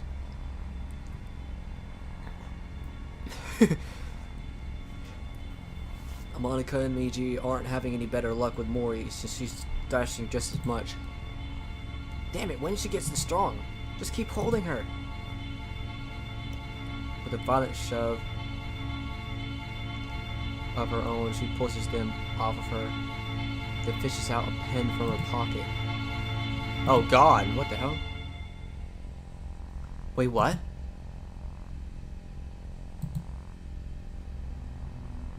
What? It was never considered that they were just another character in the game, not an actual like the split between Sayori and Monica, but they're literally talking like them. Like she's literally talking like how they would if they were fused.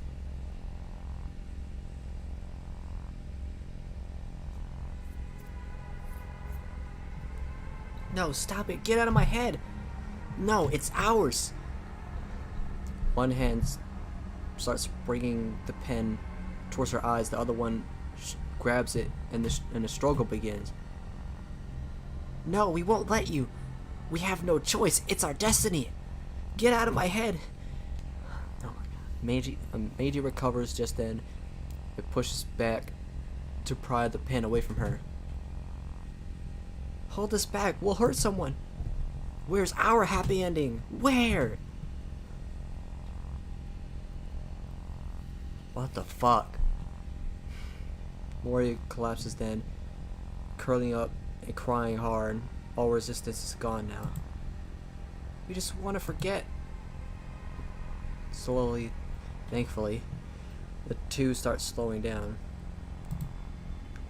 Just before her final spasm, I hear Ye say something.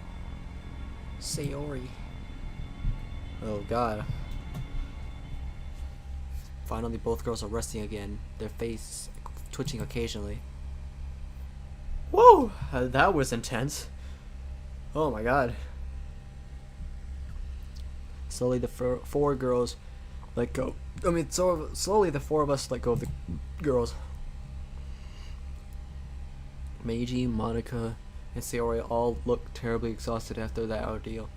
Not that I can blame them. I mean, after all, I'm exhausted myself. But what was that? What was all that? I kind of expected something like this to happen. With Ye, as messed up as it was, it sounded like something she might say. But Mori, I have no idea what to think. We? Delete? Get out of my head? I know this phrase as well, but why in the ever-loving fuck is Mori screaming them of all people? None of this makes sense to me. Who is she? But what's done is done. No going back now. I have a theory who it is, but obviously it's not confirmed, so I'm not confirming anything.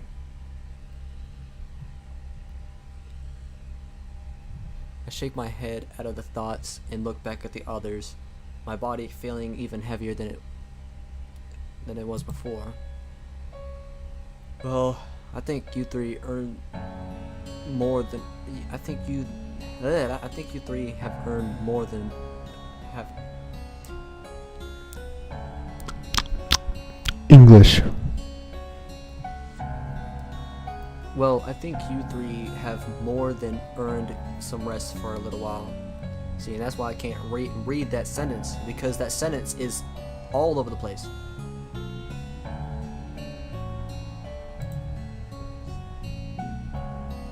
I point to the bedrooms.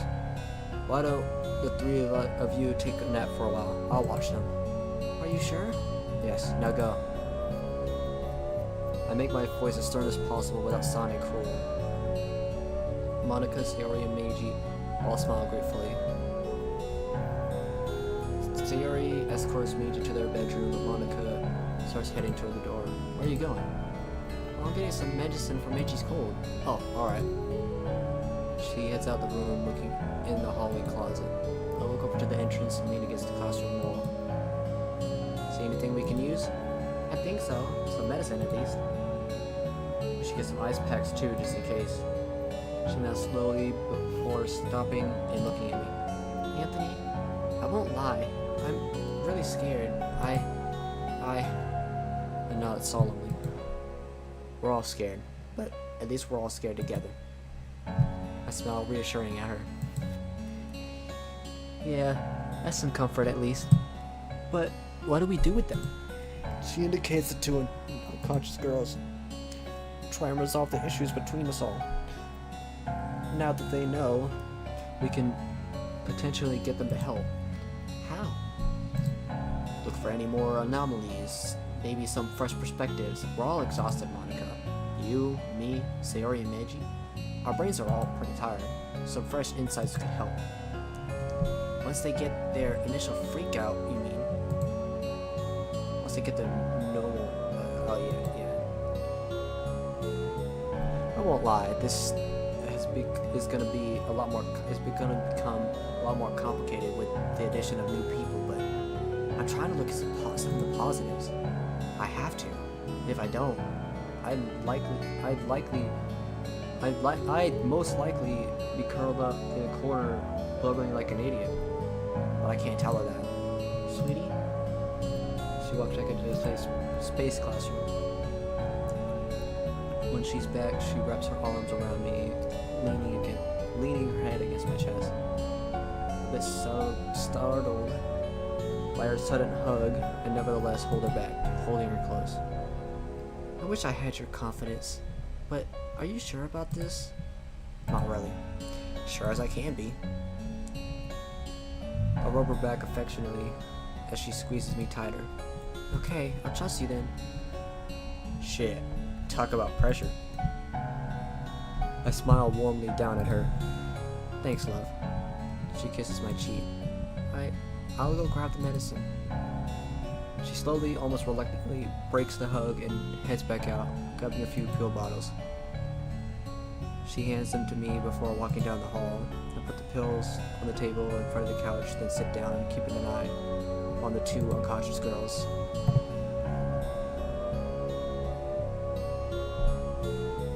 I'm not gonna lie, I don't want to end this here, but I gotta do some things. You guys just think I should just go ahead and do what I need to do real quick and then come back? Or just go ahead and end it here? Because I don't think this is a good place to end it, honestly. And I certainly want to go some more.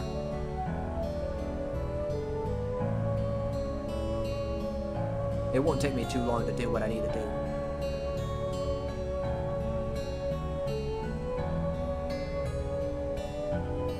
Okay. Because, like I said, I have just a couple things to do, and like I said, it won't take me long. Like, worst case scenario, 10 minutes. But I don't think it'll take me that long. Alright, bet. Then you'll have something to do while I go do something. Alright, bet. I'll be right back.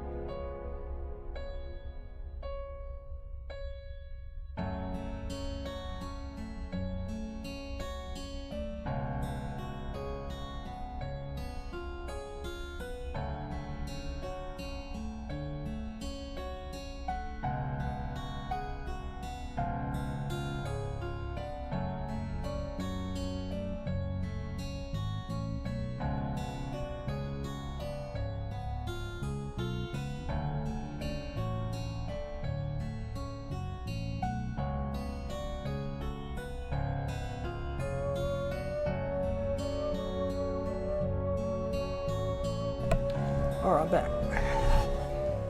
I don't know how long that took me, but we back. We move. I mean, I guess I can check, huh? God damn, it took me a while than I thought it was.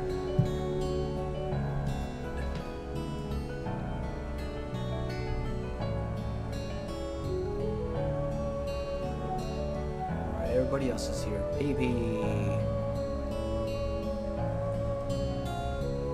If I could just get this untangled, that'd be great. There we go. Alright, let's finally continue. I'm not sure when I'm gonna stop, but we'll see what happens, I guess. So I can't stream all the whole day and everything. So we'll see what happens. Plug in my phone.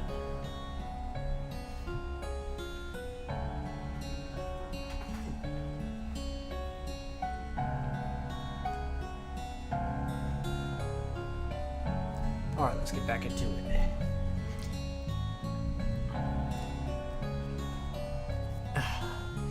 A few minutes later, Monica returns with a pitcher of ice, some small towels, and a tray of glasses, which she sets on the table in front of me.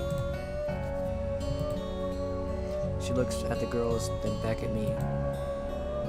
Are you sure about watching them alone? I can watch them with you if you want. I mean, I can watch them with you, you know. I'm sure. You just had a completely new set of memories, a new set or memories downloaded into your mind. You should get some sleep. You should sleep. Maybe that'll help. Monica nods sleepily. Well, before I go, she leans in and kisses me tenderly, but briefly, blush creeping over my face. Over her face or my face?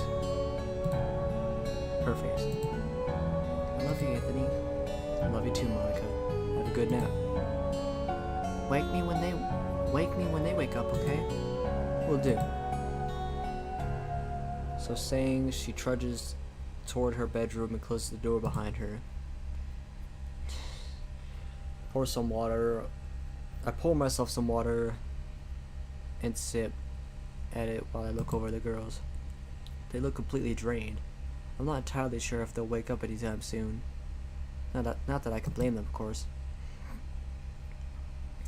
I decided to take some time to look over the script a bit more this time. I walk over to the computer, open the game file, and begin to search through the files.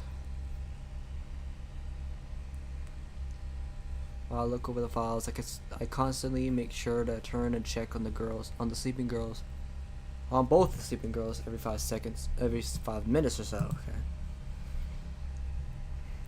In the 3 hours that pass, I pour over the files like never before, trying to become more familiar with the coding language.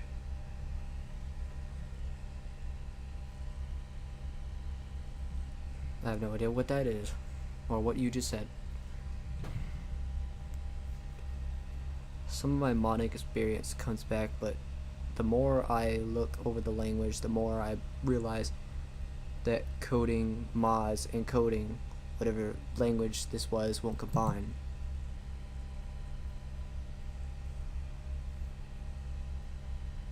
I try and compare Monica's file with a random one and find out why only the club president has the epiphany. If I had to guess, game-wise, it had to do with her character being the character that tracks the progress of the player. But what about now? There's no poem minigame anymore. So why is she self-aware now? The answer hits me immediately because it's so obvious. Because that's how the game plays out.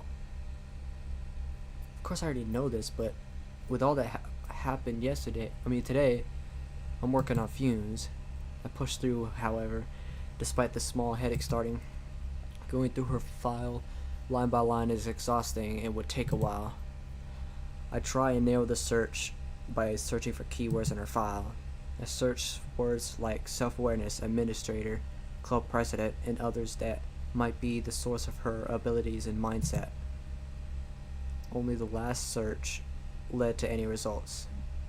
but it was a fruitless one. Club president status true. Well, that's maddeningly helpful. I know she's the president. I continue searching until finally I hear someone moaning. A moaning from behind me. Oh, they're finally awake. Or her, anyway. Oh, fuck. I immediately turn. I turn immediately to see Ye slowly sitting up, groaning in pain as she stirs. I grab an empty glass, fill it with water, and then walk over to her, pitcher and glass in hand. Kneeling, I put it in front of her face. Hey, you're gonna need some. She grabs the glass and downs the water greedily. She holds out her hand. More!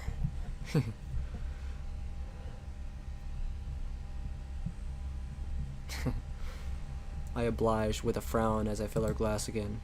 This is gonna be a long and torturous one, isn't it? Or torturous one, I see. She downs that glass as well, then sets it down. She finally takes in the room around her. What the hell? She pulls the cover up around her suddenly. That sudden movement obviously causes her a great deal of pain as she holds her head. Don't move so fast. She glares at me. Who the fuck are you? I give her a stony look, causing her to flinch a bit. Well, at least she reacts a bit better when not giving into her whines. I just hope I don't have to become her what, bro? What is that, bro?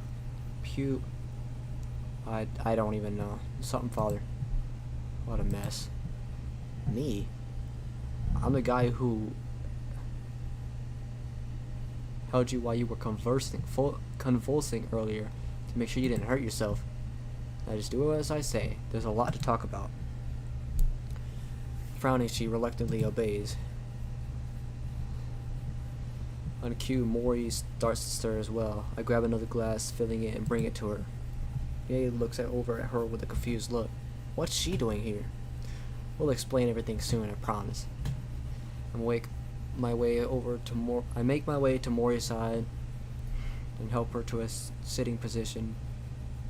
She takes the offered glass and takes a few gulps, gasping as she finishes. Who are you? What's going on? Where are we? Why do I have two sets of memories? Mori, please calm down. We're gonna explain everything, I promise. We? Yes, one moment. I stand and head to the bedrooms. Opening Monica's first, I see she's passed out on the bed, not even bothering to cover herself with the covers. Monica? She bolts up suddenly. Anthony? What is it? What's wrong? Is everything alright? They're both awake. How are you feeling? Actually, I feel a lot better. A nap really helped me sort through these memories. Imagine what a full night's sleep would do. But for now, I need to wake Sayori and Meiji. Understood. She stands and heads past me towards the two confused girls. Sayori and Meiji are both completely sound asleep, and it takes me a lot more to wake them. Meiji, despite his ever worsening sickness, is the first to wake. What's up? He rubs sleep from his eyes as I tell him that the girls are awake. Yeah, right. Yeah. Sayori? Sayori is wrapped up thickly in the covers beside Meiji, fast asleep. Meiji gently wakes her until she finally wakes up. Huh? What's up? These two are made for each other. Mori and Ye are both awake. She looks immediately nervous. He rubs, huh?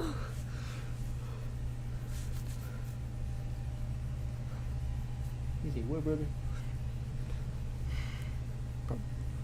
Meiji takes her hand and squeezes them reassuringly. I'll be there with you. Yay won't hurt you.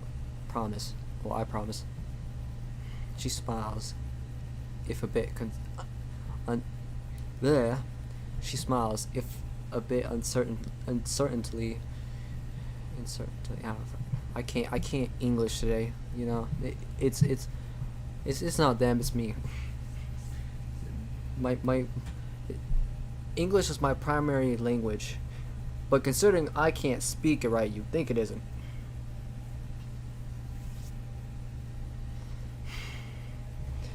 Meiji grabs his hoodie and we all walk back out. Monica is helping the girls get positioned on the couch. Mori looks more confused than anything, and Ye looks and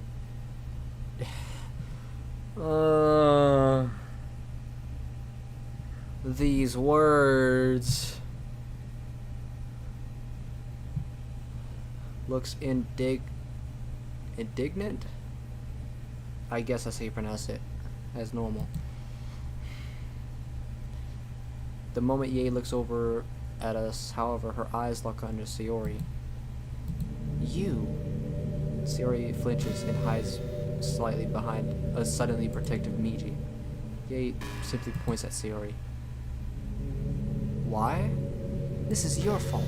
I beg your pardon. How was it her fault? You stay out of this, bitch. I glare at her. She doesn't seem, but she does. I didn't even see what that said. But she doesn't see me. Oh, no, I don't want that. You did this to me. If you hadn't been my friend, I wouldn't have had all that happen to me. Raising my hand, I bring it down, slapping Ye hard. She looks back up at me in shock. Her shock immediately turns to terror when she sees my eyes, which feel like they're burning now. My voice is surprisingly calm but full of venom. Speak that way to Sayori once more, and I'll do more than just slap you. And I'm not as nice as Chiba. A single slap won't be enough. I hold up my fist angrily. Ye shrinks back, trembling a bit. A pair of hands cover my fist. It's Monica by my side now, slowly moving my fist down. Shh, just relax. Wait, did I just threaten her with punching her? What the fuck is wrong with me? This isn't what we need right now. These anger issues are getting too out of control. I force my fist down. You want to take a turn with the nap too? Monica's tone is a concerned one, but I shake my head. No, I'll be fine for now. I say this through gritted teeth. I try and take a few deep breaths to try calming myself down. I'm not going down this exclamation while fuming. I turn to Mori and Ye. This is gonna take a lot of explaining. It's gonna take a lot of explaining, I know. Please bear with me. Please bear with me and my friends here. We're gonna walk you through it as gently as possible. Why do I have two sets of memories? Where are we? Who are you? One question at a time, please. Be patient, Mori. To answer your last question, my name is Anthony P. And for the last week, I've been actually controlling Chizu-san's body. Clearing my throat, I begin my explanation. With the two girls at the same time, it takes me and the others a lot longer to explain their circumstances of being in this pseudo-game world. Ye is understandably unconvinced for the most part, even when shown the outside rotating Earth. Mori, on the other hand, is easier to convince, although I notice she looks a bit uneasy right after the revelation that she isn't even in the original game. Please, you seriously expect me that Shizu, Asano, and... Huh? Hentai? What? Yes, Doki Doki Literature Club. Yes. The visual novel hentai game. That's the game we play.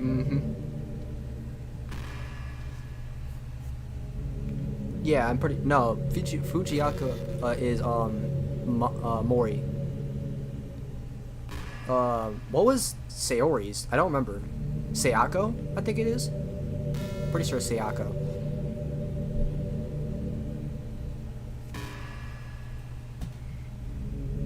If you said Asano alone was in this game, I'd have believed it, but Mori.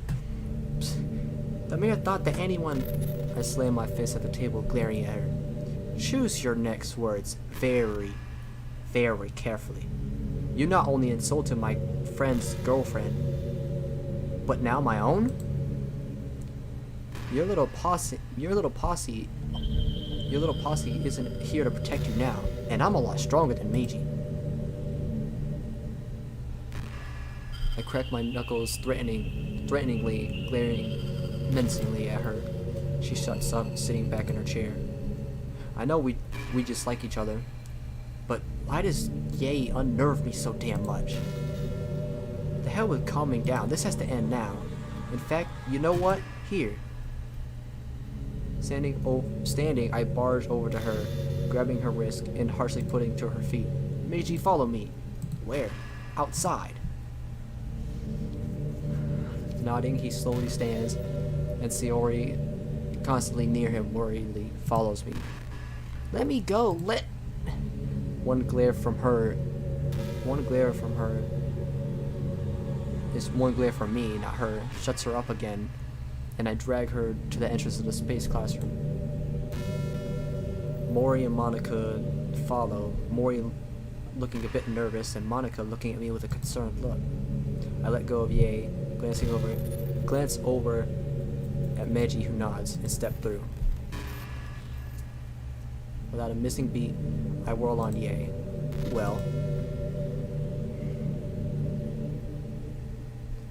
despite my anger, I notice that Meiji is feeling much more under the weather now. His throat is a lot more sore than it was. Forcing my anger down, I walk back through. I separate, but don't stop walking as I glare deeply into Yae's eyes while Sayori tends to Meiji. That proof enough for you? Yae goes more than completely silent, her shoulders slump now. Turning, she simply walks back to the couch and collapses onto it, looking down at the ground in silence. I hope this little stunt shuts her up and makes her listen. Monica walks up to me. Anthony, please calm down. She takes my hand in hers, squeezing it affectionately. That action alone helped me calm down considerably. Mori, watching this, smiles slightly. That didn't go well. Pretty much lost it on Yae. This anger. It's more than I remember it being. It's more than I remember. Wait, what? I don't know. I'm not even gonna go back. For God's sake, the girl was almost raped and I'm treating her like this. Reel it in, Anthony. As much as Yae drives you insane and that you want to protect Sayori, don't act like a thug. Monica? Yes? Listen, about that Friday? The one where we were in the cafeteria together with Kazuma? I'm sorry for interrupting your time with... Oh, P-Son.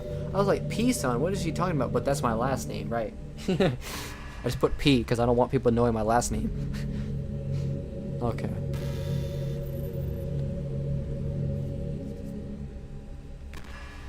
Wait, really? Damn. I mean, I'm not really surprised, but at the same time, I am surprised. I mean, the first part did get 250, but I mean, I wasn't expecting that either. If I'm being honest. Oh wait, no, not 250, 238. I thought I saw 250, but maybe I was wrong.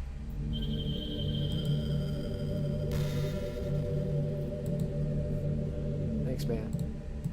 Oh. Suffice to say, I'm helping some people out, putting this out, which is good to know.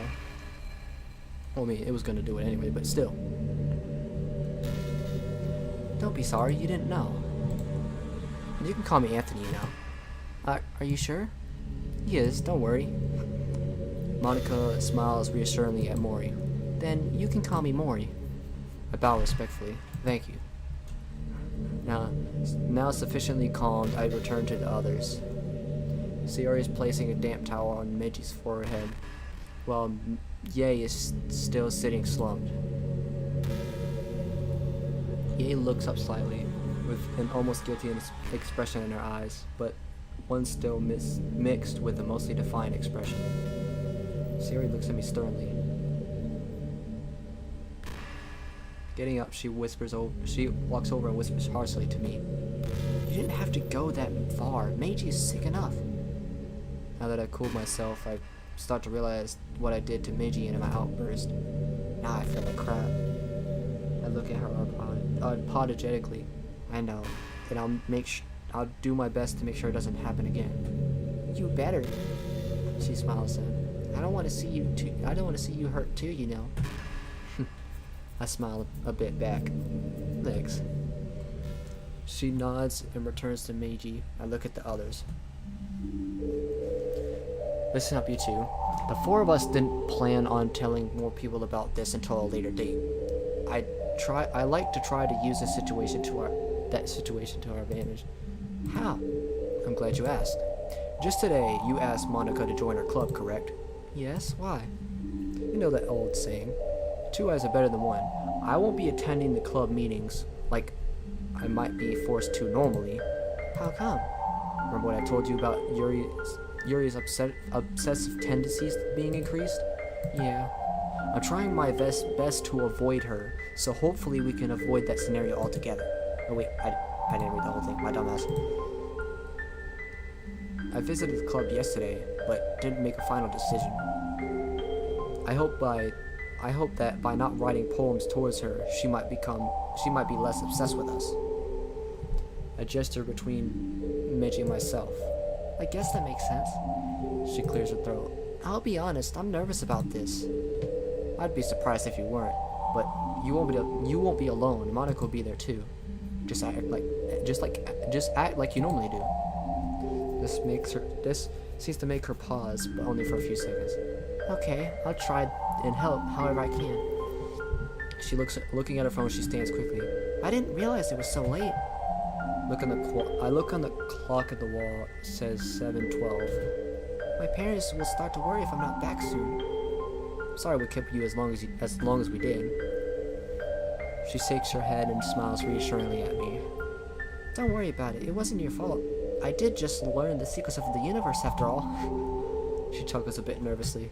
Yeah, I suppose so. Listen, do you think it'd be feasible for you to meet up with us on the way to school tomorrow? So we can go over the plan a bit more? I'll try my best. Here, we should all exchange numbers. Neiji speaks up. His tone is starting to get a bit nasally. The kind most sick people get. Oh. I take his phone from him and start adding Mori's number. Yae doesn't move to do anything. She's just looking out the window.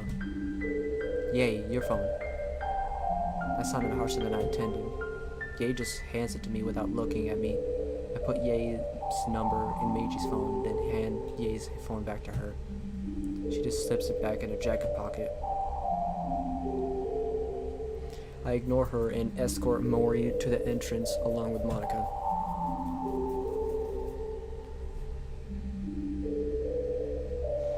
When we get to the entrance, Mori lowers her voice. Listen, try to take it easy on Yae, okay? I've heard rumors about her home life that aren't pleasant. To say the least, we know a little bit about that, believe me. We'll try our best. Thank you, that's all I ask. Come on, I'll escort you out. Monica steps through without incident. Mori hesitates a bit, looking unsure. If something happens again, we're right here. Cool beats, she walks to the door. Nothing happens to her, and she breathes a big sigh of relief. Monica smiles at her reassuringly as the two walk down the hall and to the left and towards the front door. I walk back in and back to the table. Ye is still watching the earth rotate. Her angry frown seems to be a bit forced now, but I can't be sure. Sayori is still tending to her boyfriend, whose eyes are closed. How's he doing? He's still awake and not so good. I just want to sleep. He opens his eyes.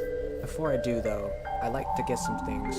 Monica doesn't know where some of the other cold medicine is. Alright, sure. Meiji, are you sure?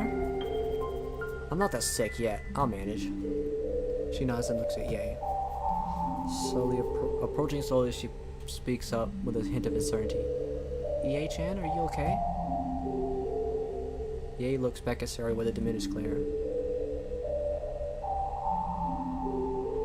She opens her mouth to say something, but she briefly shifts over to me, shifts over to look at me, then she stops. Well, if you need anything, don't hesitate to ask. She doesn't say anything, she just turns away and goes back to watching the universe go by outside. Meiji slowly stands. Wait. Spacebar. Meiji slowly stands, walks over, and puts a hand on Sayori's shoulder. Sayori, let's let her be for now. Alright. Sayori smiles a bit before walking away with Meiji to the door. Before I leave, I hear Yae clear her throat. I turn back looking at her. Anthony, was it? I face her fully and nod. You were really the one who yelled at me at those days when we were bullying and abusing Yuri? Yes. Just because she had her own history of abuse didn't mean I was gonna let her forget what she'd done quite yet. Yae has quite a long way to go, but perhaps in time she can grow as a person. Or she'll end up becoming life's punching bag, and I doubt anyone would want to help her later. I see. She slowly stands up then. I need another bath. I can't think. There's one over there if you need it. I point to the middle door in the room, but Yae fervently shakes her head. No, it has to be on the ground. And you're gonna have to ask Meiji, this is in my house. She flinches a bit, her defiance flaring up. You tell him. It's one of Yae's demands, but it sounds a bit more diminished, much like she seems to be now.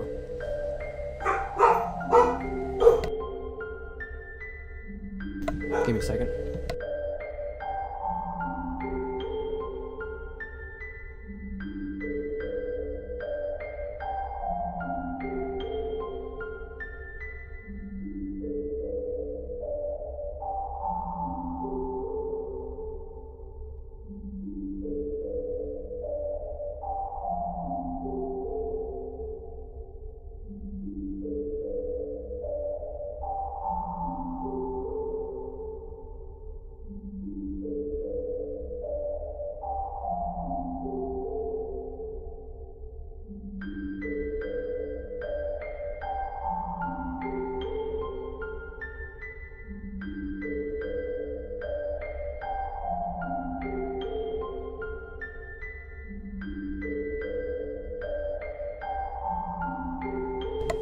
Okay, I'm back again. I guess she's...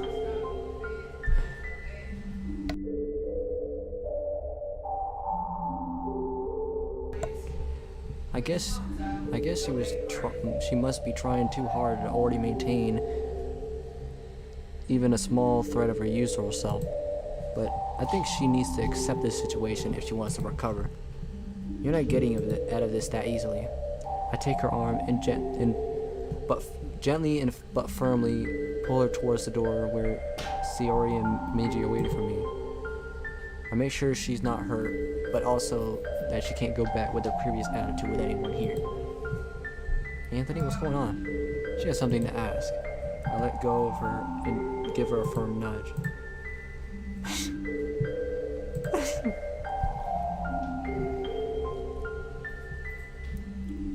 Wow, oh my god, I didn't even know I was streaming for 4 hours. But it's worth it. Finally, she gets something out after a few false starts. I'd like to use your bath again. She turns to me sharply, giving me a more defiant glare, which I match with my own. God, I feel like I'm parenting some unruly kid. Please. We've had around 8 hours worth of content by now in all 3 parts. Definitely a long mod. Yeah, for sure. In the original mod, in the Act 1 mod was only 14 hours. This might end up being surpassing it. Not that that's a bad thing. I'm glad that is that long. Meiji shrugs. Yeah, sure, go ahead and use... Ye bursts past him and towards the shower room door, slamming it shut. Rude. Give her some time, guys. She just feels like she has a heavy weight on her shoulders right now. We did just alter her perspective on the world, right after she had that experience with her uncle. Lots of her own rain clouds right now, you know? Yeah, I guess that's the app description. I guess. Yeah, I guess so. Ready, Meiji? He nods and we both step through. The moment I'm back into Meiji's body, I can immediately tell he's been partially lying about his state. His body is definitely starting to get very sick. Feels even worse than when I showed Ye the transition. But before I can call him out on it, he speaks up. Please don't tell Sayori. She'll make a big fuss over us and might demand we stay home from school tomorrow. I gain a whole new respect for Meiji in that moment. He might not be physically strong, but he may even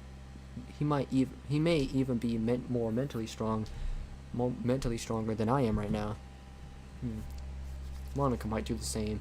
Hopefully we can bombard your body with enough medicine to tide everything over. I hope so too. Now what should we gather? Upstairs. I'll show you what to get. He leads me to his parents' bedroom. Pretty cool room they have here. I'm used to it. Now go to the closet. They should have some things in there. I rummage through the closet carefully, finding a few bottles of cold medicine and powdered drink mix that could be added to water. I grab the ones Meiji recommends. Then we both head downstairs, but not before removing his hoodie and throwing it on his bed. Peering aside, I see Sayori sitting at the computer once again. I almost step through when I hear something from the shower room. A voice, small, meek, and familiar. Ye's voice. Anthony, is that you? I put the medicine down and walk over to the door. I'm here. Yes, I sound like Meiji now, but that's just how it is. I know. Her voice is soft and low. Not just the volume-wise, but height-wise. Perhaps she's sitting down? I lean against the door, letting Meiji's body rest a bit. Alright, here I am. What can I do you? What can I do you for? The voice is a bit harsher than I mean it to be. I need to keep that in check. Oh wow, that's amazing. I wasn't expecting that. Ye clears her throat a bit. Listen, about what happened earlier today in the alley? My anger returns in a torrent, but now it's directed at it again. Yes, I grit my teeth a bit. Do you think he's gonna be alright? How can she be so concerned about it after what it did to her? Does it really matter? After all that monster did to you? Ye's voice catches a bit. He is just... Ye, you don't owe that bastard anything. What he did to you was unforgivable. How can you be so concerned? It's more complicated than that. Yay, whatever. She stops. I take a deep breath. She doesn't need me being pissed at her, even though I still am. Half the school is already pissed at her. Teachers and teachers and principal included, and I really doubt she has any safe place. I need to be blunt with her on this, but I need to start being kind to her. She needs human kindness, at least from someone in here. I take a deep breath and start forming my ideas so I don't have to sound harsh again. Hey, listen to me. The first moment he touched you, he stopped being family in any meaningful sense of the word. No one should ever, I mean ever, have to go through what you went through with him. I'm really sorry you went through that, and I regret that I wasn't in my original body so I could just, I know. He should be rotting in jail, especially after the events today. I feel myself shaking in rage, but I feel someone suddenly sit next to me. Looking over, I see Monica sliding next to me, putting a comforting hand over mine. From the space classroom door, Sayori's listening now, giving me a thumbs up. I clear my throat. Yay, I know today has been an extremely rough one. Not just on you, but Mori and the rest of us. I'm sure Meiji will agree with me, but you can stay here tonight. You can't go back to that house. Well, I mean, just stay, alright? You obviously need time in a safe space. And despite how I personally feel about you, this place is safe. None of us will ever let anything happen to you. Monica nods in agreement, as well as Sayori, who's more empathetic about it. I think that's what he says. I know at least Sayori would be happy to have you. Here he goes silent. Sayori looks a bit nervous now. Sayori? She told us a bit what happened between you two. I then hears something about. Oh yeah, his eyes were like, I don't even know, man. I then hear something I never expected from her. Crying. I'm glad that she starts crying. That's a healthier way of decompressing, and I'm sure she must have swallowed up lots of tears during her last 2 years. All this time I've been blaming it on her. All this time I thought it was her fault what happened to me. But now with these new memories, Yei-chan, you gasp a bit. I'm sorry, I didn't know what happened. If you want to blame me, no way in hell. It wasn't your fault, Sayori. And before you say anything, it wasn't yours either. Damn it, I'm no good at comforting people I don't like. Hell, I'm even precarious at comforting people I do like, to be fair. Just stay here. There's a spare bedroom downstairs. Oh my god, and then we have Zoe barking. Let me just close my door real quick.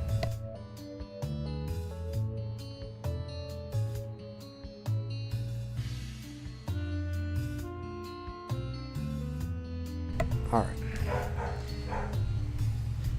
Just stay here. There's a spare bedroom downstairs. It's a part bedroom, part office, but the bed is just comfortable. I stand up. Monica helping me. How does that sound to you? He goes silent for a bit. Okay, thank you. The spare bedroom is the door at the end of this hallway on the right. If you need anything, go ahead and wake me, alright? Alright. I hear her standing, walking back into the inner bath, slowly getting back in.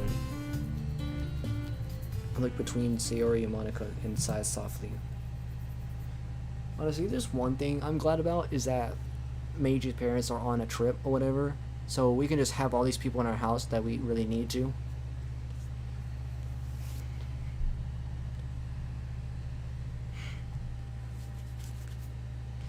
I walk back to the classroom door, but stop before I walk through.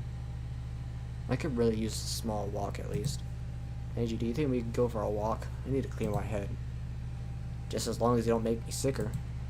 I'll be careful. You know any small shops nearby? Maybe we can get some ice cream bars for everyone? I know a place, yeah. Pretty close by too.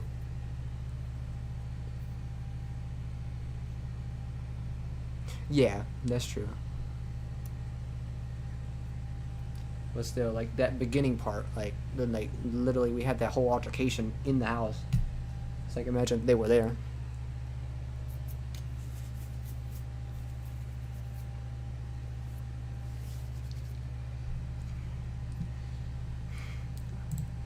Got it.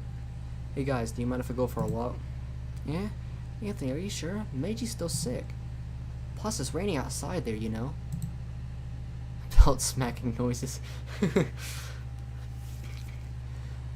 I need time to myself to unwind, or as much as myself as I can get right now.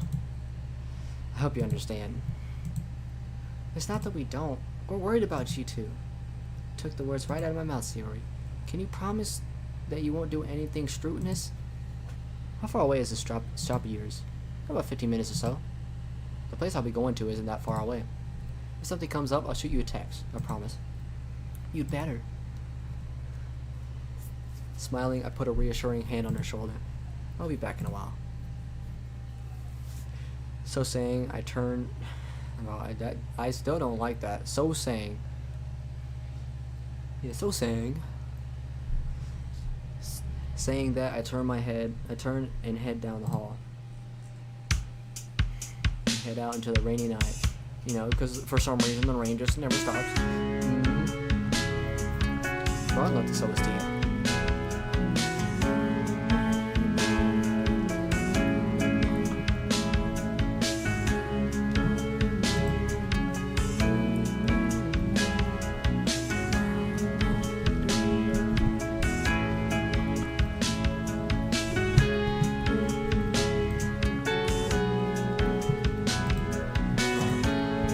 Head out into the rainy night. I put a mask over my face, and after making sure I'm dressed warmly and securely, I grab an umbrella and head out. Meiji begins distracting me. Head down the streets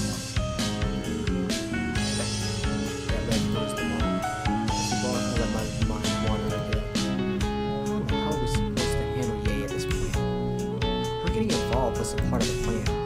I know she's a good actress when she needs to be, but how much of what she told me was an act? Really? I turned my game up and everything. Some bullshit. Oh, maybe because I turned it down, didn't I? That might be why. Let me turn it this way. I think it's good now. How much more can you hear me? Was I louder than before?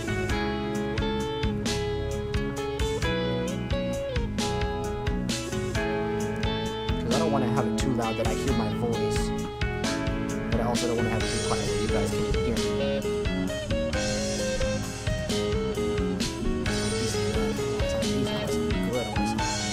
Perfect. Like, amazing. I think I should be good. I don't know. Let me see. Do I sound any better now? Like, without me, like, raising my voice.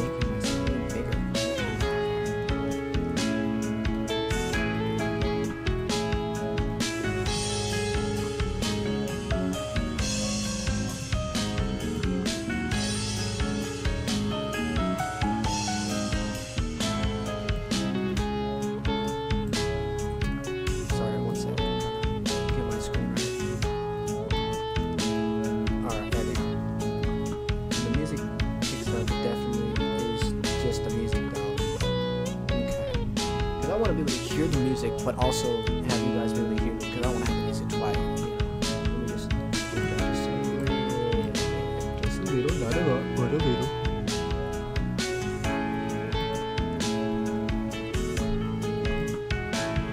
Sarah might know better than me.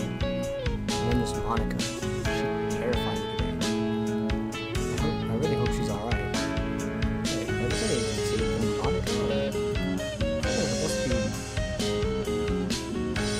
Monica did. I don't know.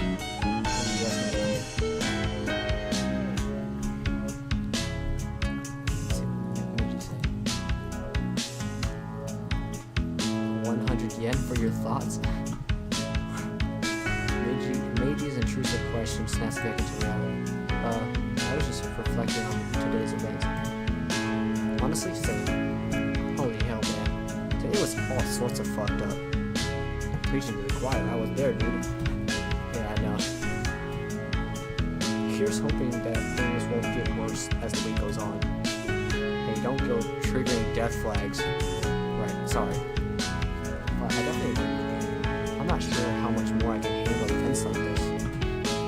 As long as we're together, I know we can handle it. Look at you, all smooth and cool. And here I thought you were an otaku. I guess I'm pronouncing it right. I'm assuming I'm pronouncing it right. How can you be cool? Thank you very much. Feel my loose start to lighten and I laugh a bit. Thanks, man. What for? Cheer me up, even if a little. Right back at you then, dude. Take it right here, by the way. We turned down onto a street that's new to me. Looks like it has a few shops and residencies mixed in on either side. A few people still out and about, most going home. I can see some uniforms from Cyber Academy heading down the street as well. Right at the start of the street, I see the convenience store. This is it. Yes, indeed. They have ice cream here? Last time I was here they did, but I doubt they have it. Got it. Here you go. I'll walk in. This place has a few customers in the store and a cashier nearby. It's a convenience store for the most part. I begin slowly walking up and down the aisles, looking at the varied selections all around. As I make a pass near the register, the smell of the fried chicken and the food warmer tickles my nose. I grin. Really? Oh, that's right, you hate that. Damn right I do.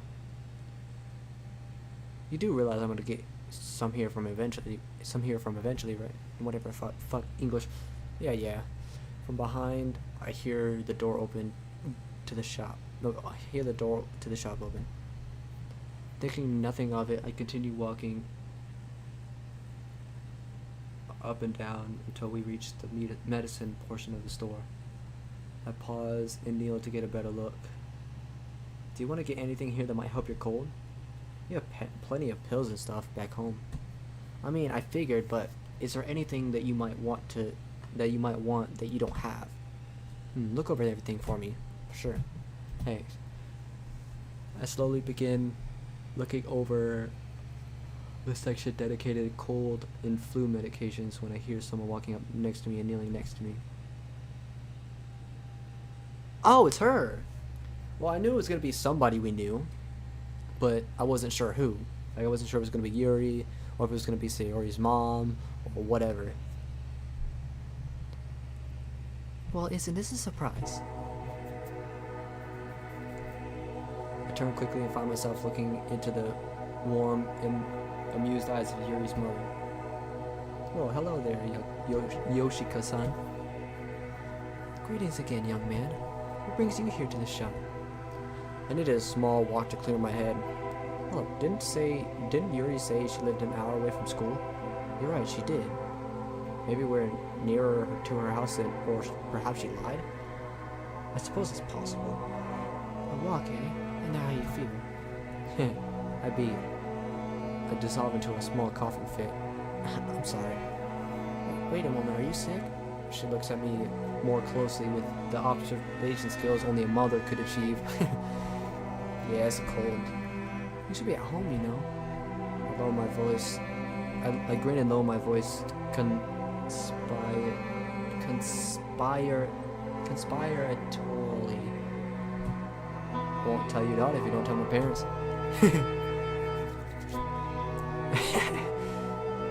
Miyuki pauses briefly. Then she begins to laugh. You have a good point, young man. Speaking of her, won't she be worried you're out on your own again? Yuki's smile is a sadder one now. I came out and tried to find some painkiller medicine. This place has them, but it's hard to say whether or not they're in stock. Oh, thank goodness. Reaching down, she grabs a small white pill bottle. The last one is stuck. Stop, Lucky. She begins coughing herself.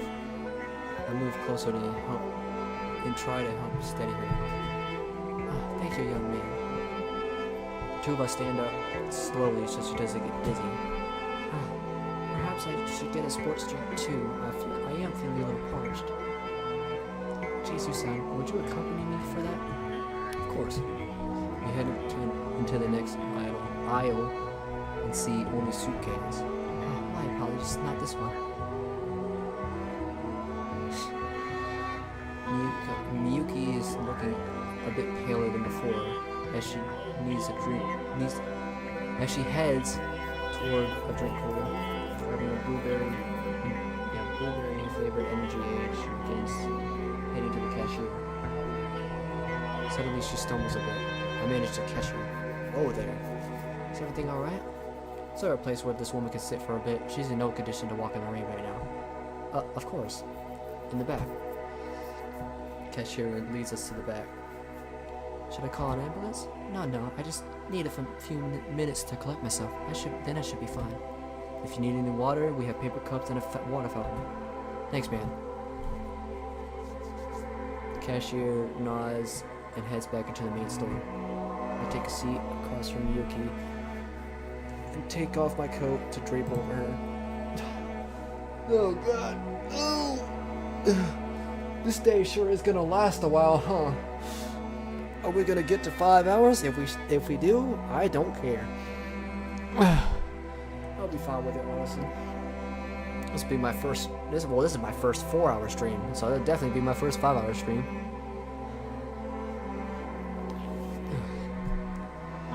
Jesus-san? It's alright. It's plenty warm back here. Well, thank you, young man. It's very sweet of you. She lays her head back down on her crossed arms and closing her eyes. Shouldn't we call your daughter, ma'am? No reply. She must be asleep. Sighing, I pull out Meiji's phone and flipping it open, I dial Monica. Anthony? What the hell? Is Monica waiting near her cell? Is everything okay? Yes, everything's fine. I just ran into Yuri's mom is all. You did? She sounds worried now. Hold your horses there. I just called to let you guys know I might be back a little bit later than I thought. How come? Briefly explain what just happened. On the other end, there's silence when I finish. Are you planning to take her home?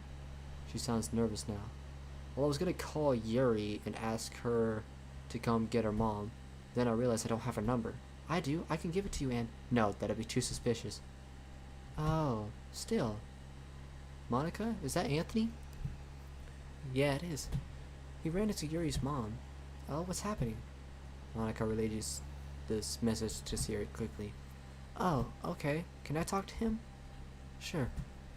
I hear a bit of a scuffle, then Siri's voice comes in through clearer. Anthony? Hey, Siri. I heard about what happened. Is Meiji okay with this? He hasn't said anything about it, let me ask. Honestly, I don't really mind. You sure? Yeah, I just hope we don't run into Yuri. We probably will.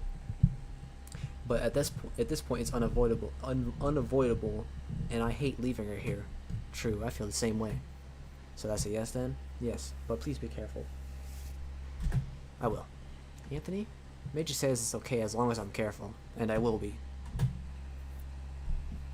Okay, you better keep that promise you hear, or I'll be very upset. I smile a little. I'll do my best, I promise. Good. Now here's Monica back. Anthony? Hey, Monica.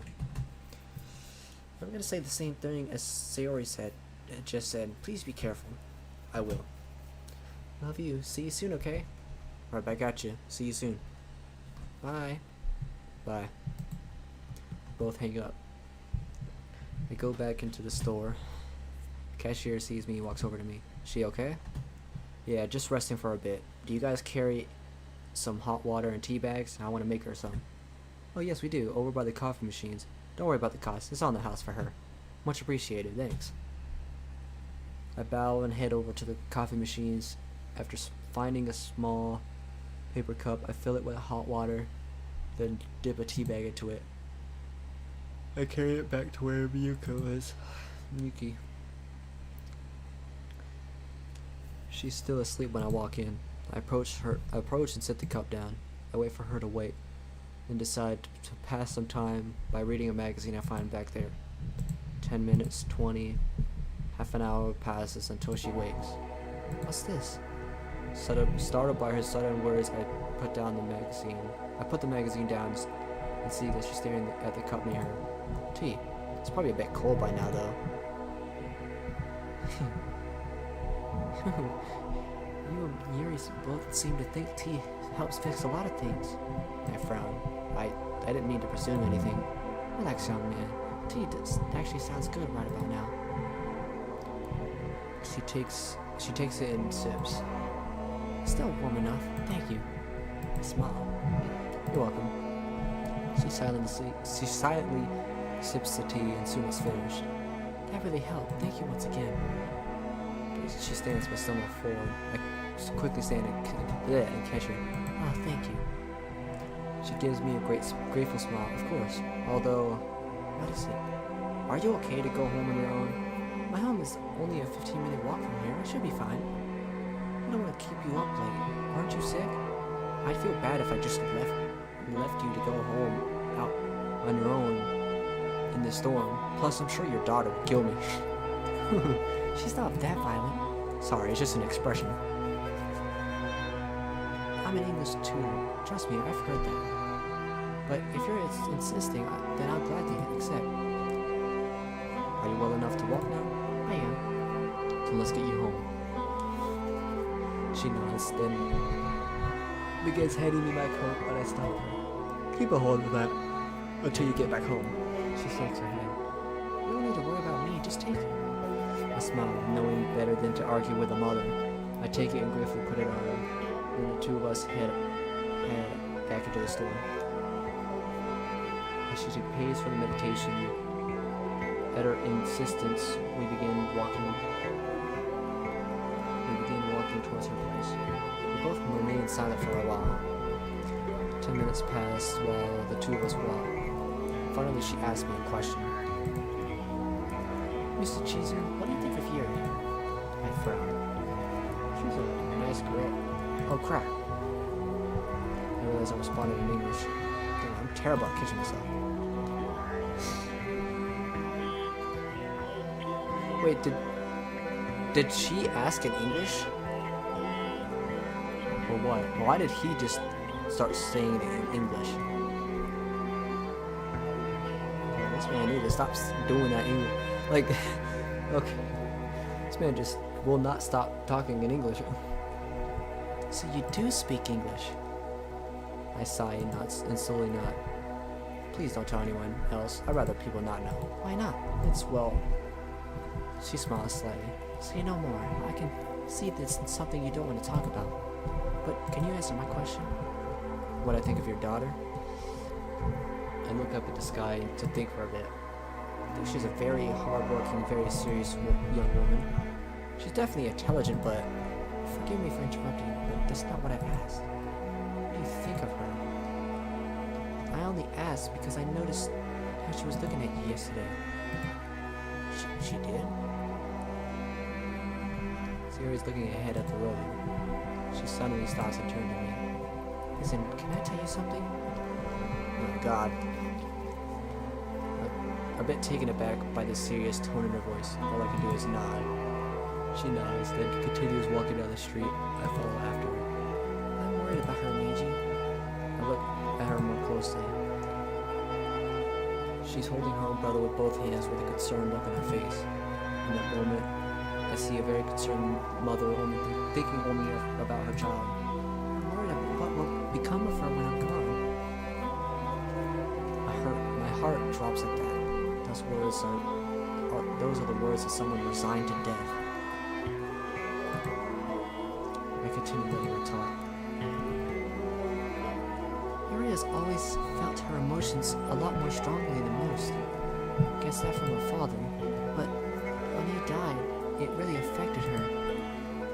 He might not have enjoyed a lot of the subjects Yuri did, but he made an amazing effort to stories at night before bed. On weekends, he would take her to the local library in the town we used to live in. He was an amazing father and a loving husband. She closes her eyes. This is obviously a painful memory for her. His birth not only broke my heart, but Yuri's as well. And when I go, she trails off, shuddering a bit. I know my daughter's always struggled to make friends in school. She's been bullied in the past. She might not say it now, but I know she's still being bullied. She just won't tell me about it. Damn, everybody want to keep everything to themselves in this world.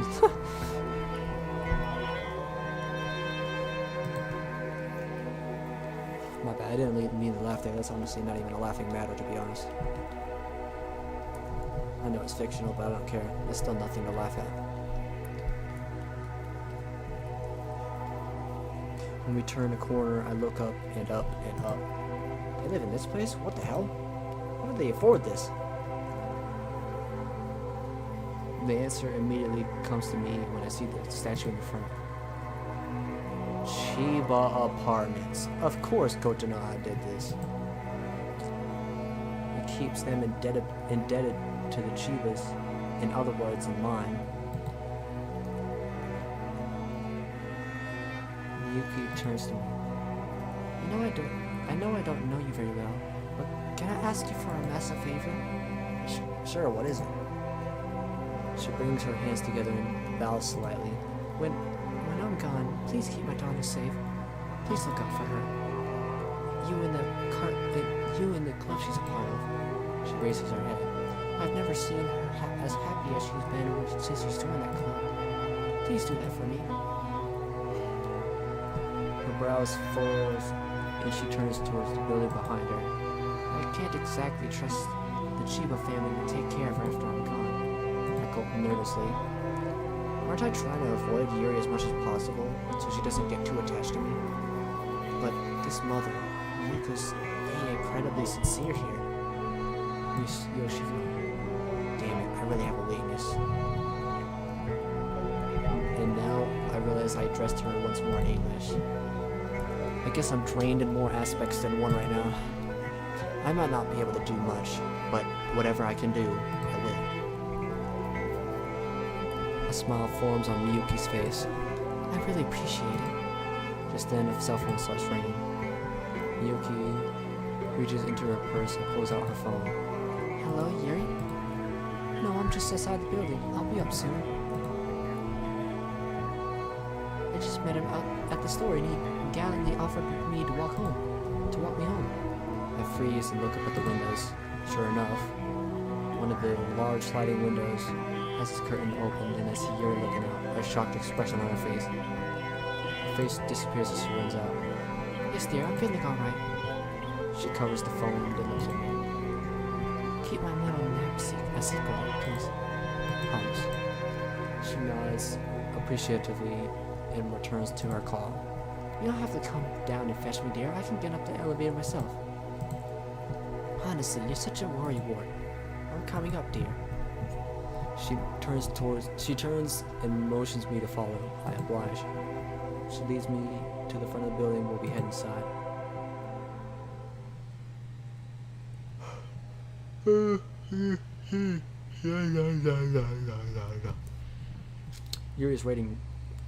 Yuri's right there waiting, holding a towel, quickly draping it over Miyuki. Mom, why were you out again? She's speaking in Japanese, so I quickly mentally switch gears. I needed some pain medicine, sweetie. Pain medicine? Yuri looks scared now. Don't worry about it, sweetie. One pill and I'll feel better, I promise. I wish you would have told me. I'd gotten some on my way home from school if I knew. You had your club today, didn't you?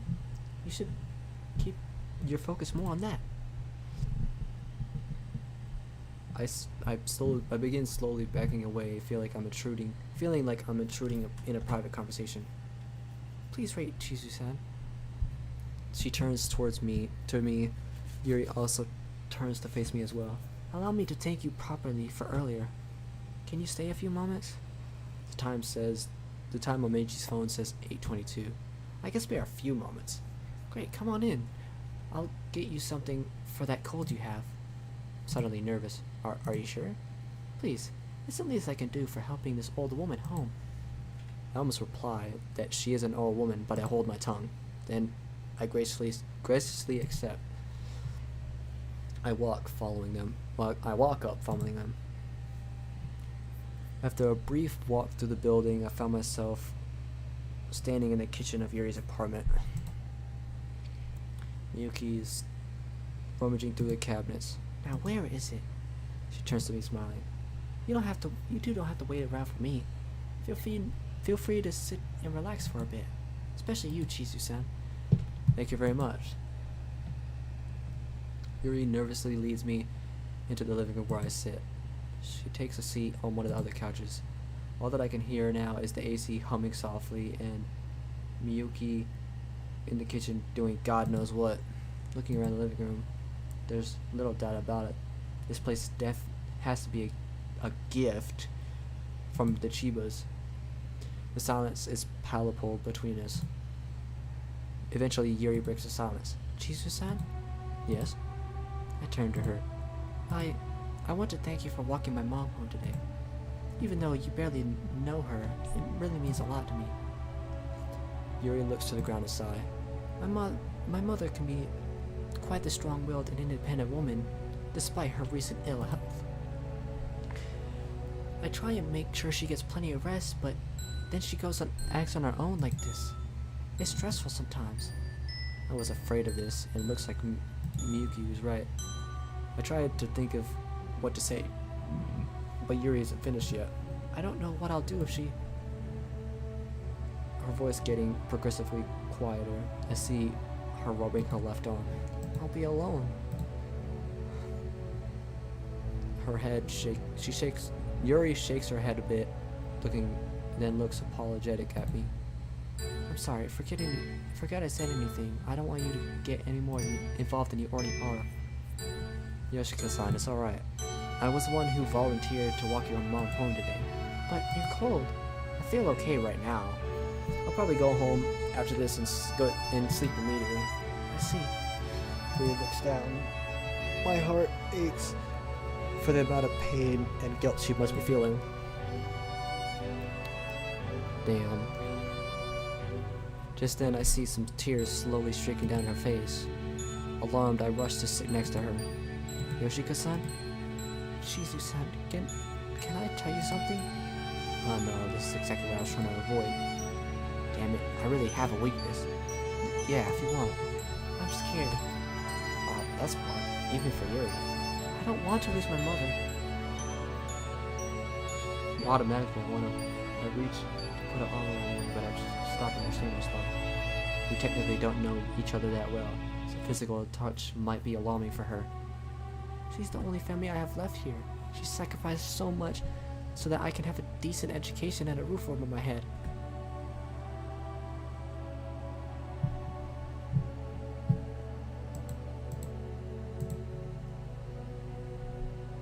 Okay, well I'm waiting. I'm excited to see what happens. Did you play the mod and finish it or what? I'm assuming so, considering literally no one else has a playthrough that's finished.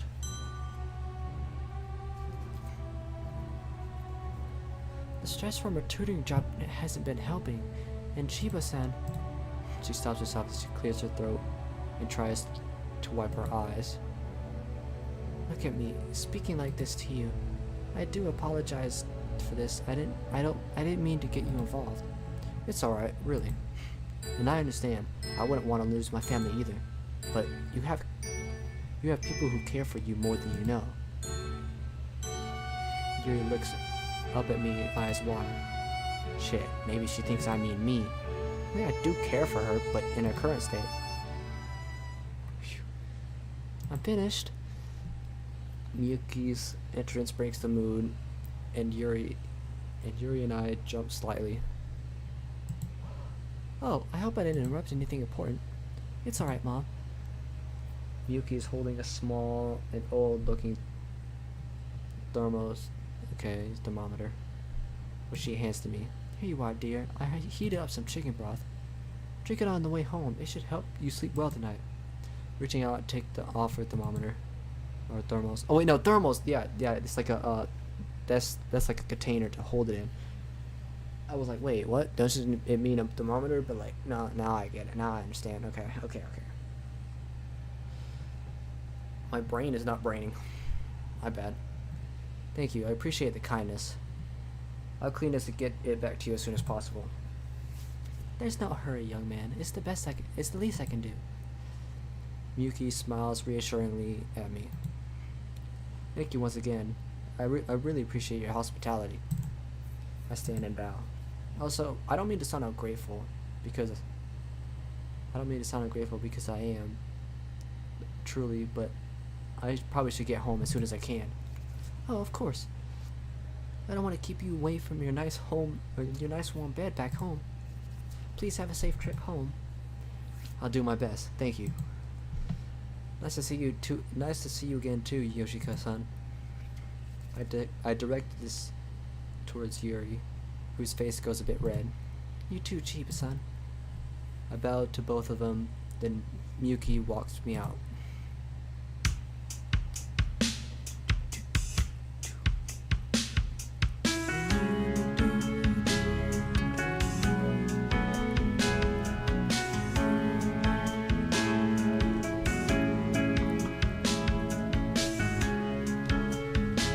Well, I love this OST.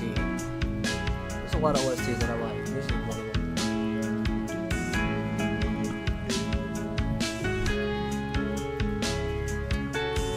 Alright, just like that, I'm back in the room alone with my thoughts. I pulled out Miji's phone and called Monica. She sure is sweet. Anthony?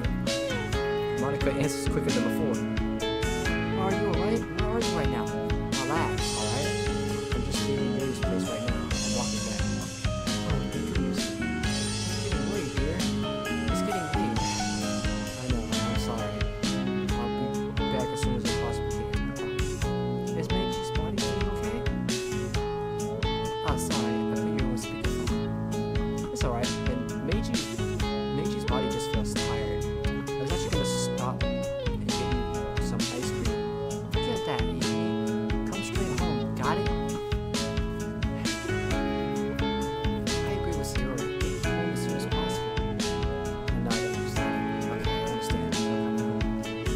Thank you. When can we expect you? Half an hour at the latest. You better be extra careful. You got it? I'll do that. Love you, Anthony. Love you too, Anthony. Don't let Anthony do anything stupid. Love you too, Monica. Monica says he loves you too.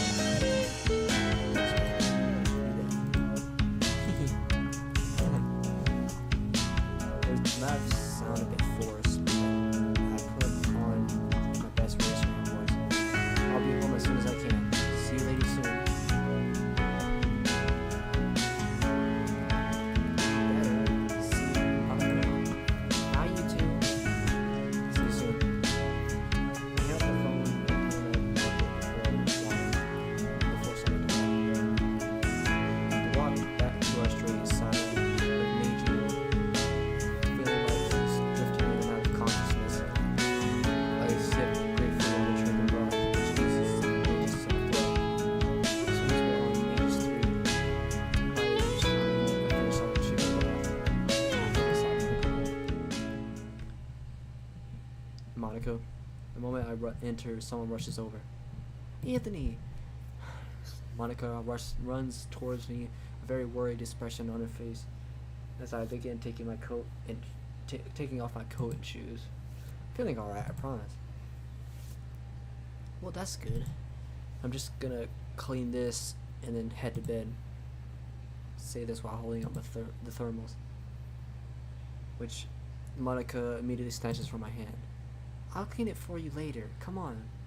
Let's get you to bed as soon as possible. Monica pulls me to the entrance of the classroom. I'm about to step through when Meiji speaks up. Anthony, there's some medicine in the hall cabinet closet. Could you grab some for me? Medicine, sure.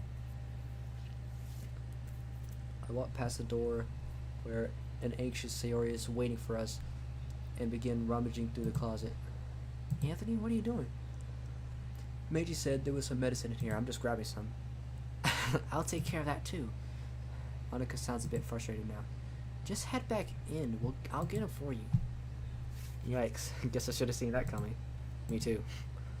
Monica steps through first, then turns to me. I step through. The moment the four of us are alone, there's silence. Sayori is beside Meiji, supporting him. Monica is near me, next to me, and I'm near the door. We all look at each other. Slowly, I close the door, but not enough that it's completely shut. So, I look at the other three.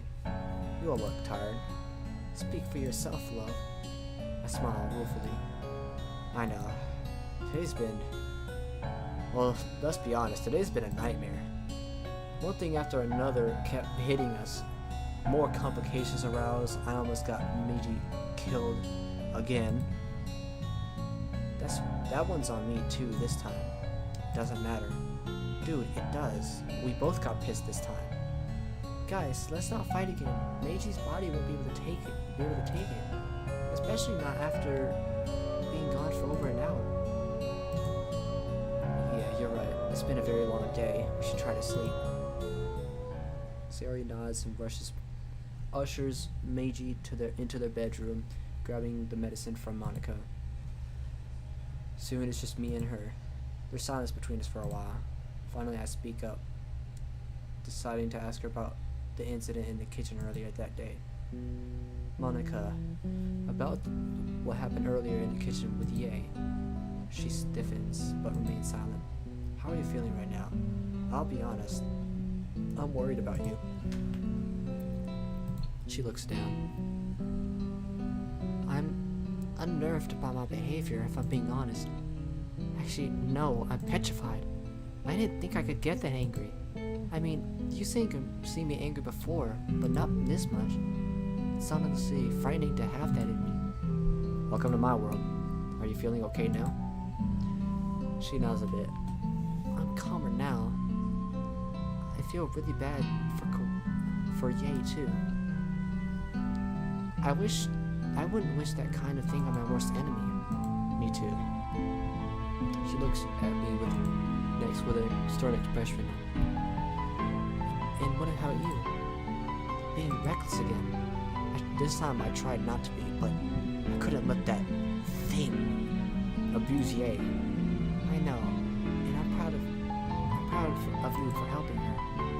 But just please restrain yourself. You know I worry about you. I know. I'm trying not to fly off the rails again. That's all I ask. I thought you'd get some sleep. Lord knows you need it. You too. No discussing, sweetie. I smile and nod. I'm gonna take a quick shower first, then I'll join you. Alright. Don't keep me waiting. She gives me a slight wink before heading into our room. Brushing a bit, I go take a shower. After a brief but calming rinse under the water, I make my way to the bedroom where Monica is sitting up in the bed waiting. She's reading a book which looks like an introduction to coding. I get in beside her and she immediately leans against me. I take the book, and put it aside, put an arm around her. Feeling better? A little. You? My head's a bit clearer now, but I'm still majorly exhausted. Me too. She yawns, and I do so in response. She's the first to move deeper under the covers. I soon follow. Reaching over, I dim the lights with the switch just beside the bed. I'm about to close my eyes, when I feel a cool hand intertwine my mine. Looking over, I see Monica laying flat on her back, staring at the ceiling. I give her a gentle and firm squeeze. She looks over at me finally, smiling gratefully. She leaning in, she kisses me and snuggles up close. Putting my arm around her, I close my eyes.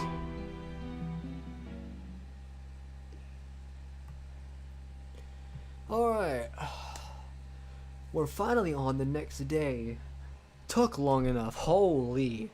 Oh my god. God damn. Alright, I'm definitely gonna have to save, but that was obvious. And I'm definitely gonna. Wow, almost 5 hours. Oh my gosh. I was not expecting to live stream for that long. I don't even know what my second longest live stream was, other than obviously this being my longest. What, 2 hours?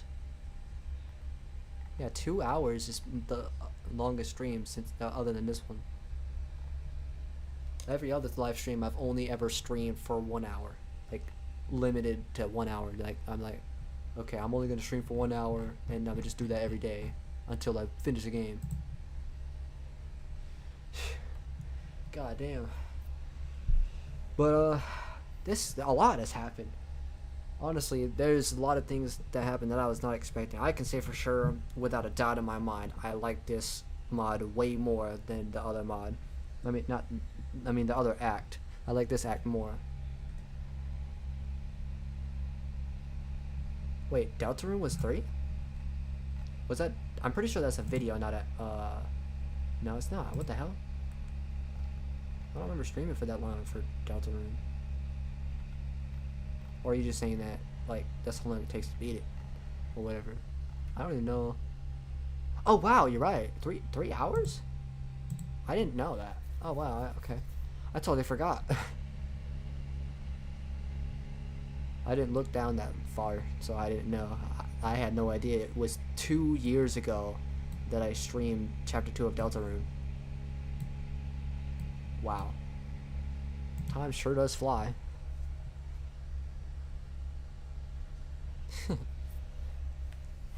Oh, but with that, I think I'm gonna end it here. I want to keep going because I'm really enjoying this mod. This is why I'm saying this is my favorite mod.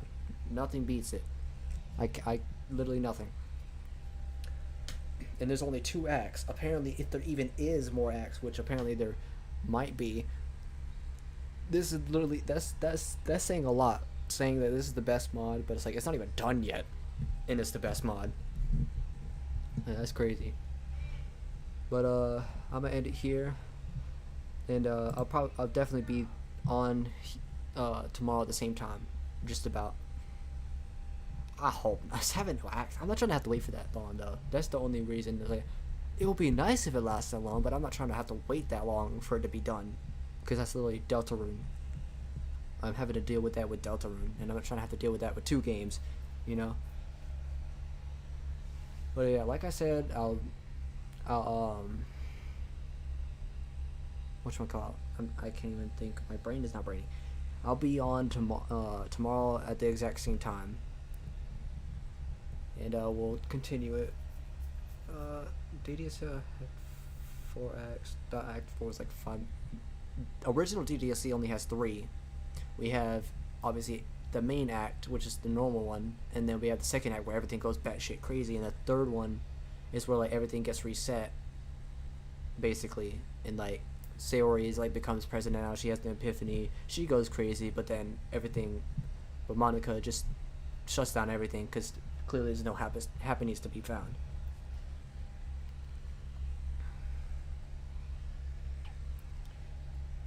But yeah, I'm gonna end it here. I need to hurry up and get off my ass. My whole body needs to be stretched. No, that's Act 3. Cause like they've been saying, it's like, oh. I mean, I guess, but I don't really know if you can count that an act.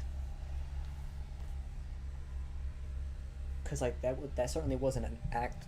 Like, I mean, I don't know, like, cause I mean I can't really, I don't know, but I can't really call that an act, honestly. Because it's not part of the main game, you know?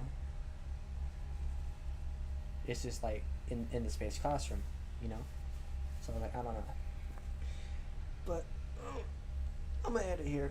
I gotta hurry up and get off. If I keep talking, I'm just never gonna get off. And then I'm gonna just have to do more at that point. So yeah, I'll definitely be on the next time. I hope to see you there as well. What should I call you? Ballint? Is that what should I call you? I don't even know. Or just X. What should I call you?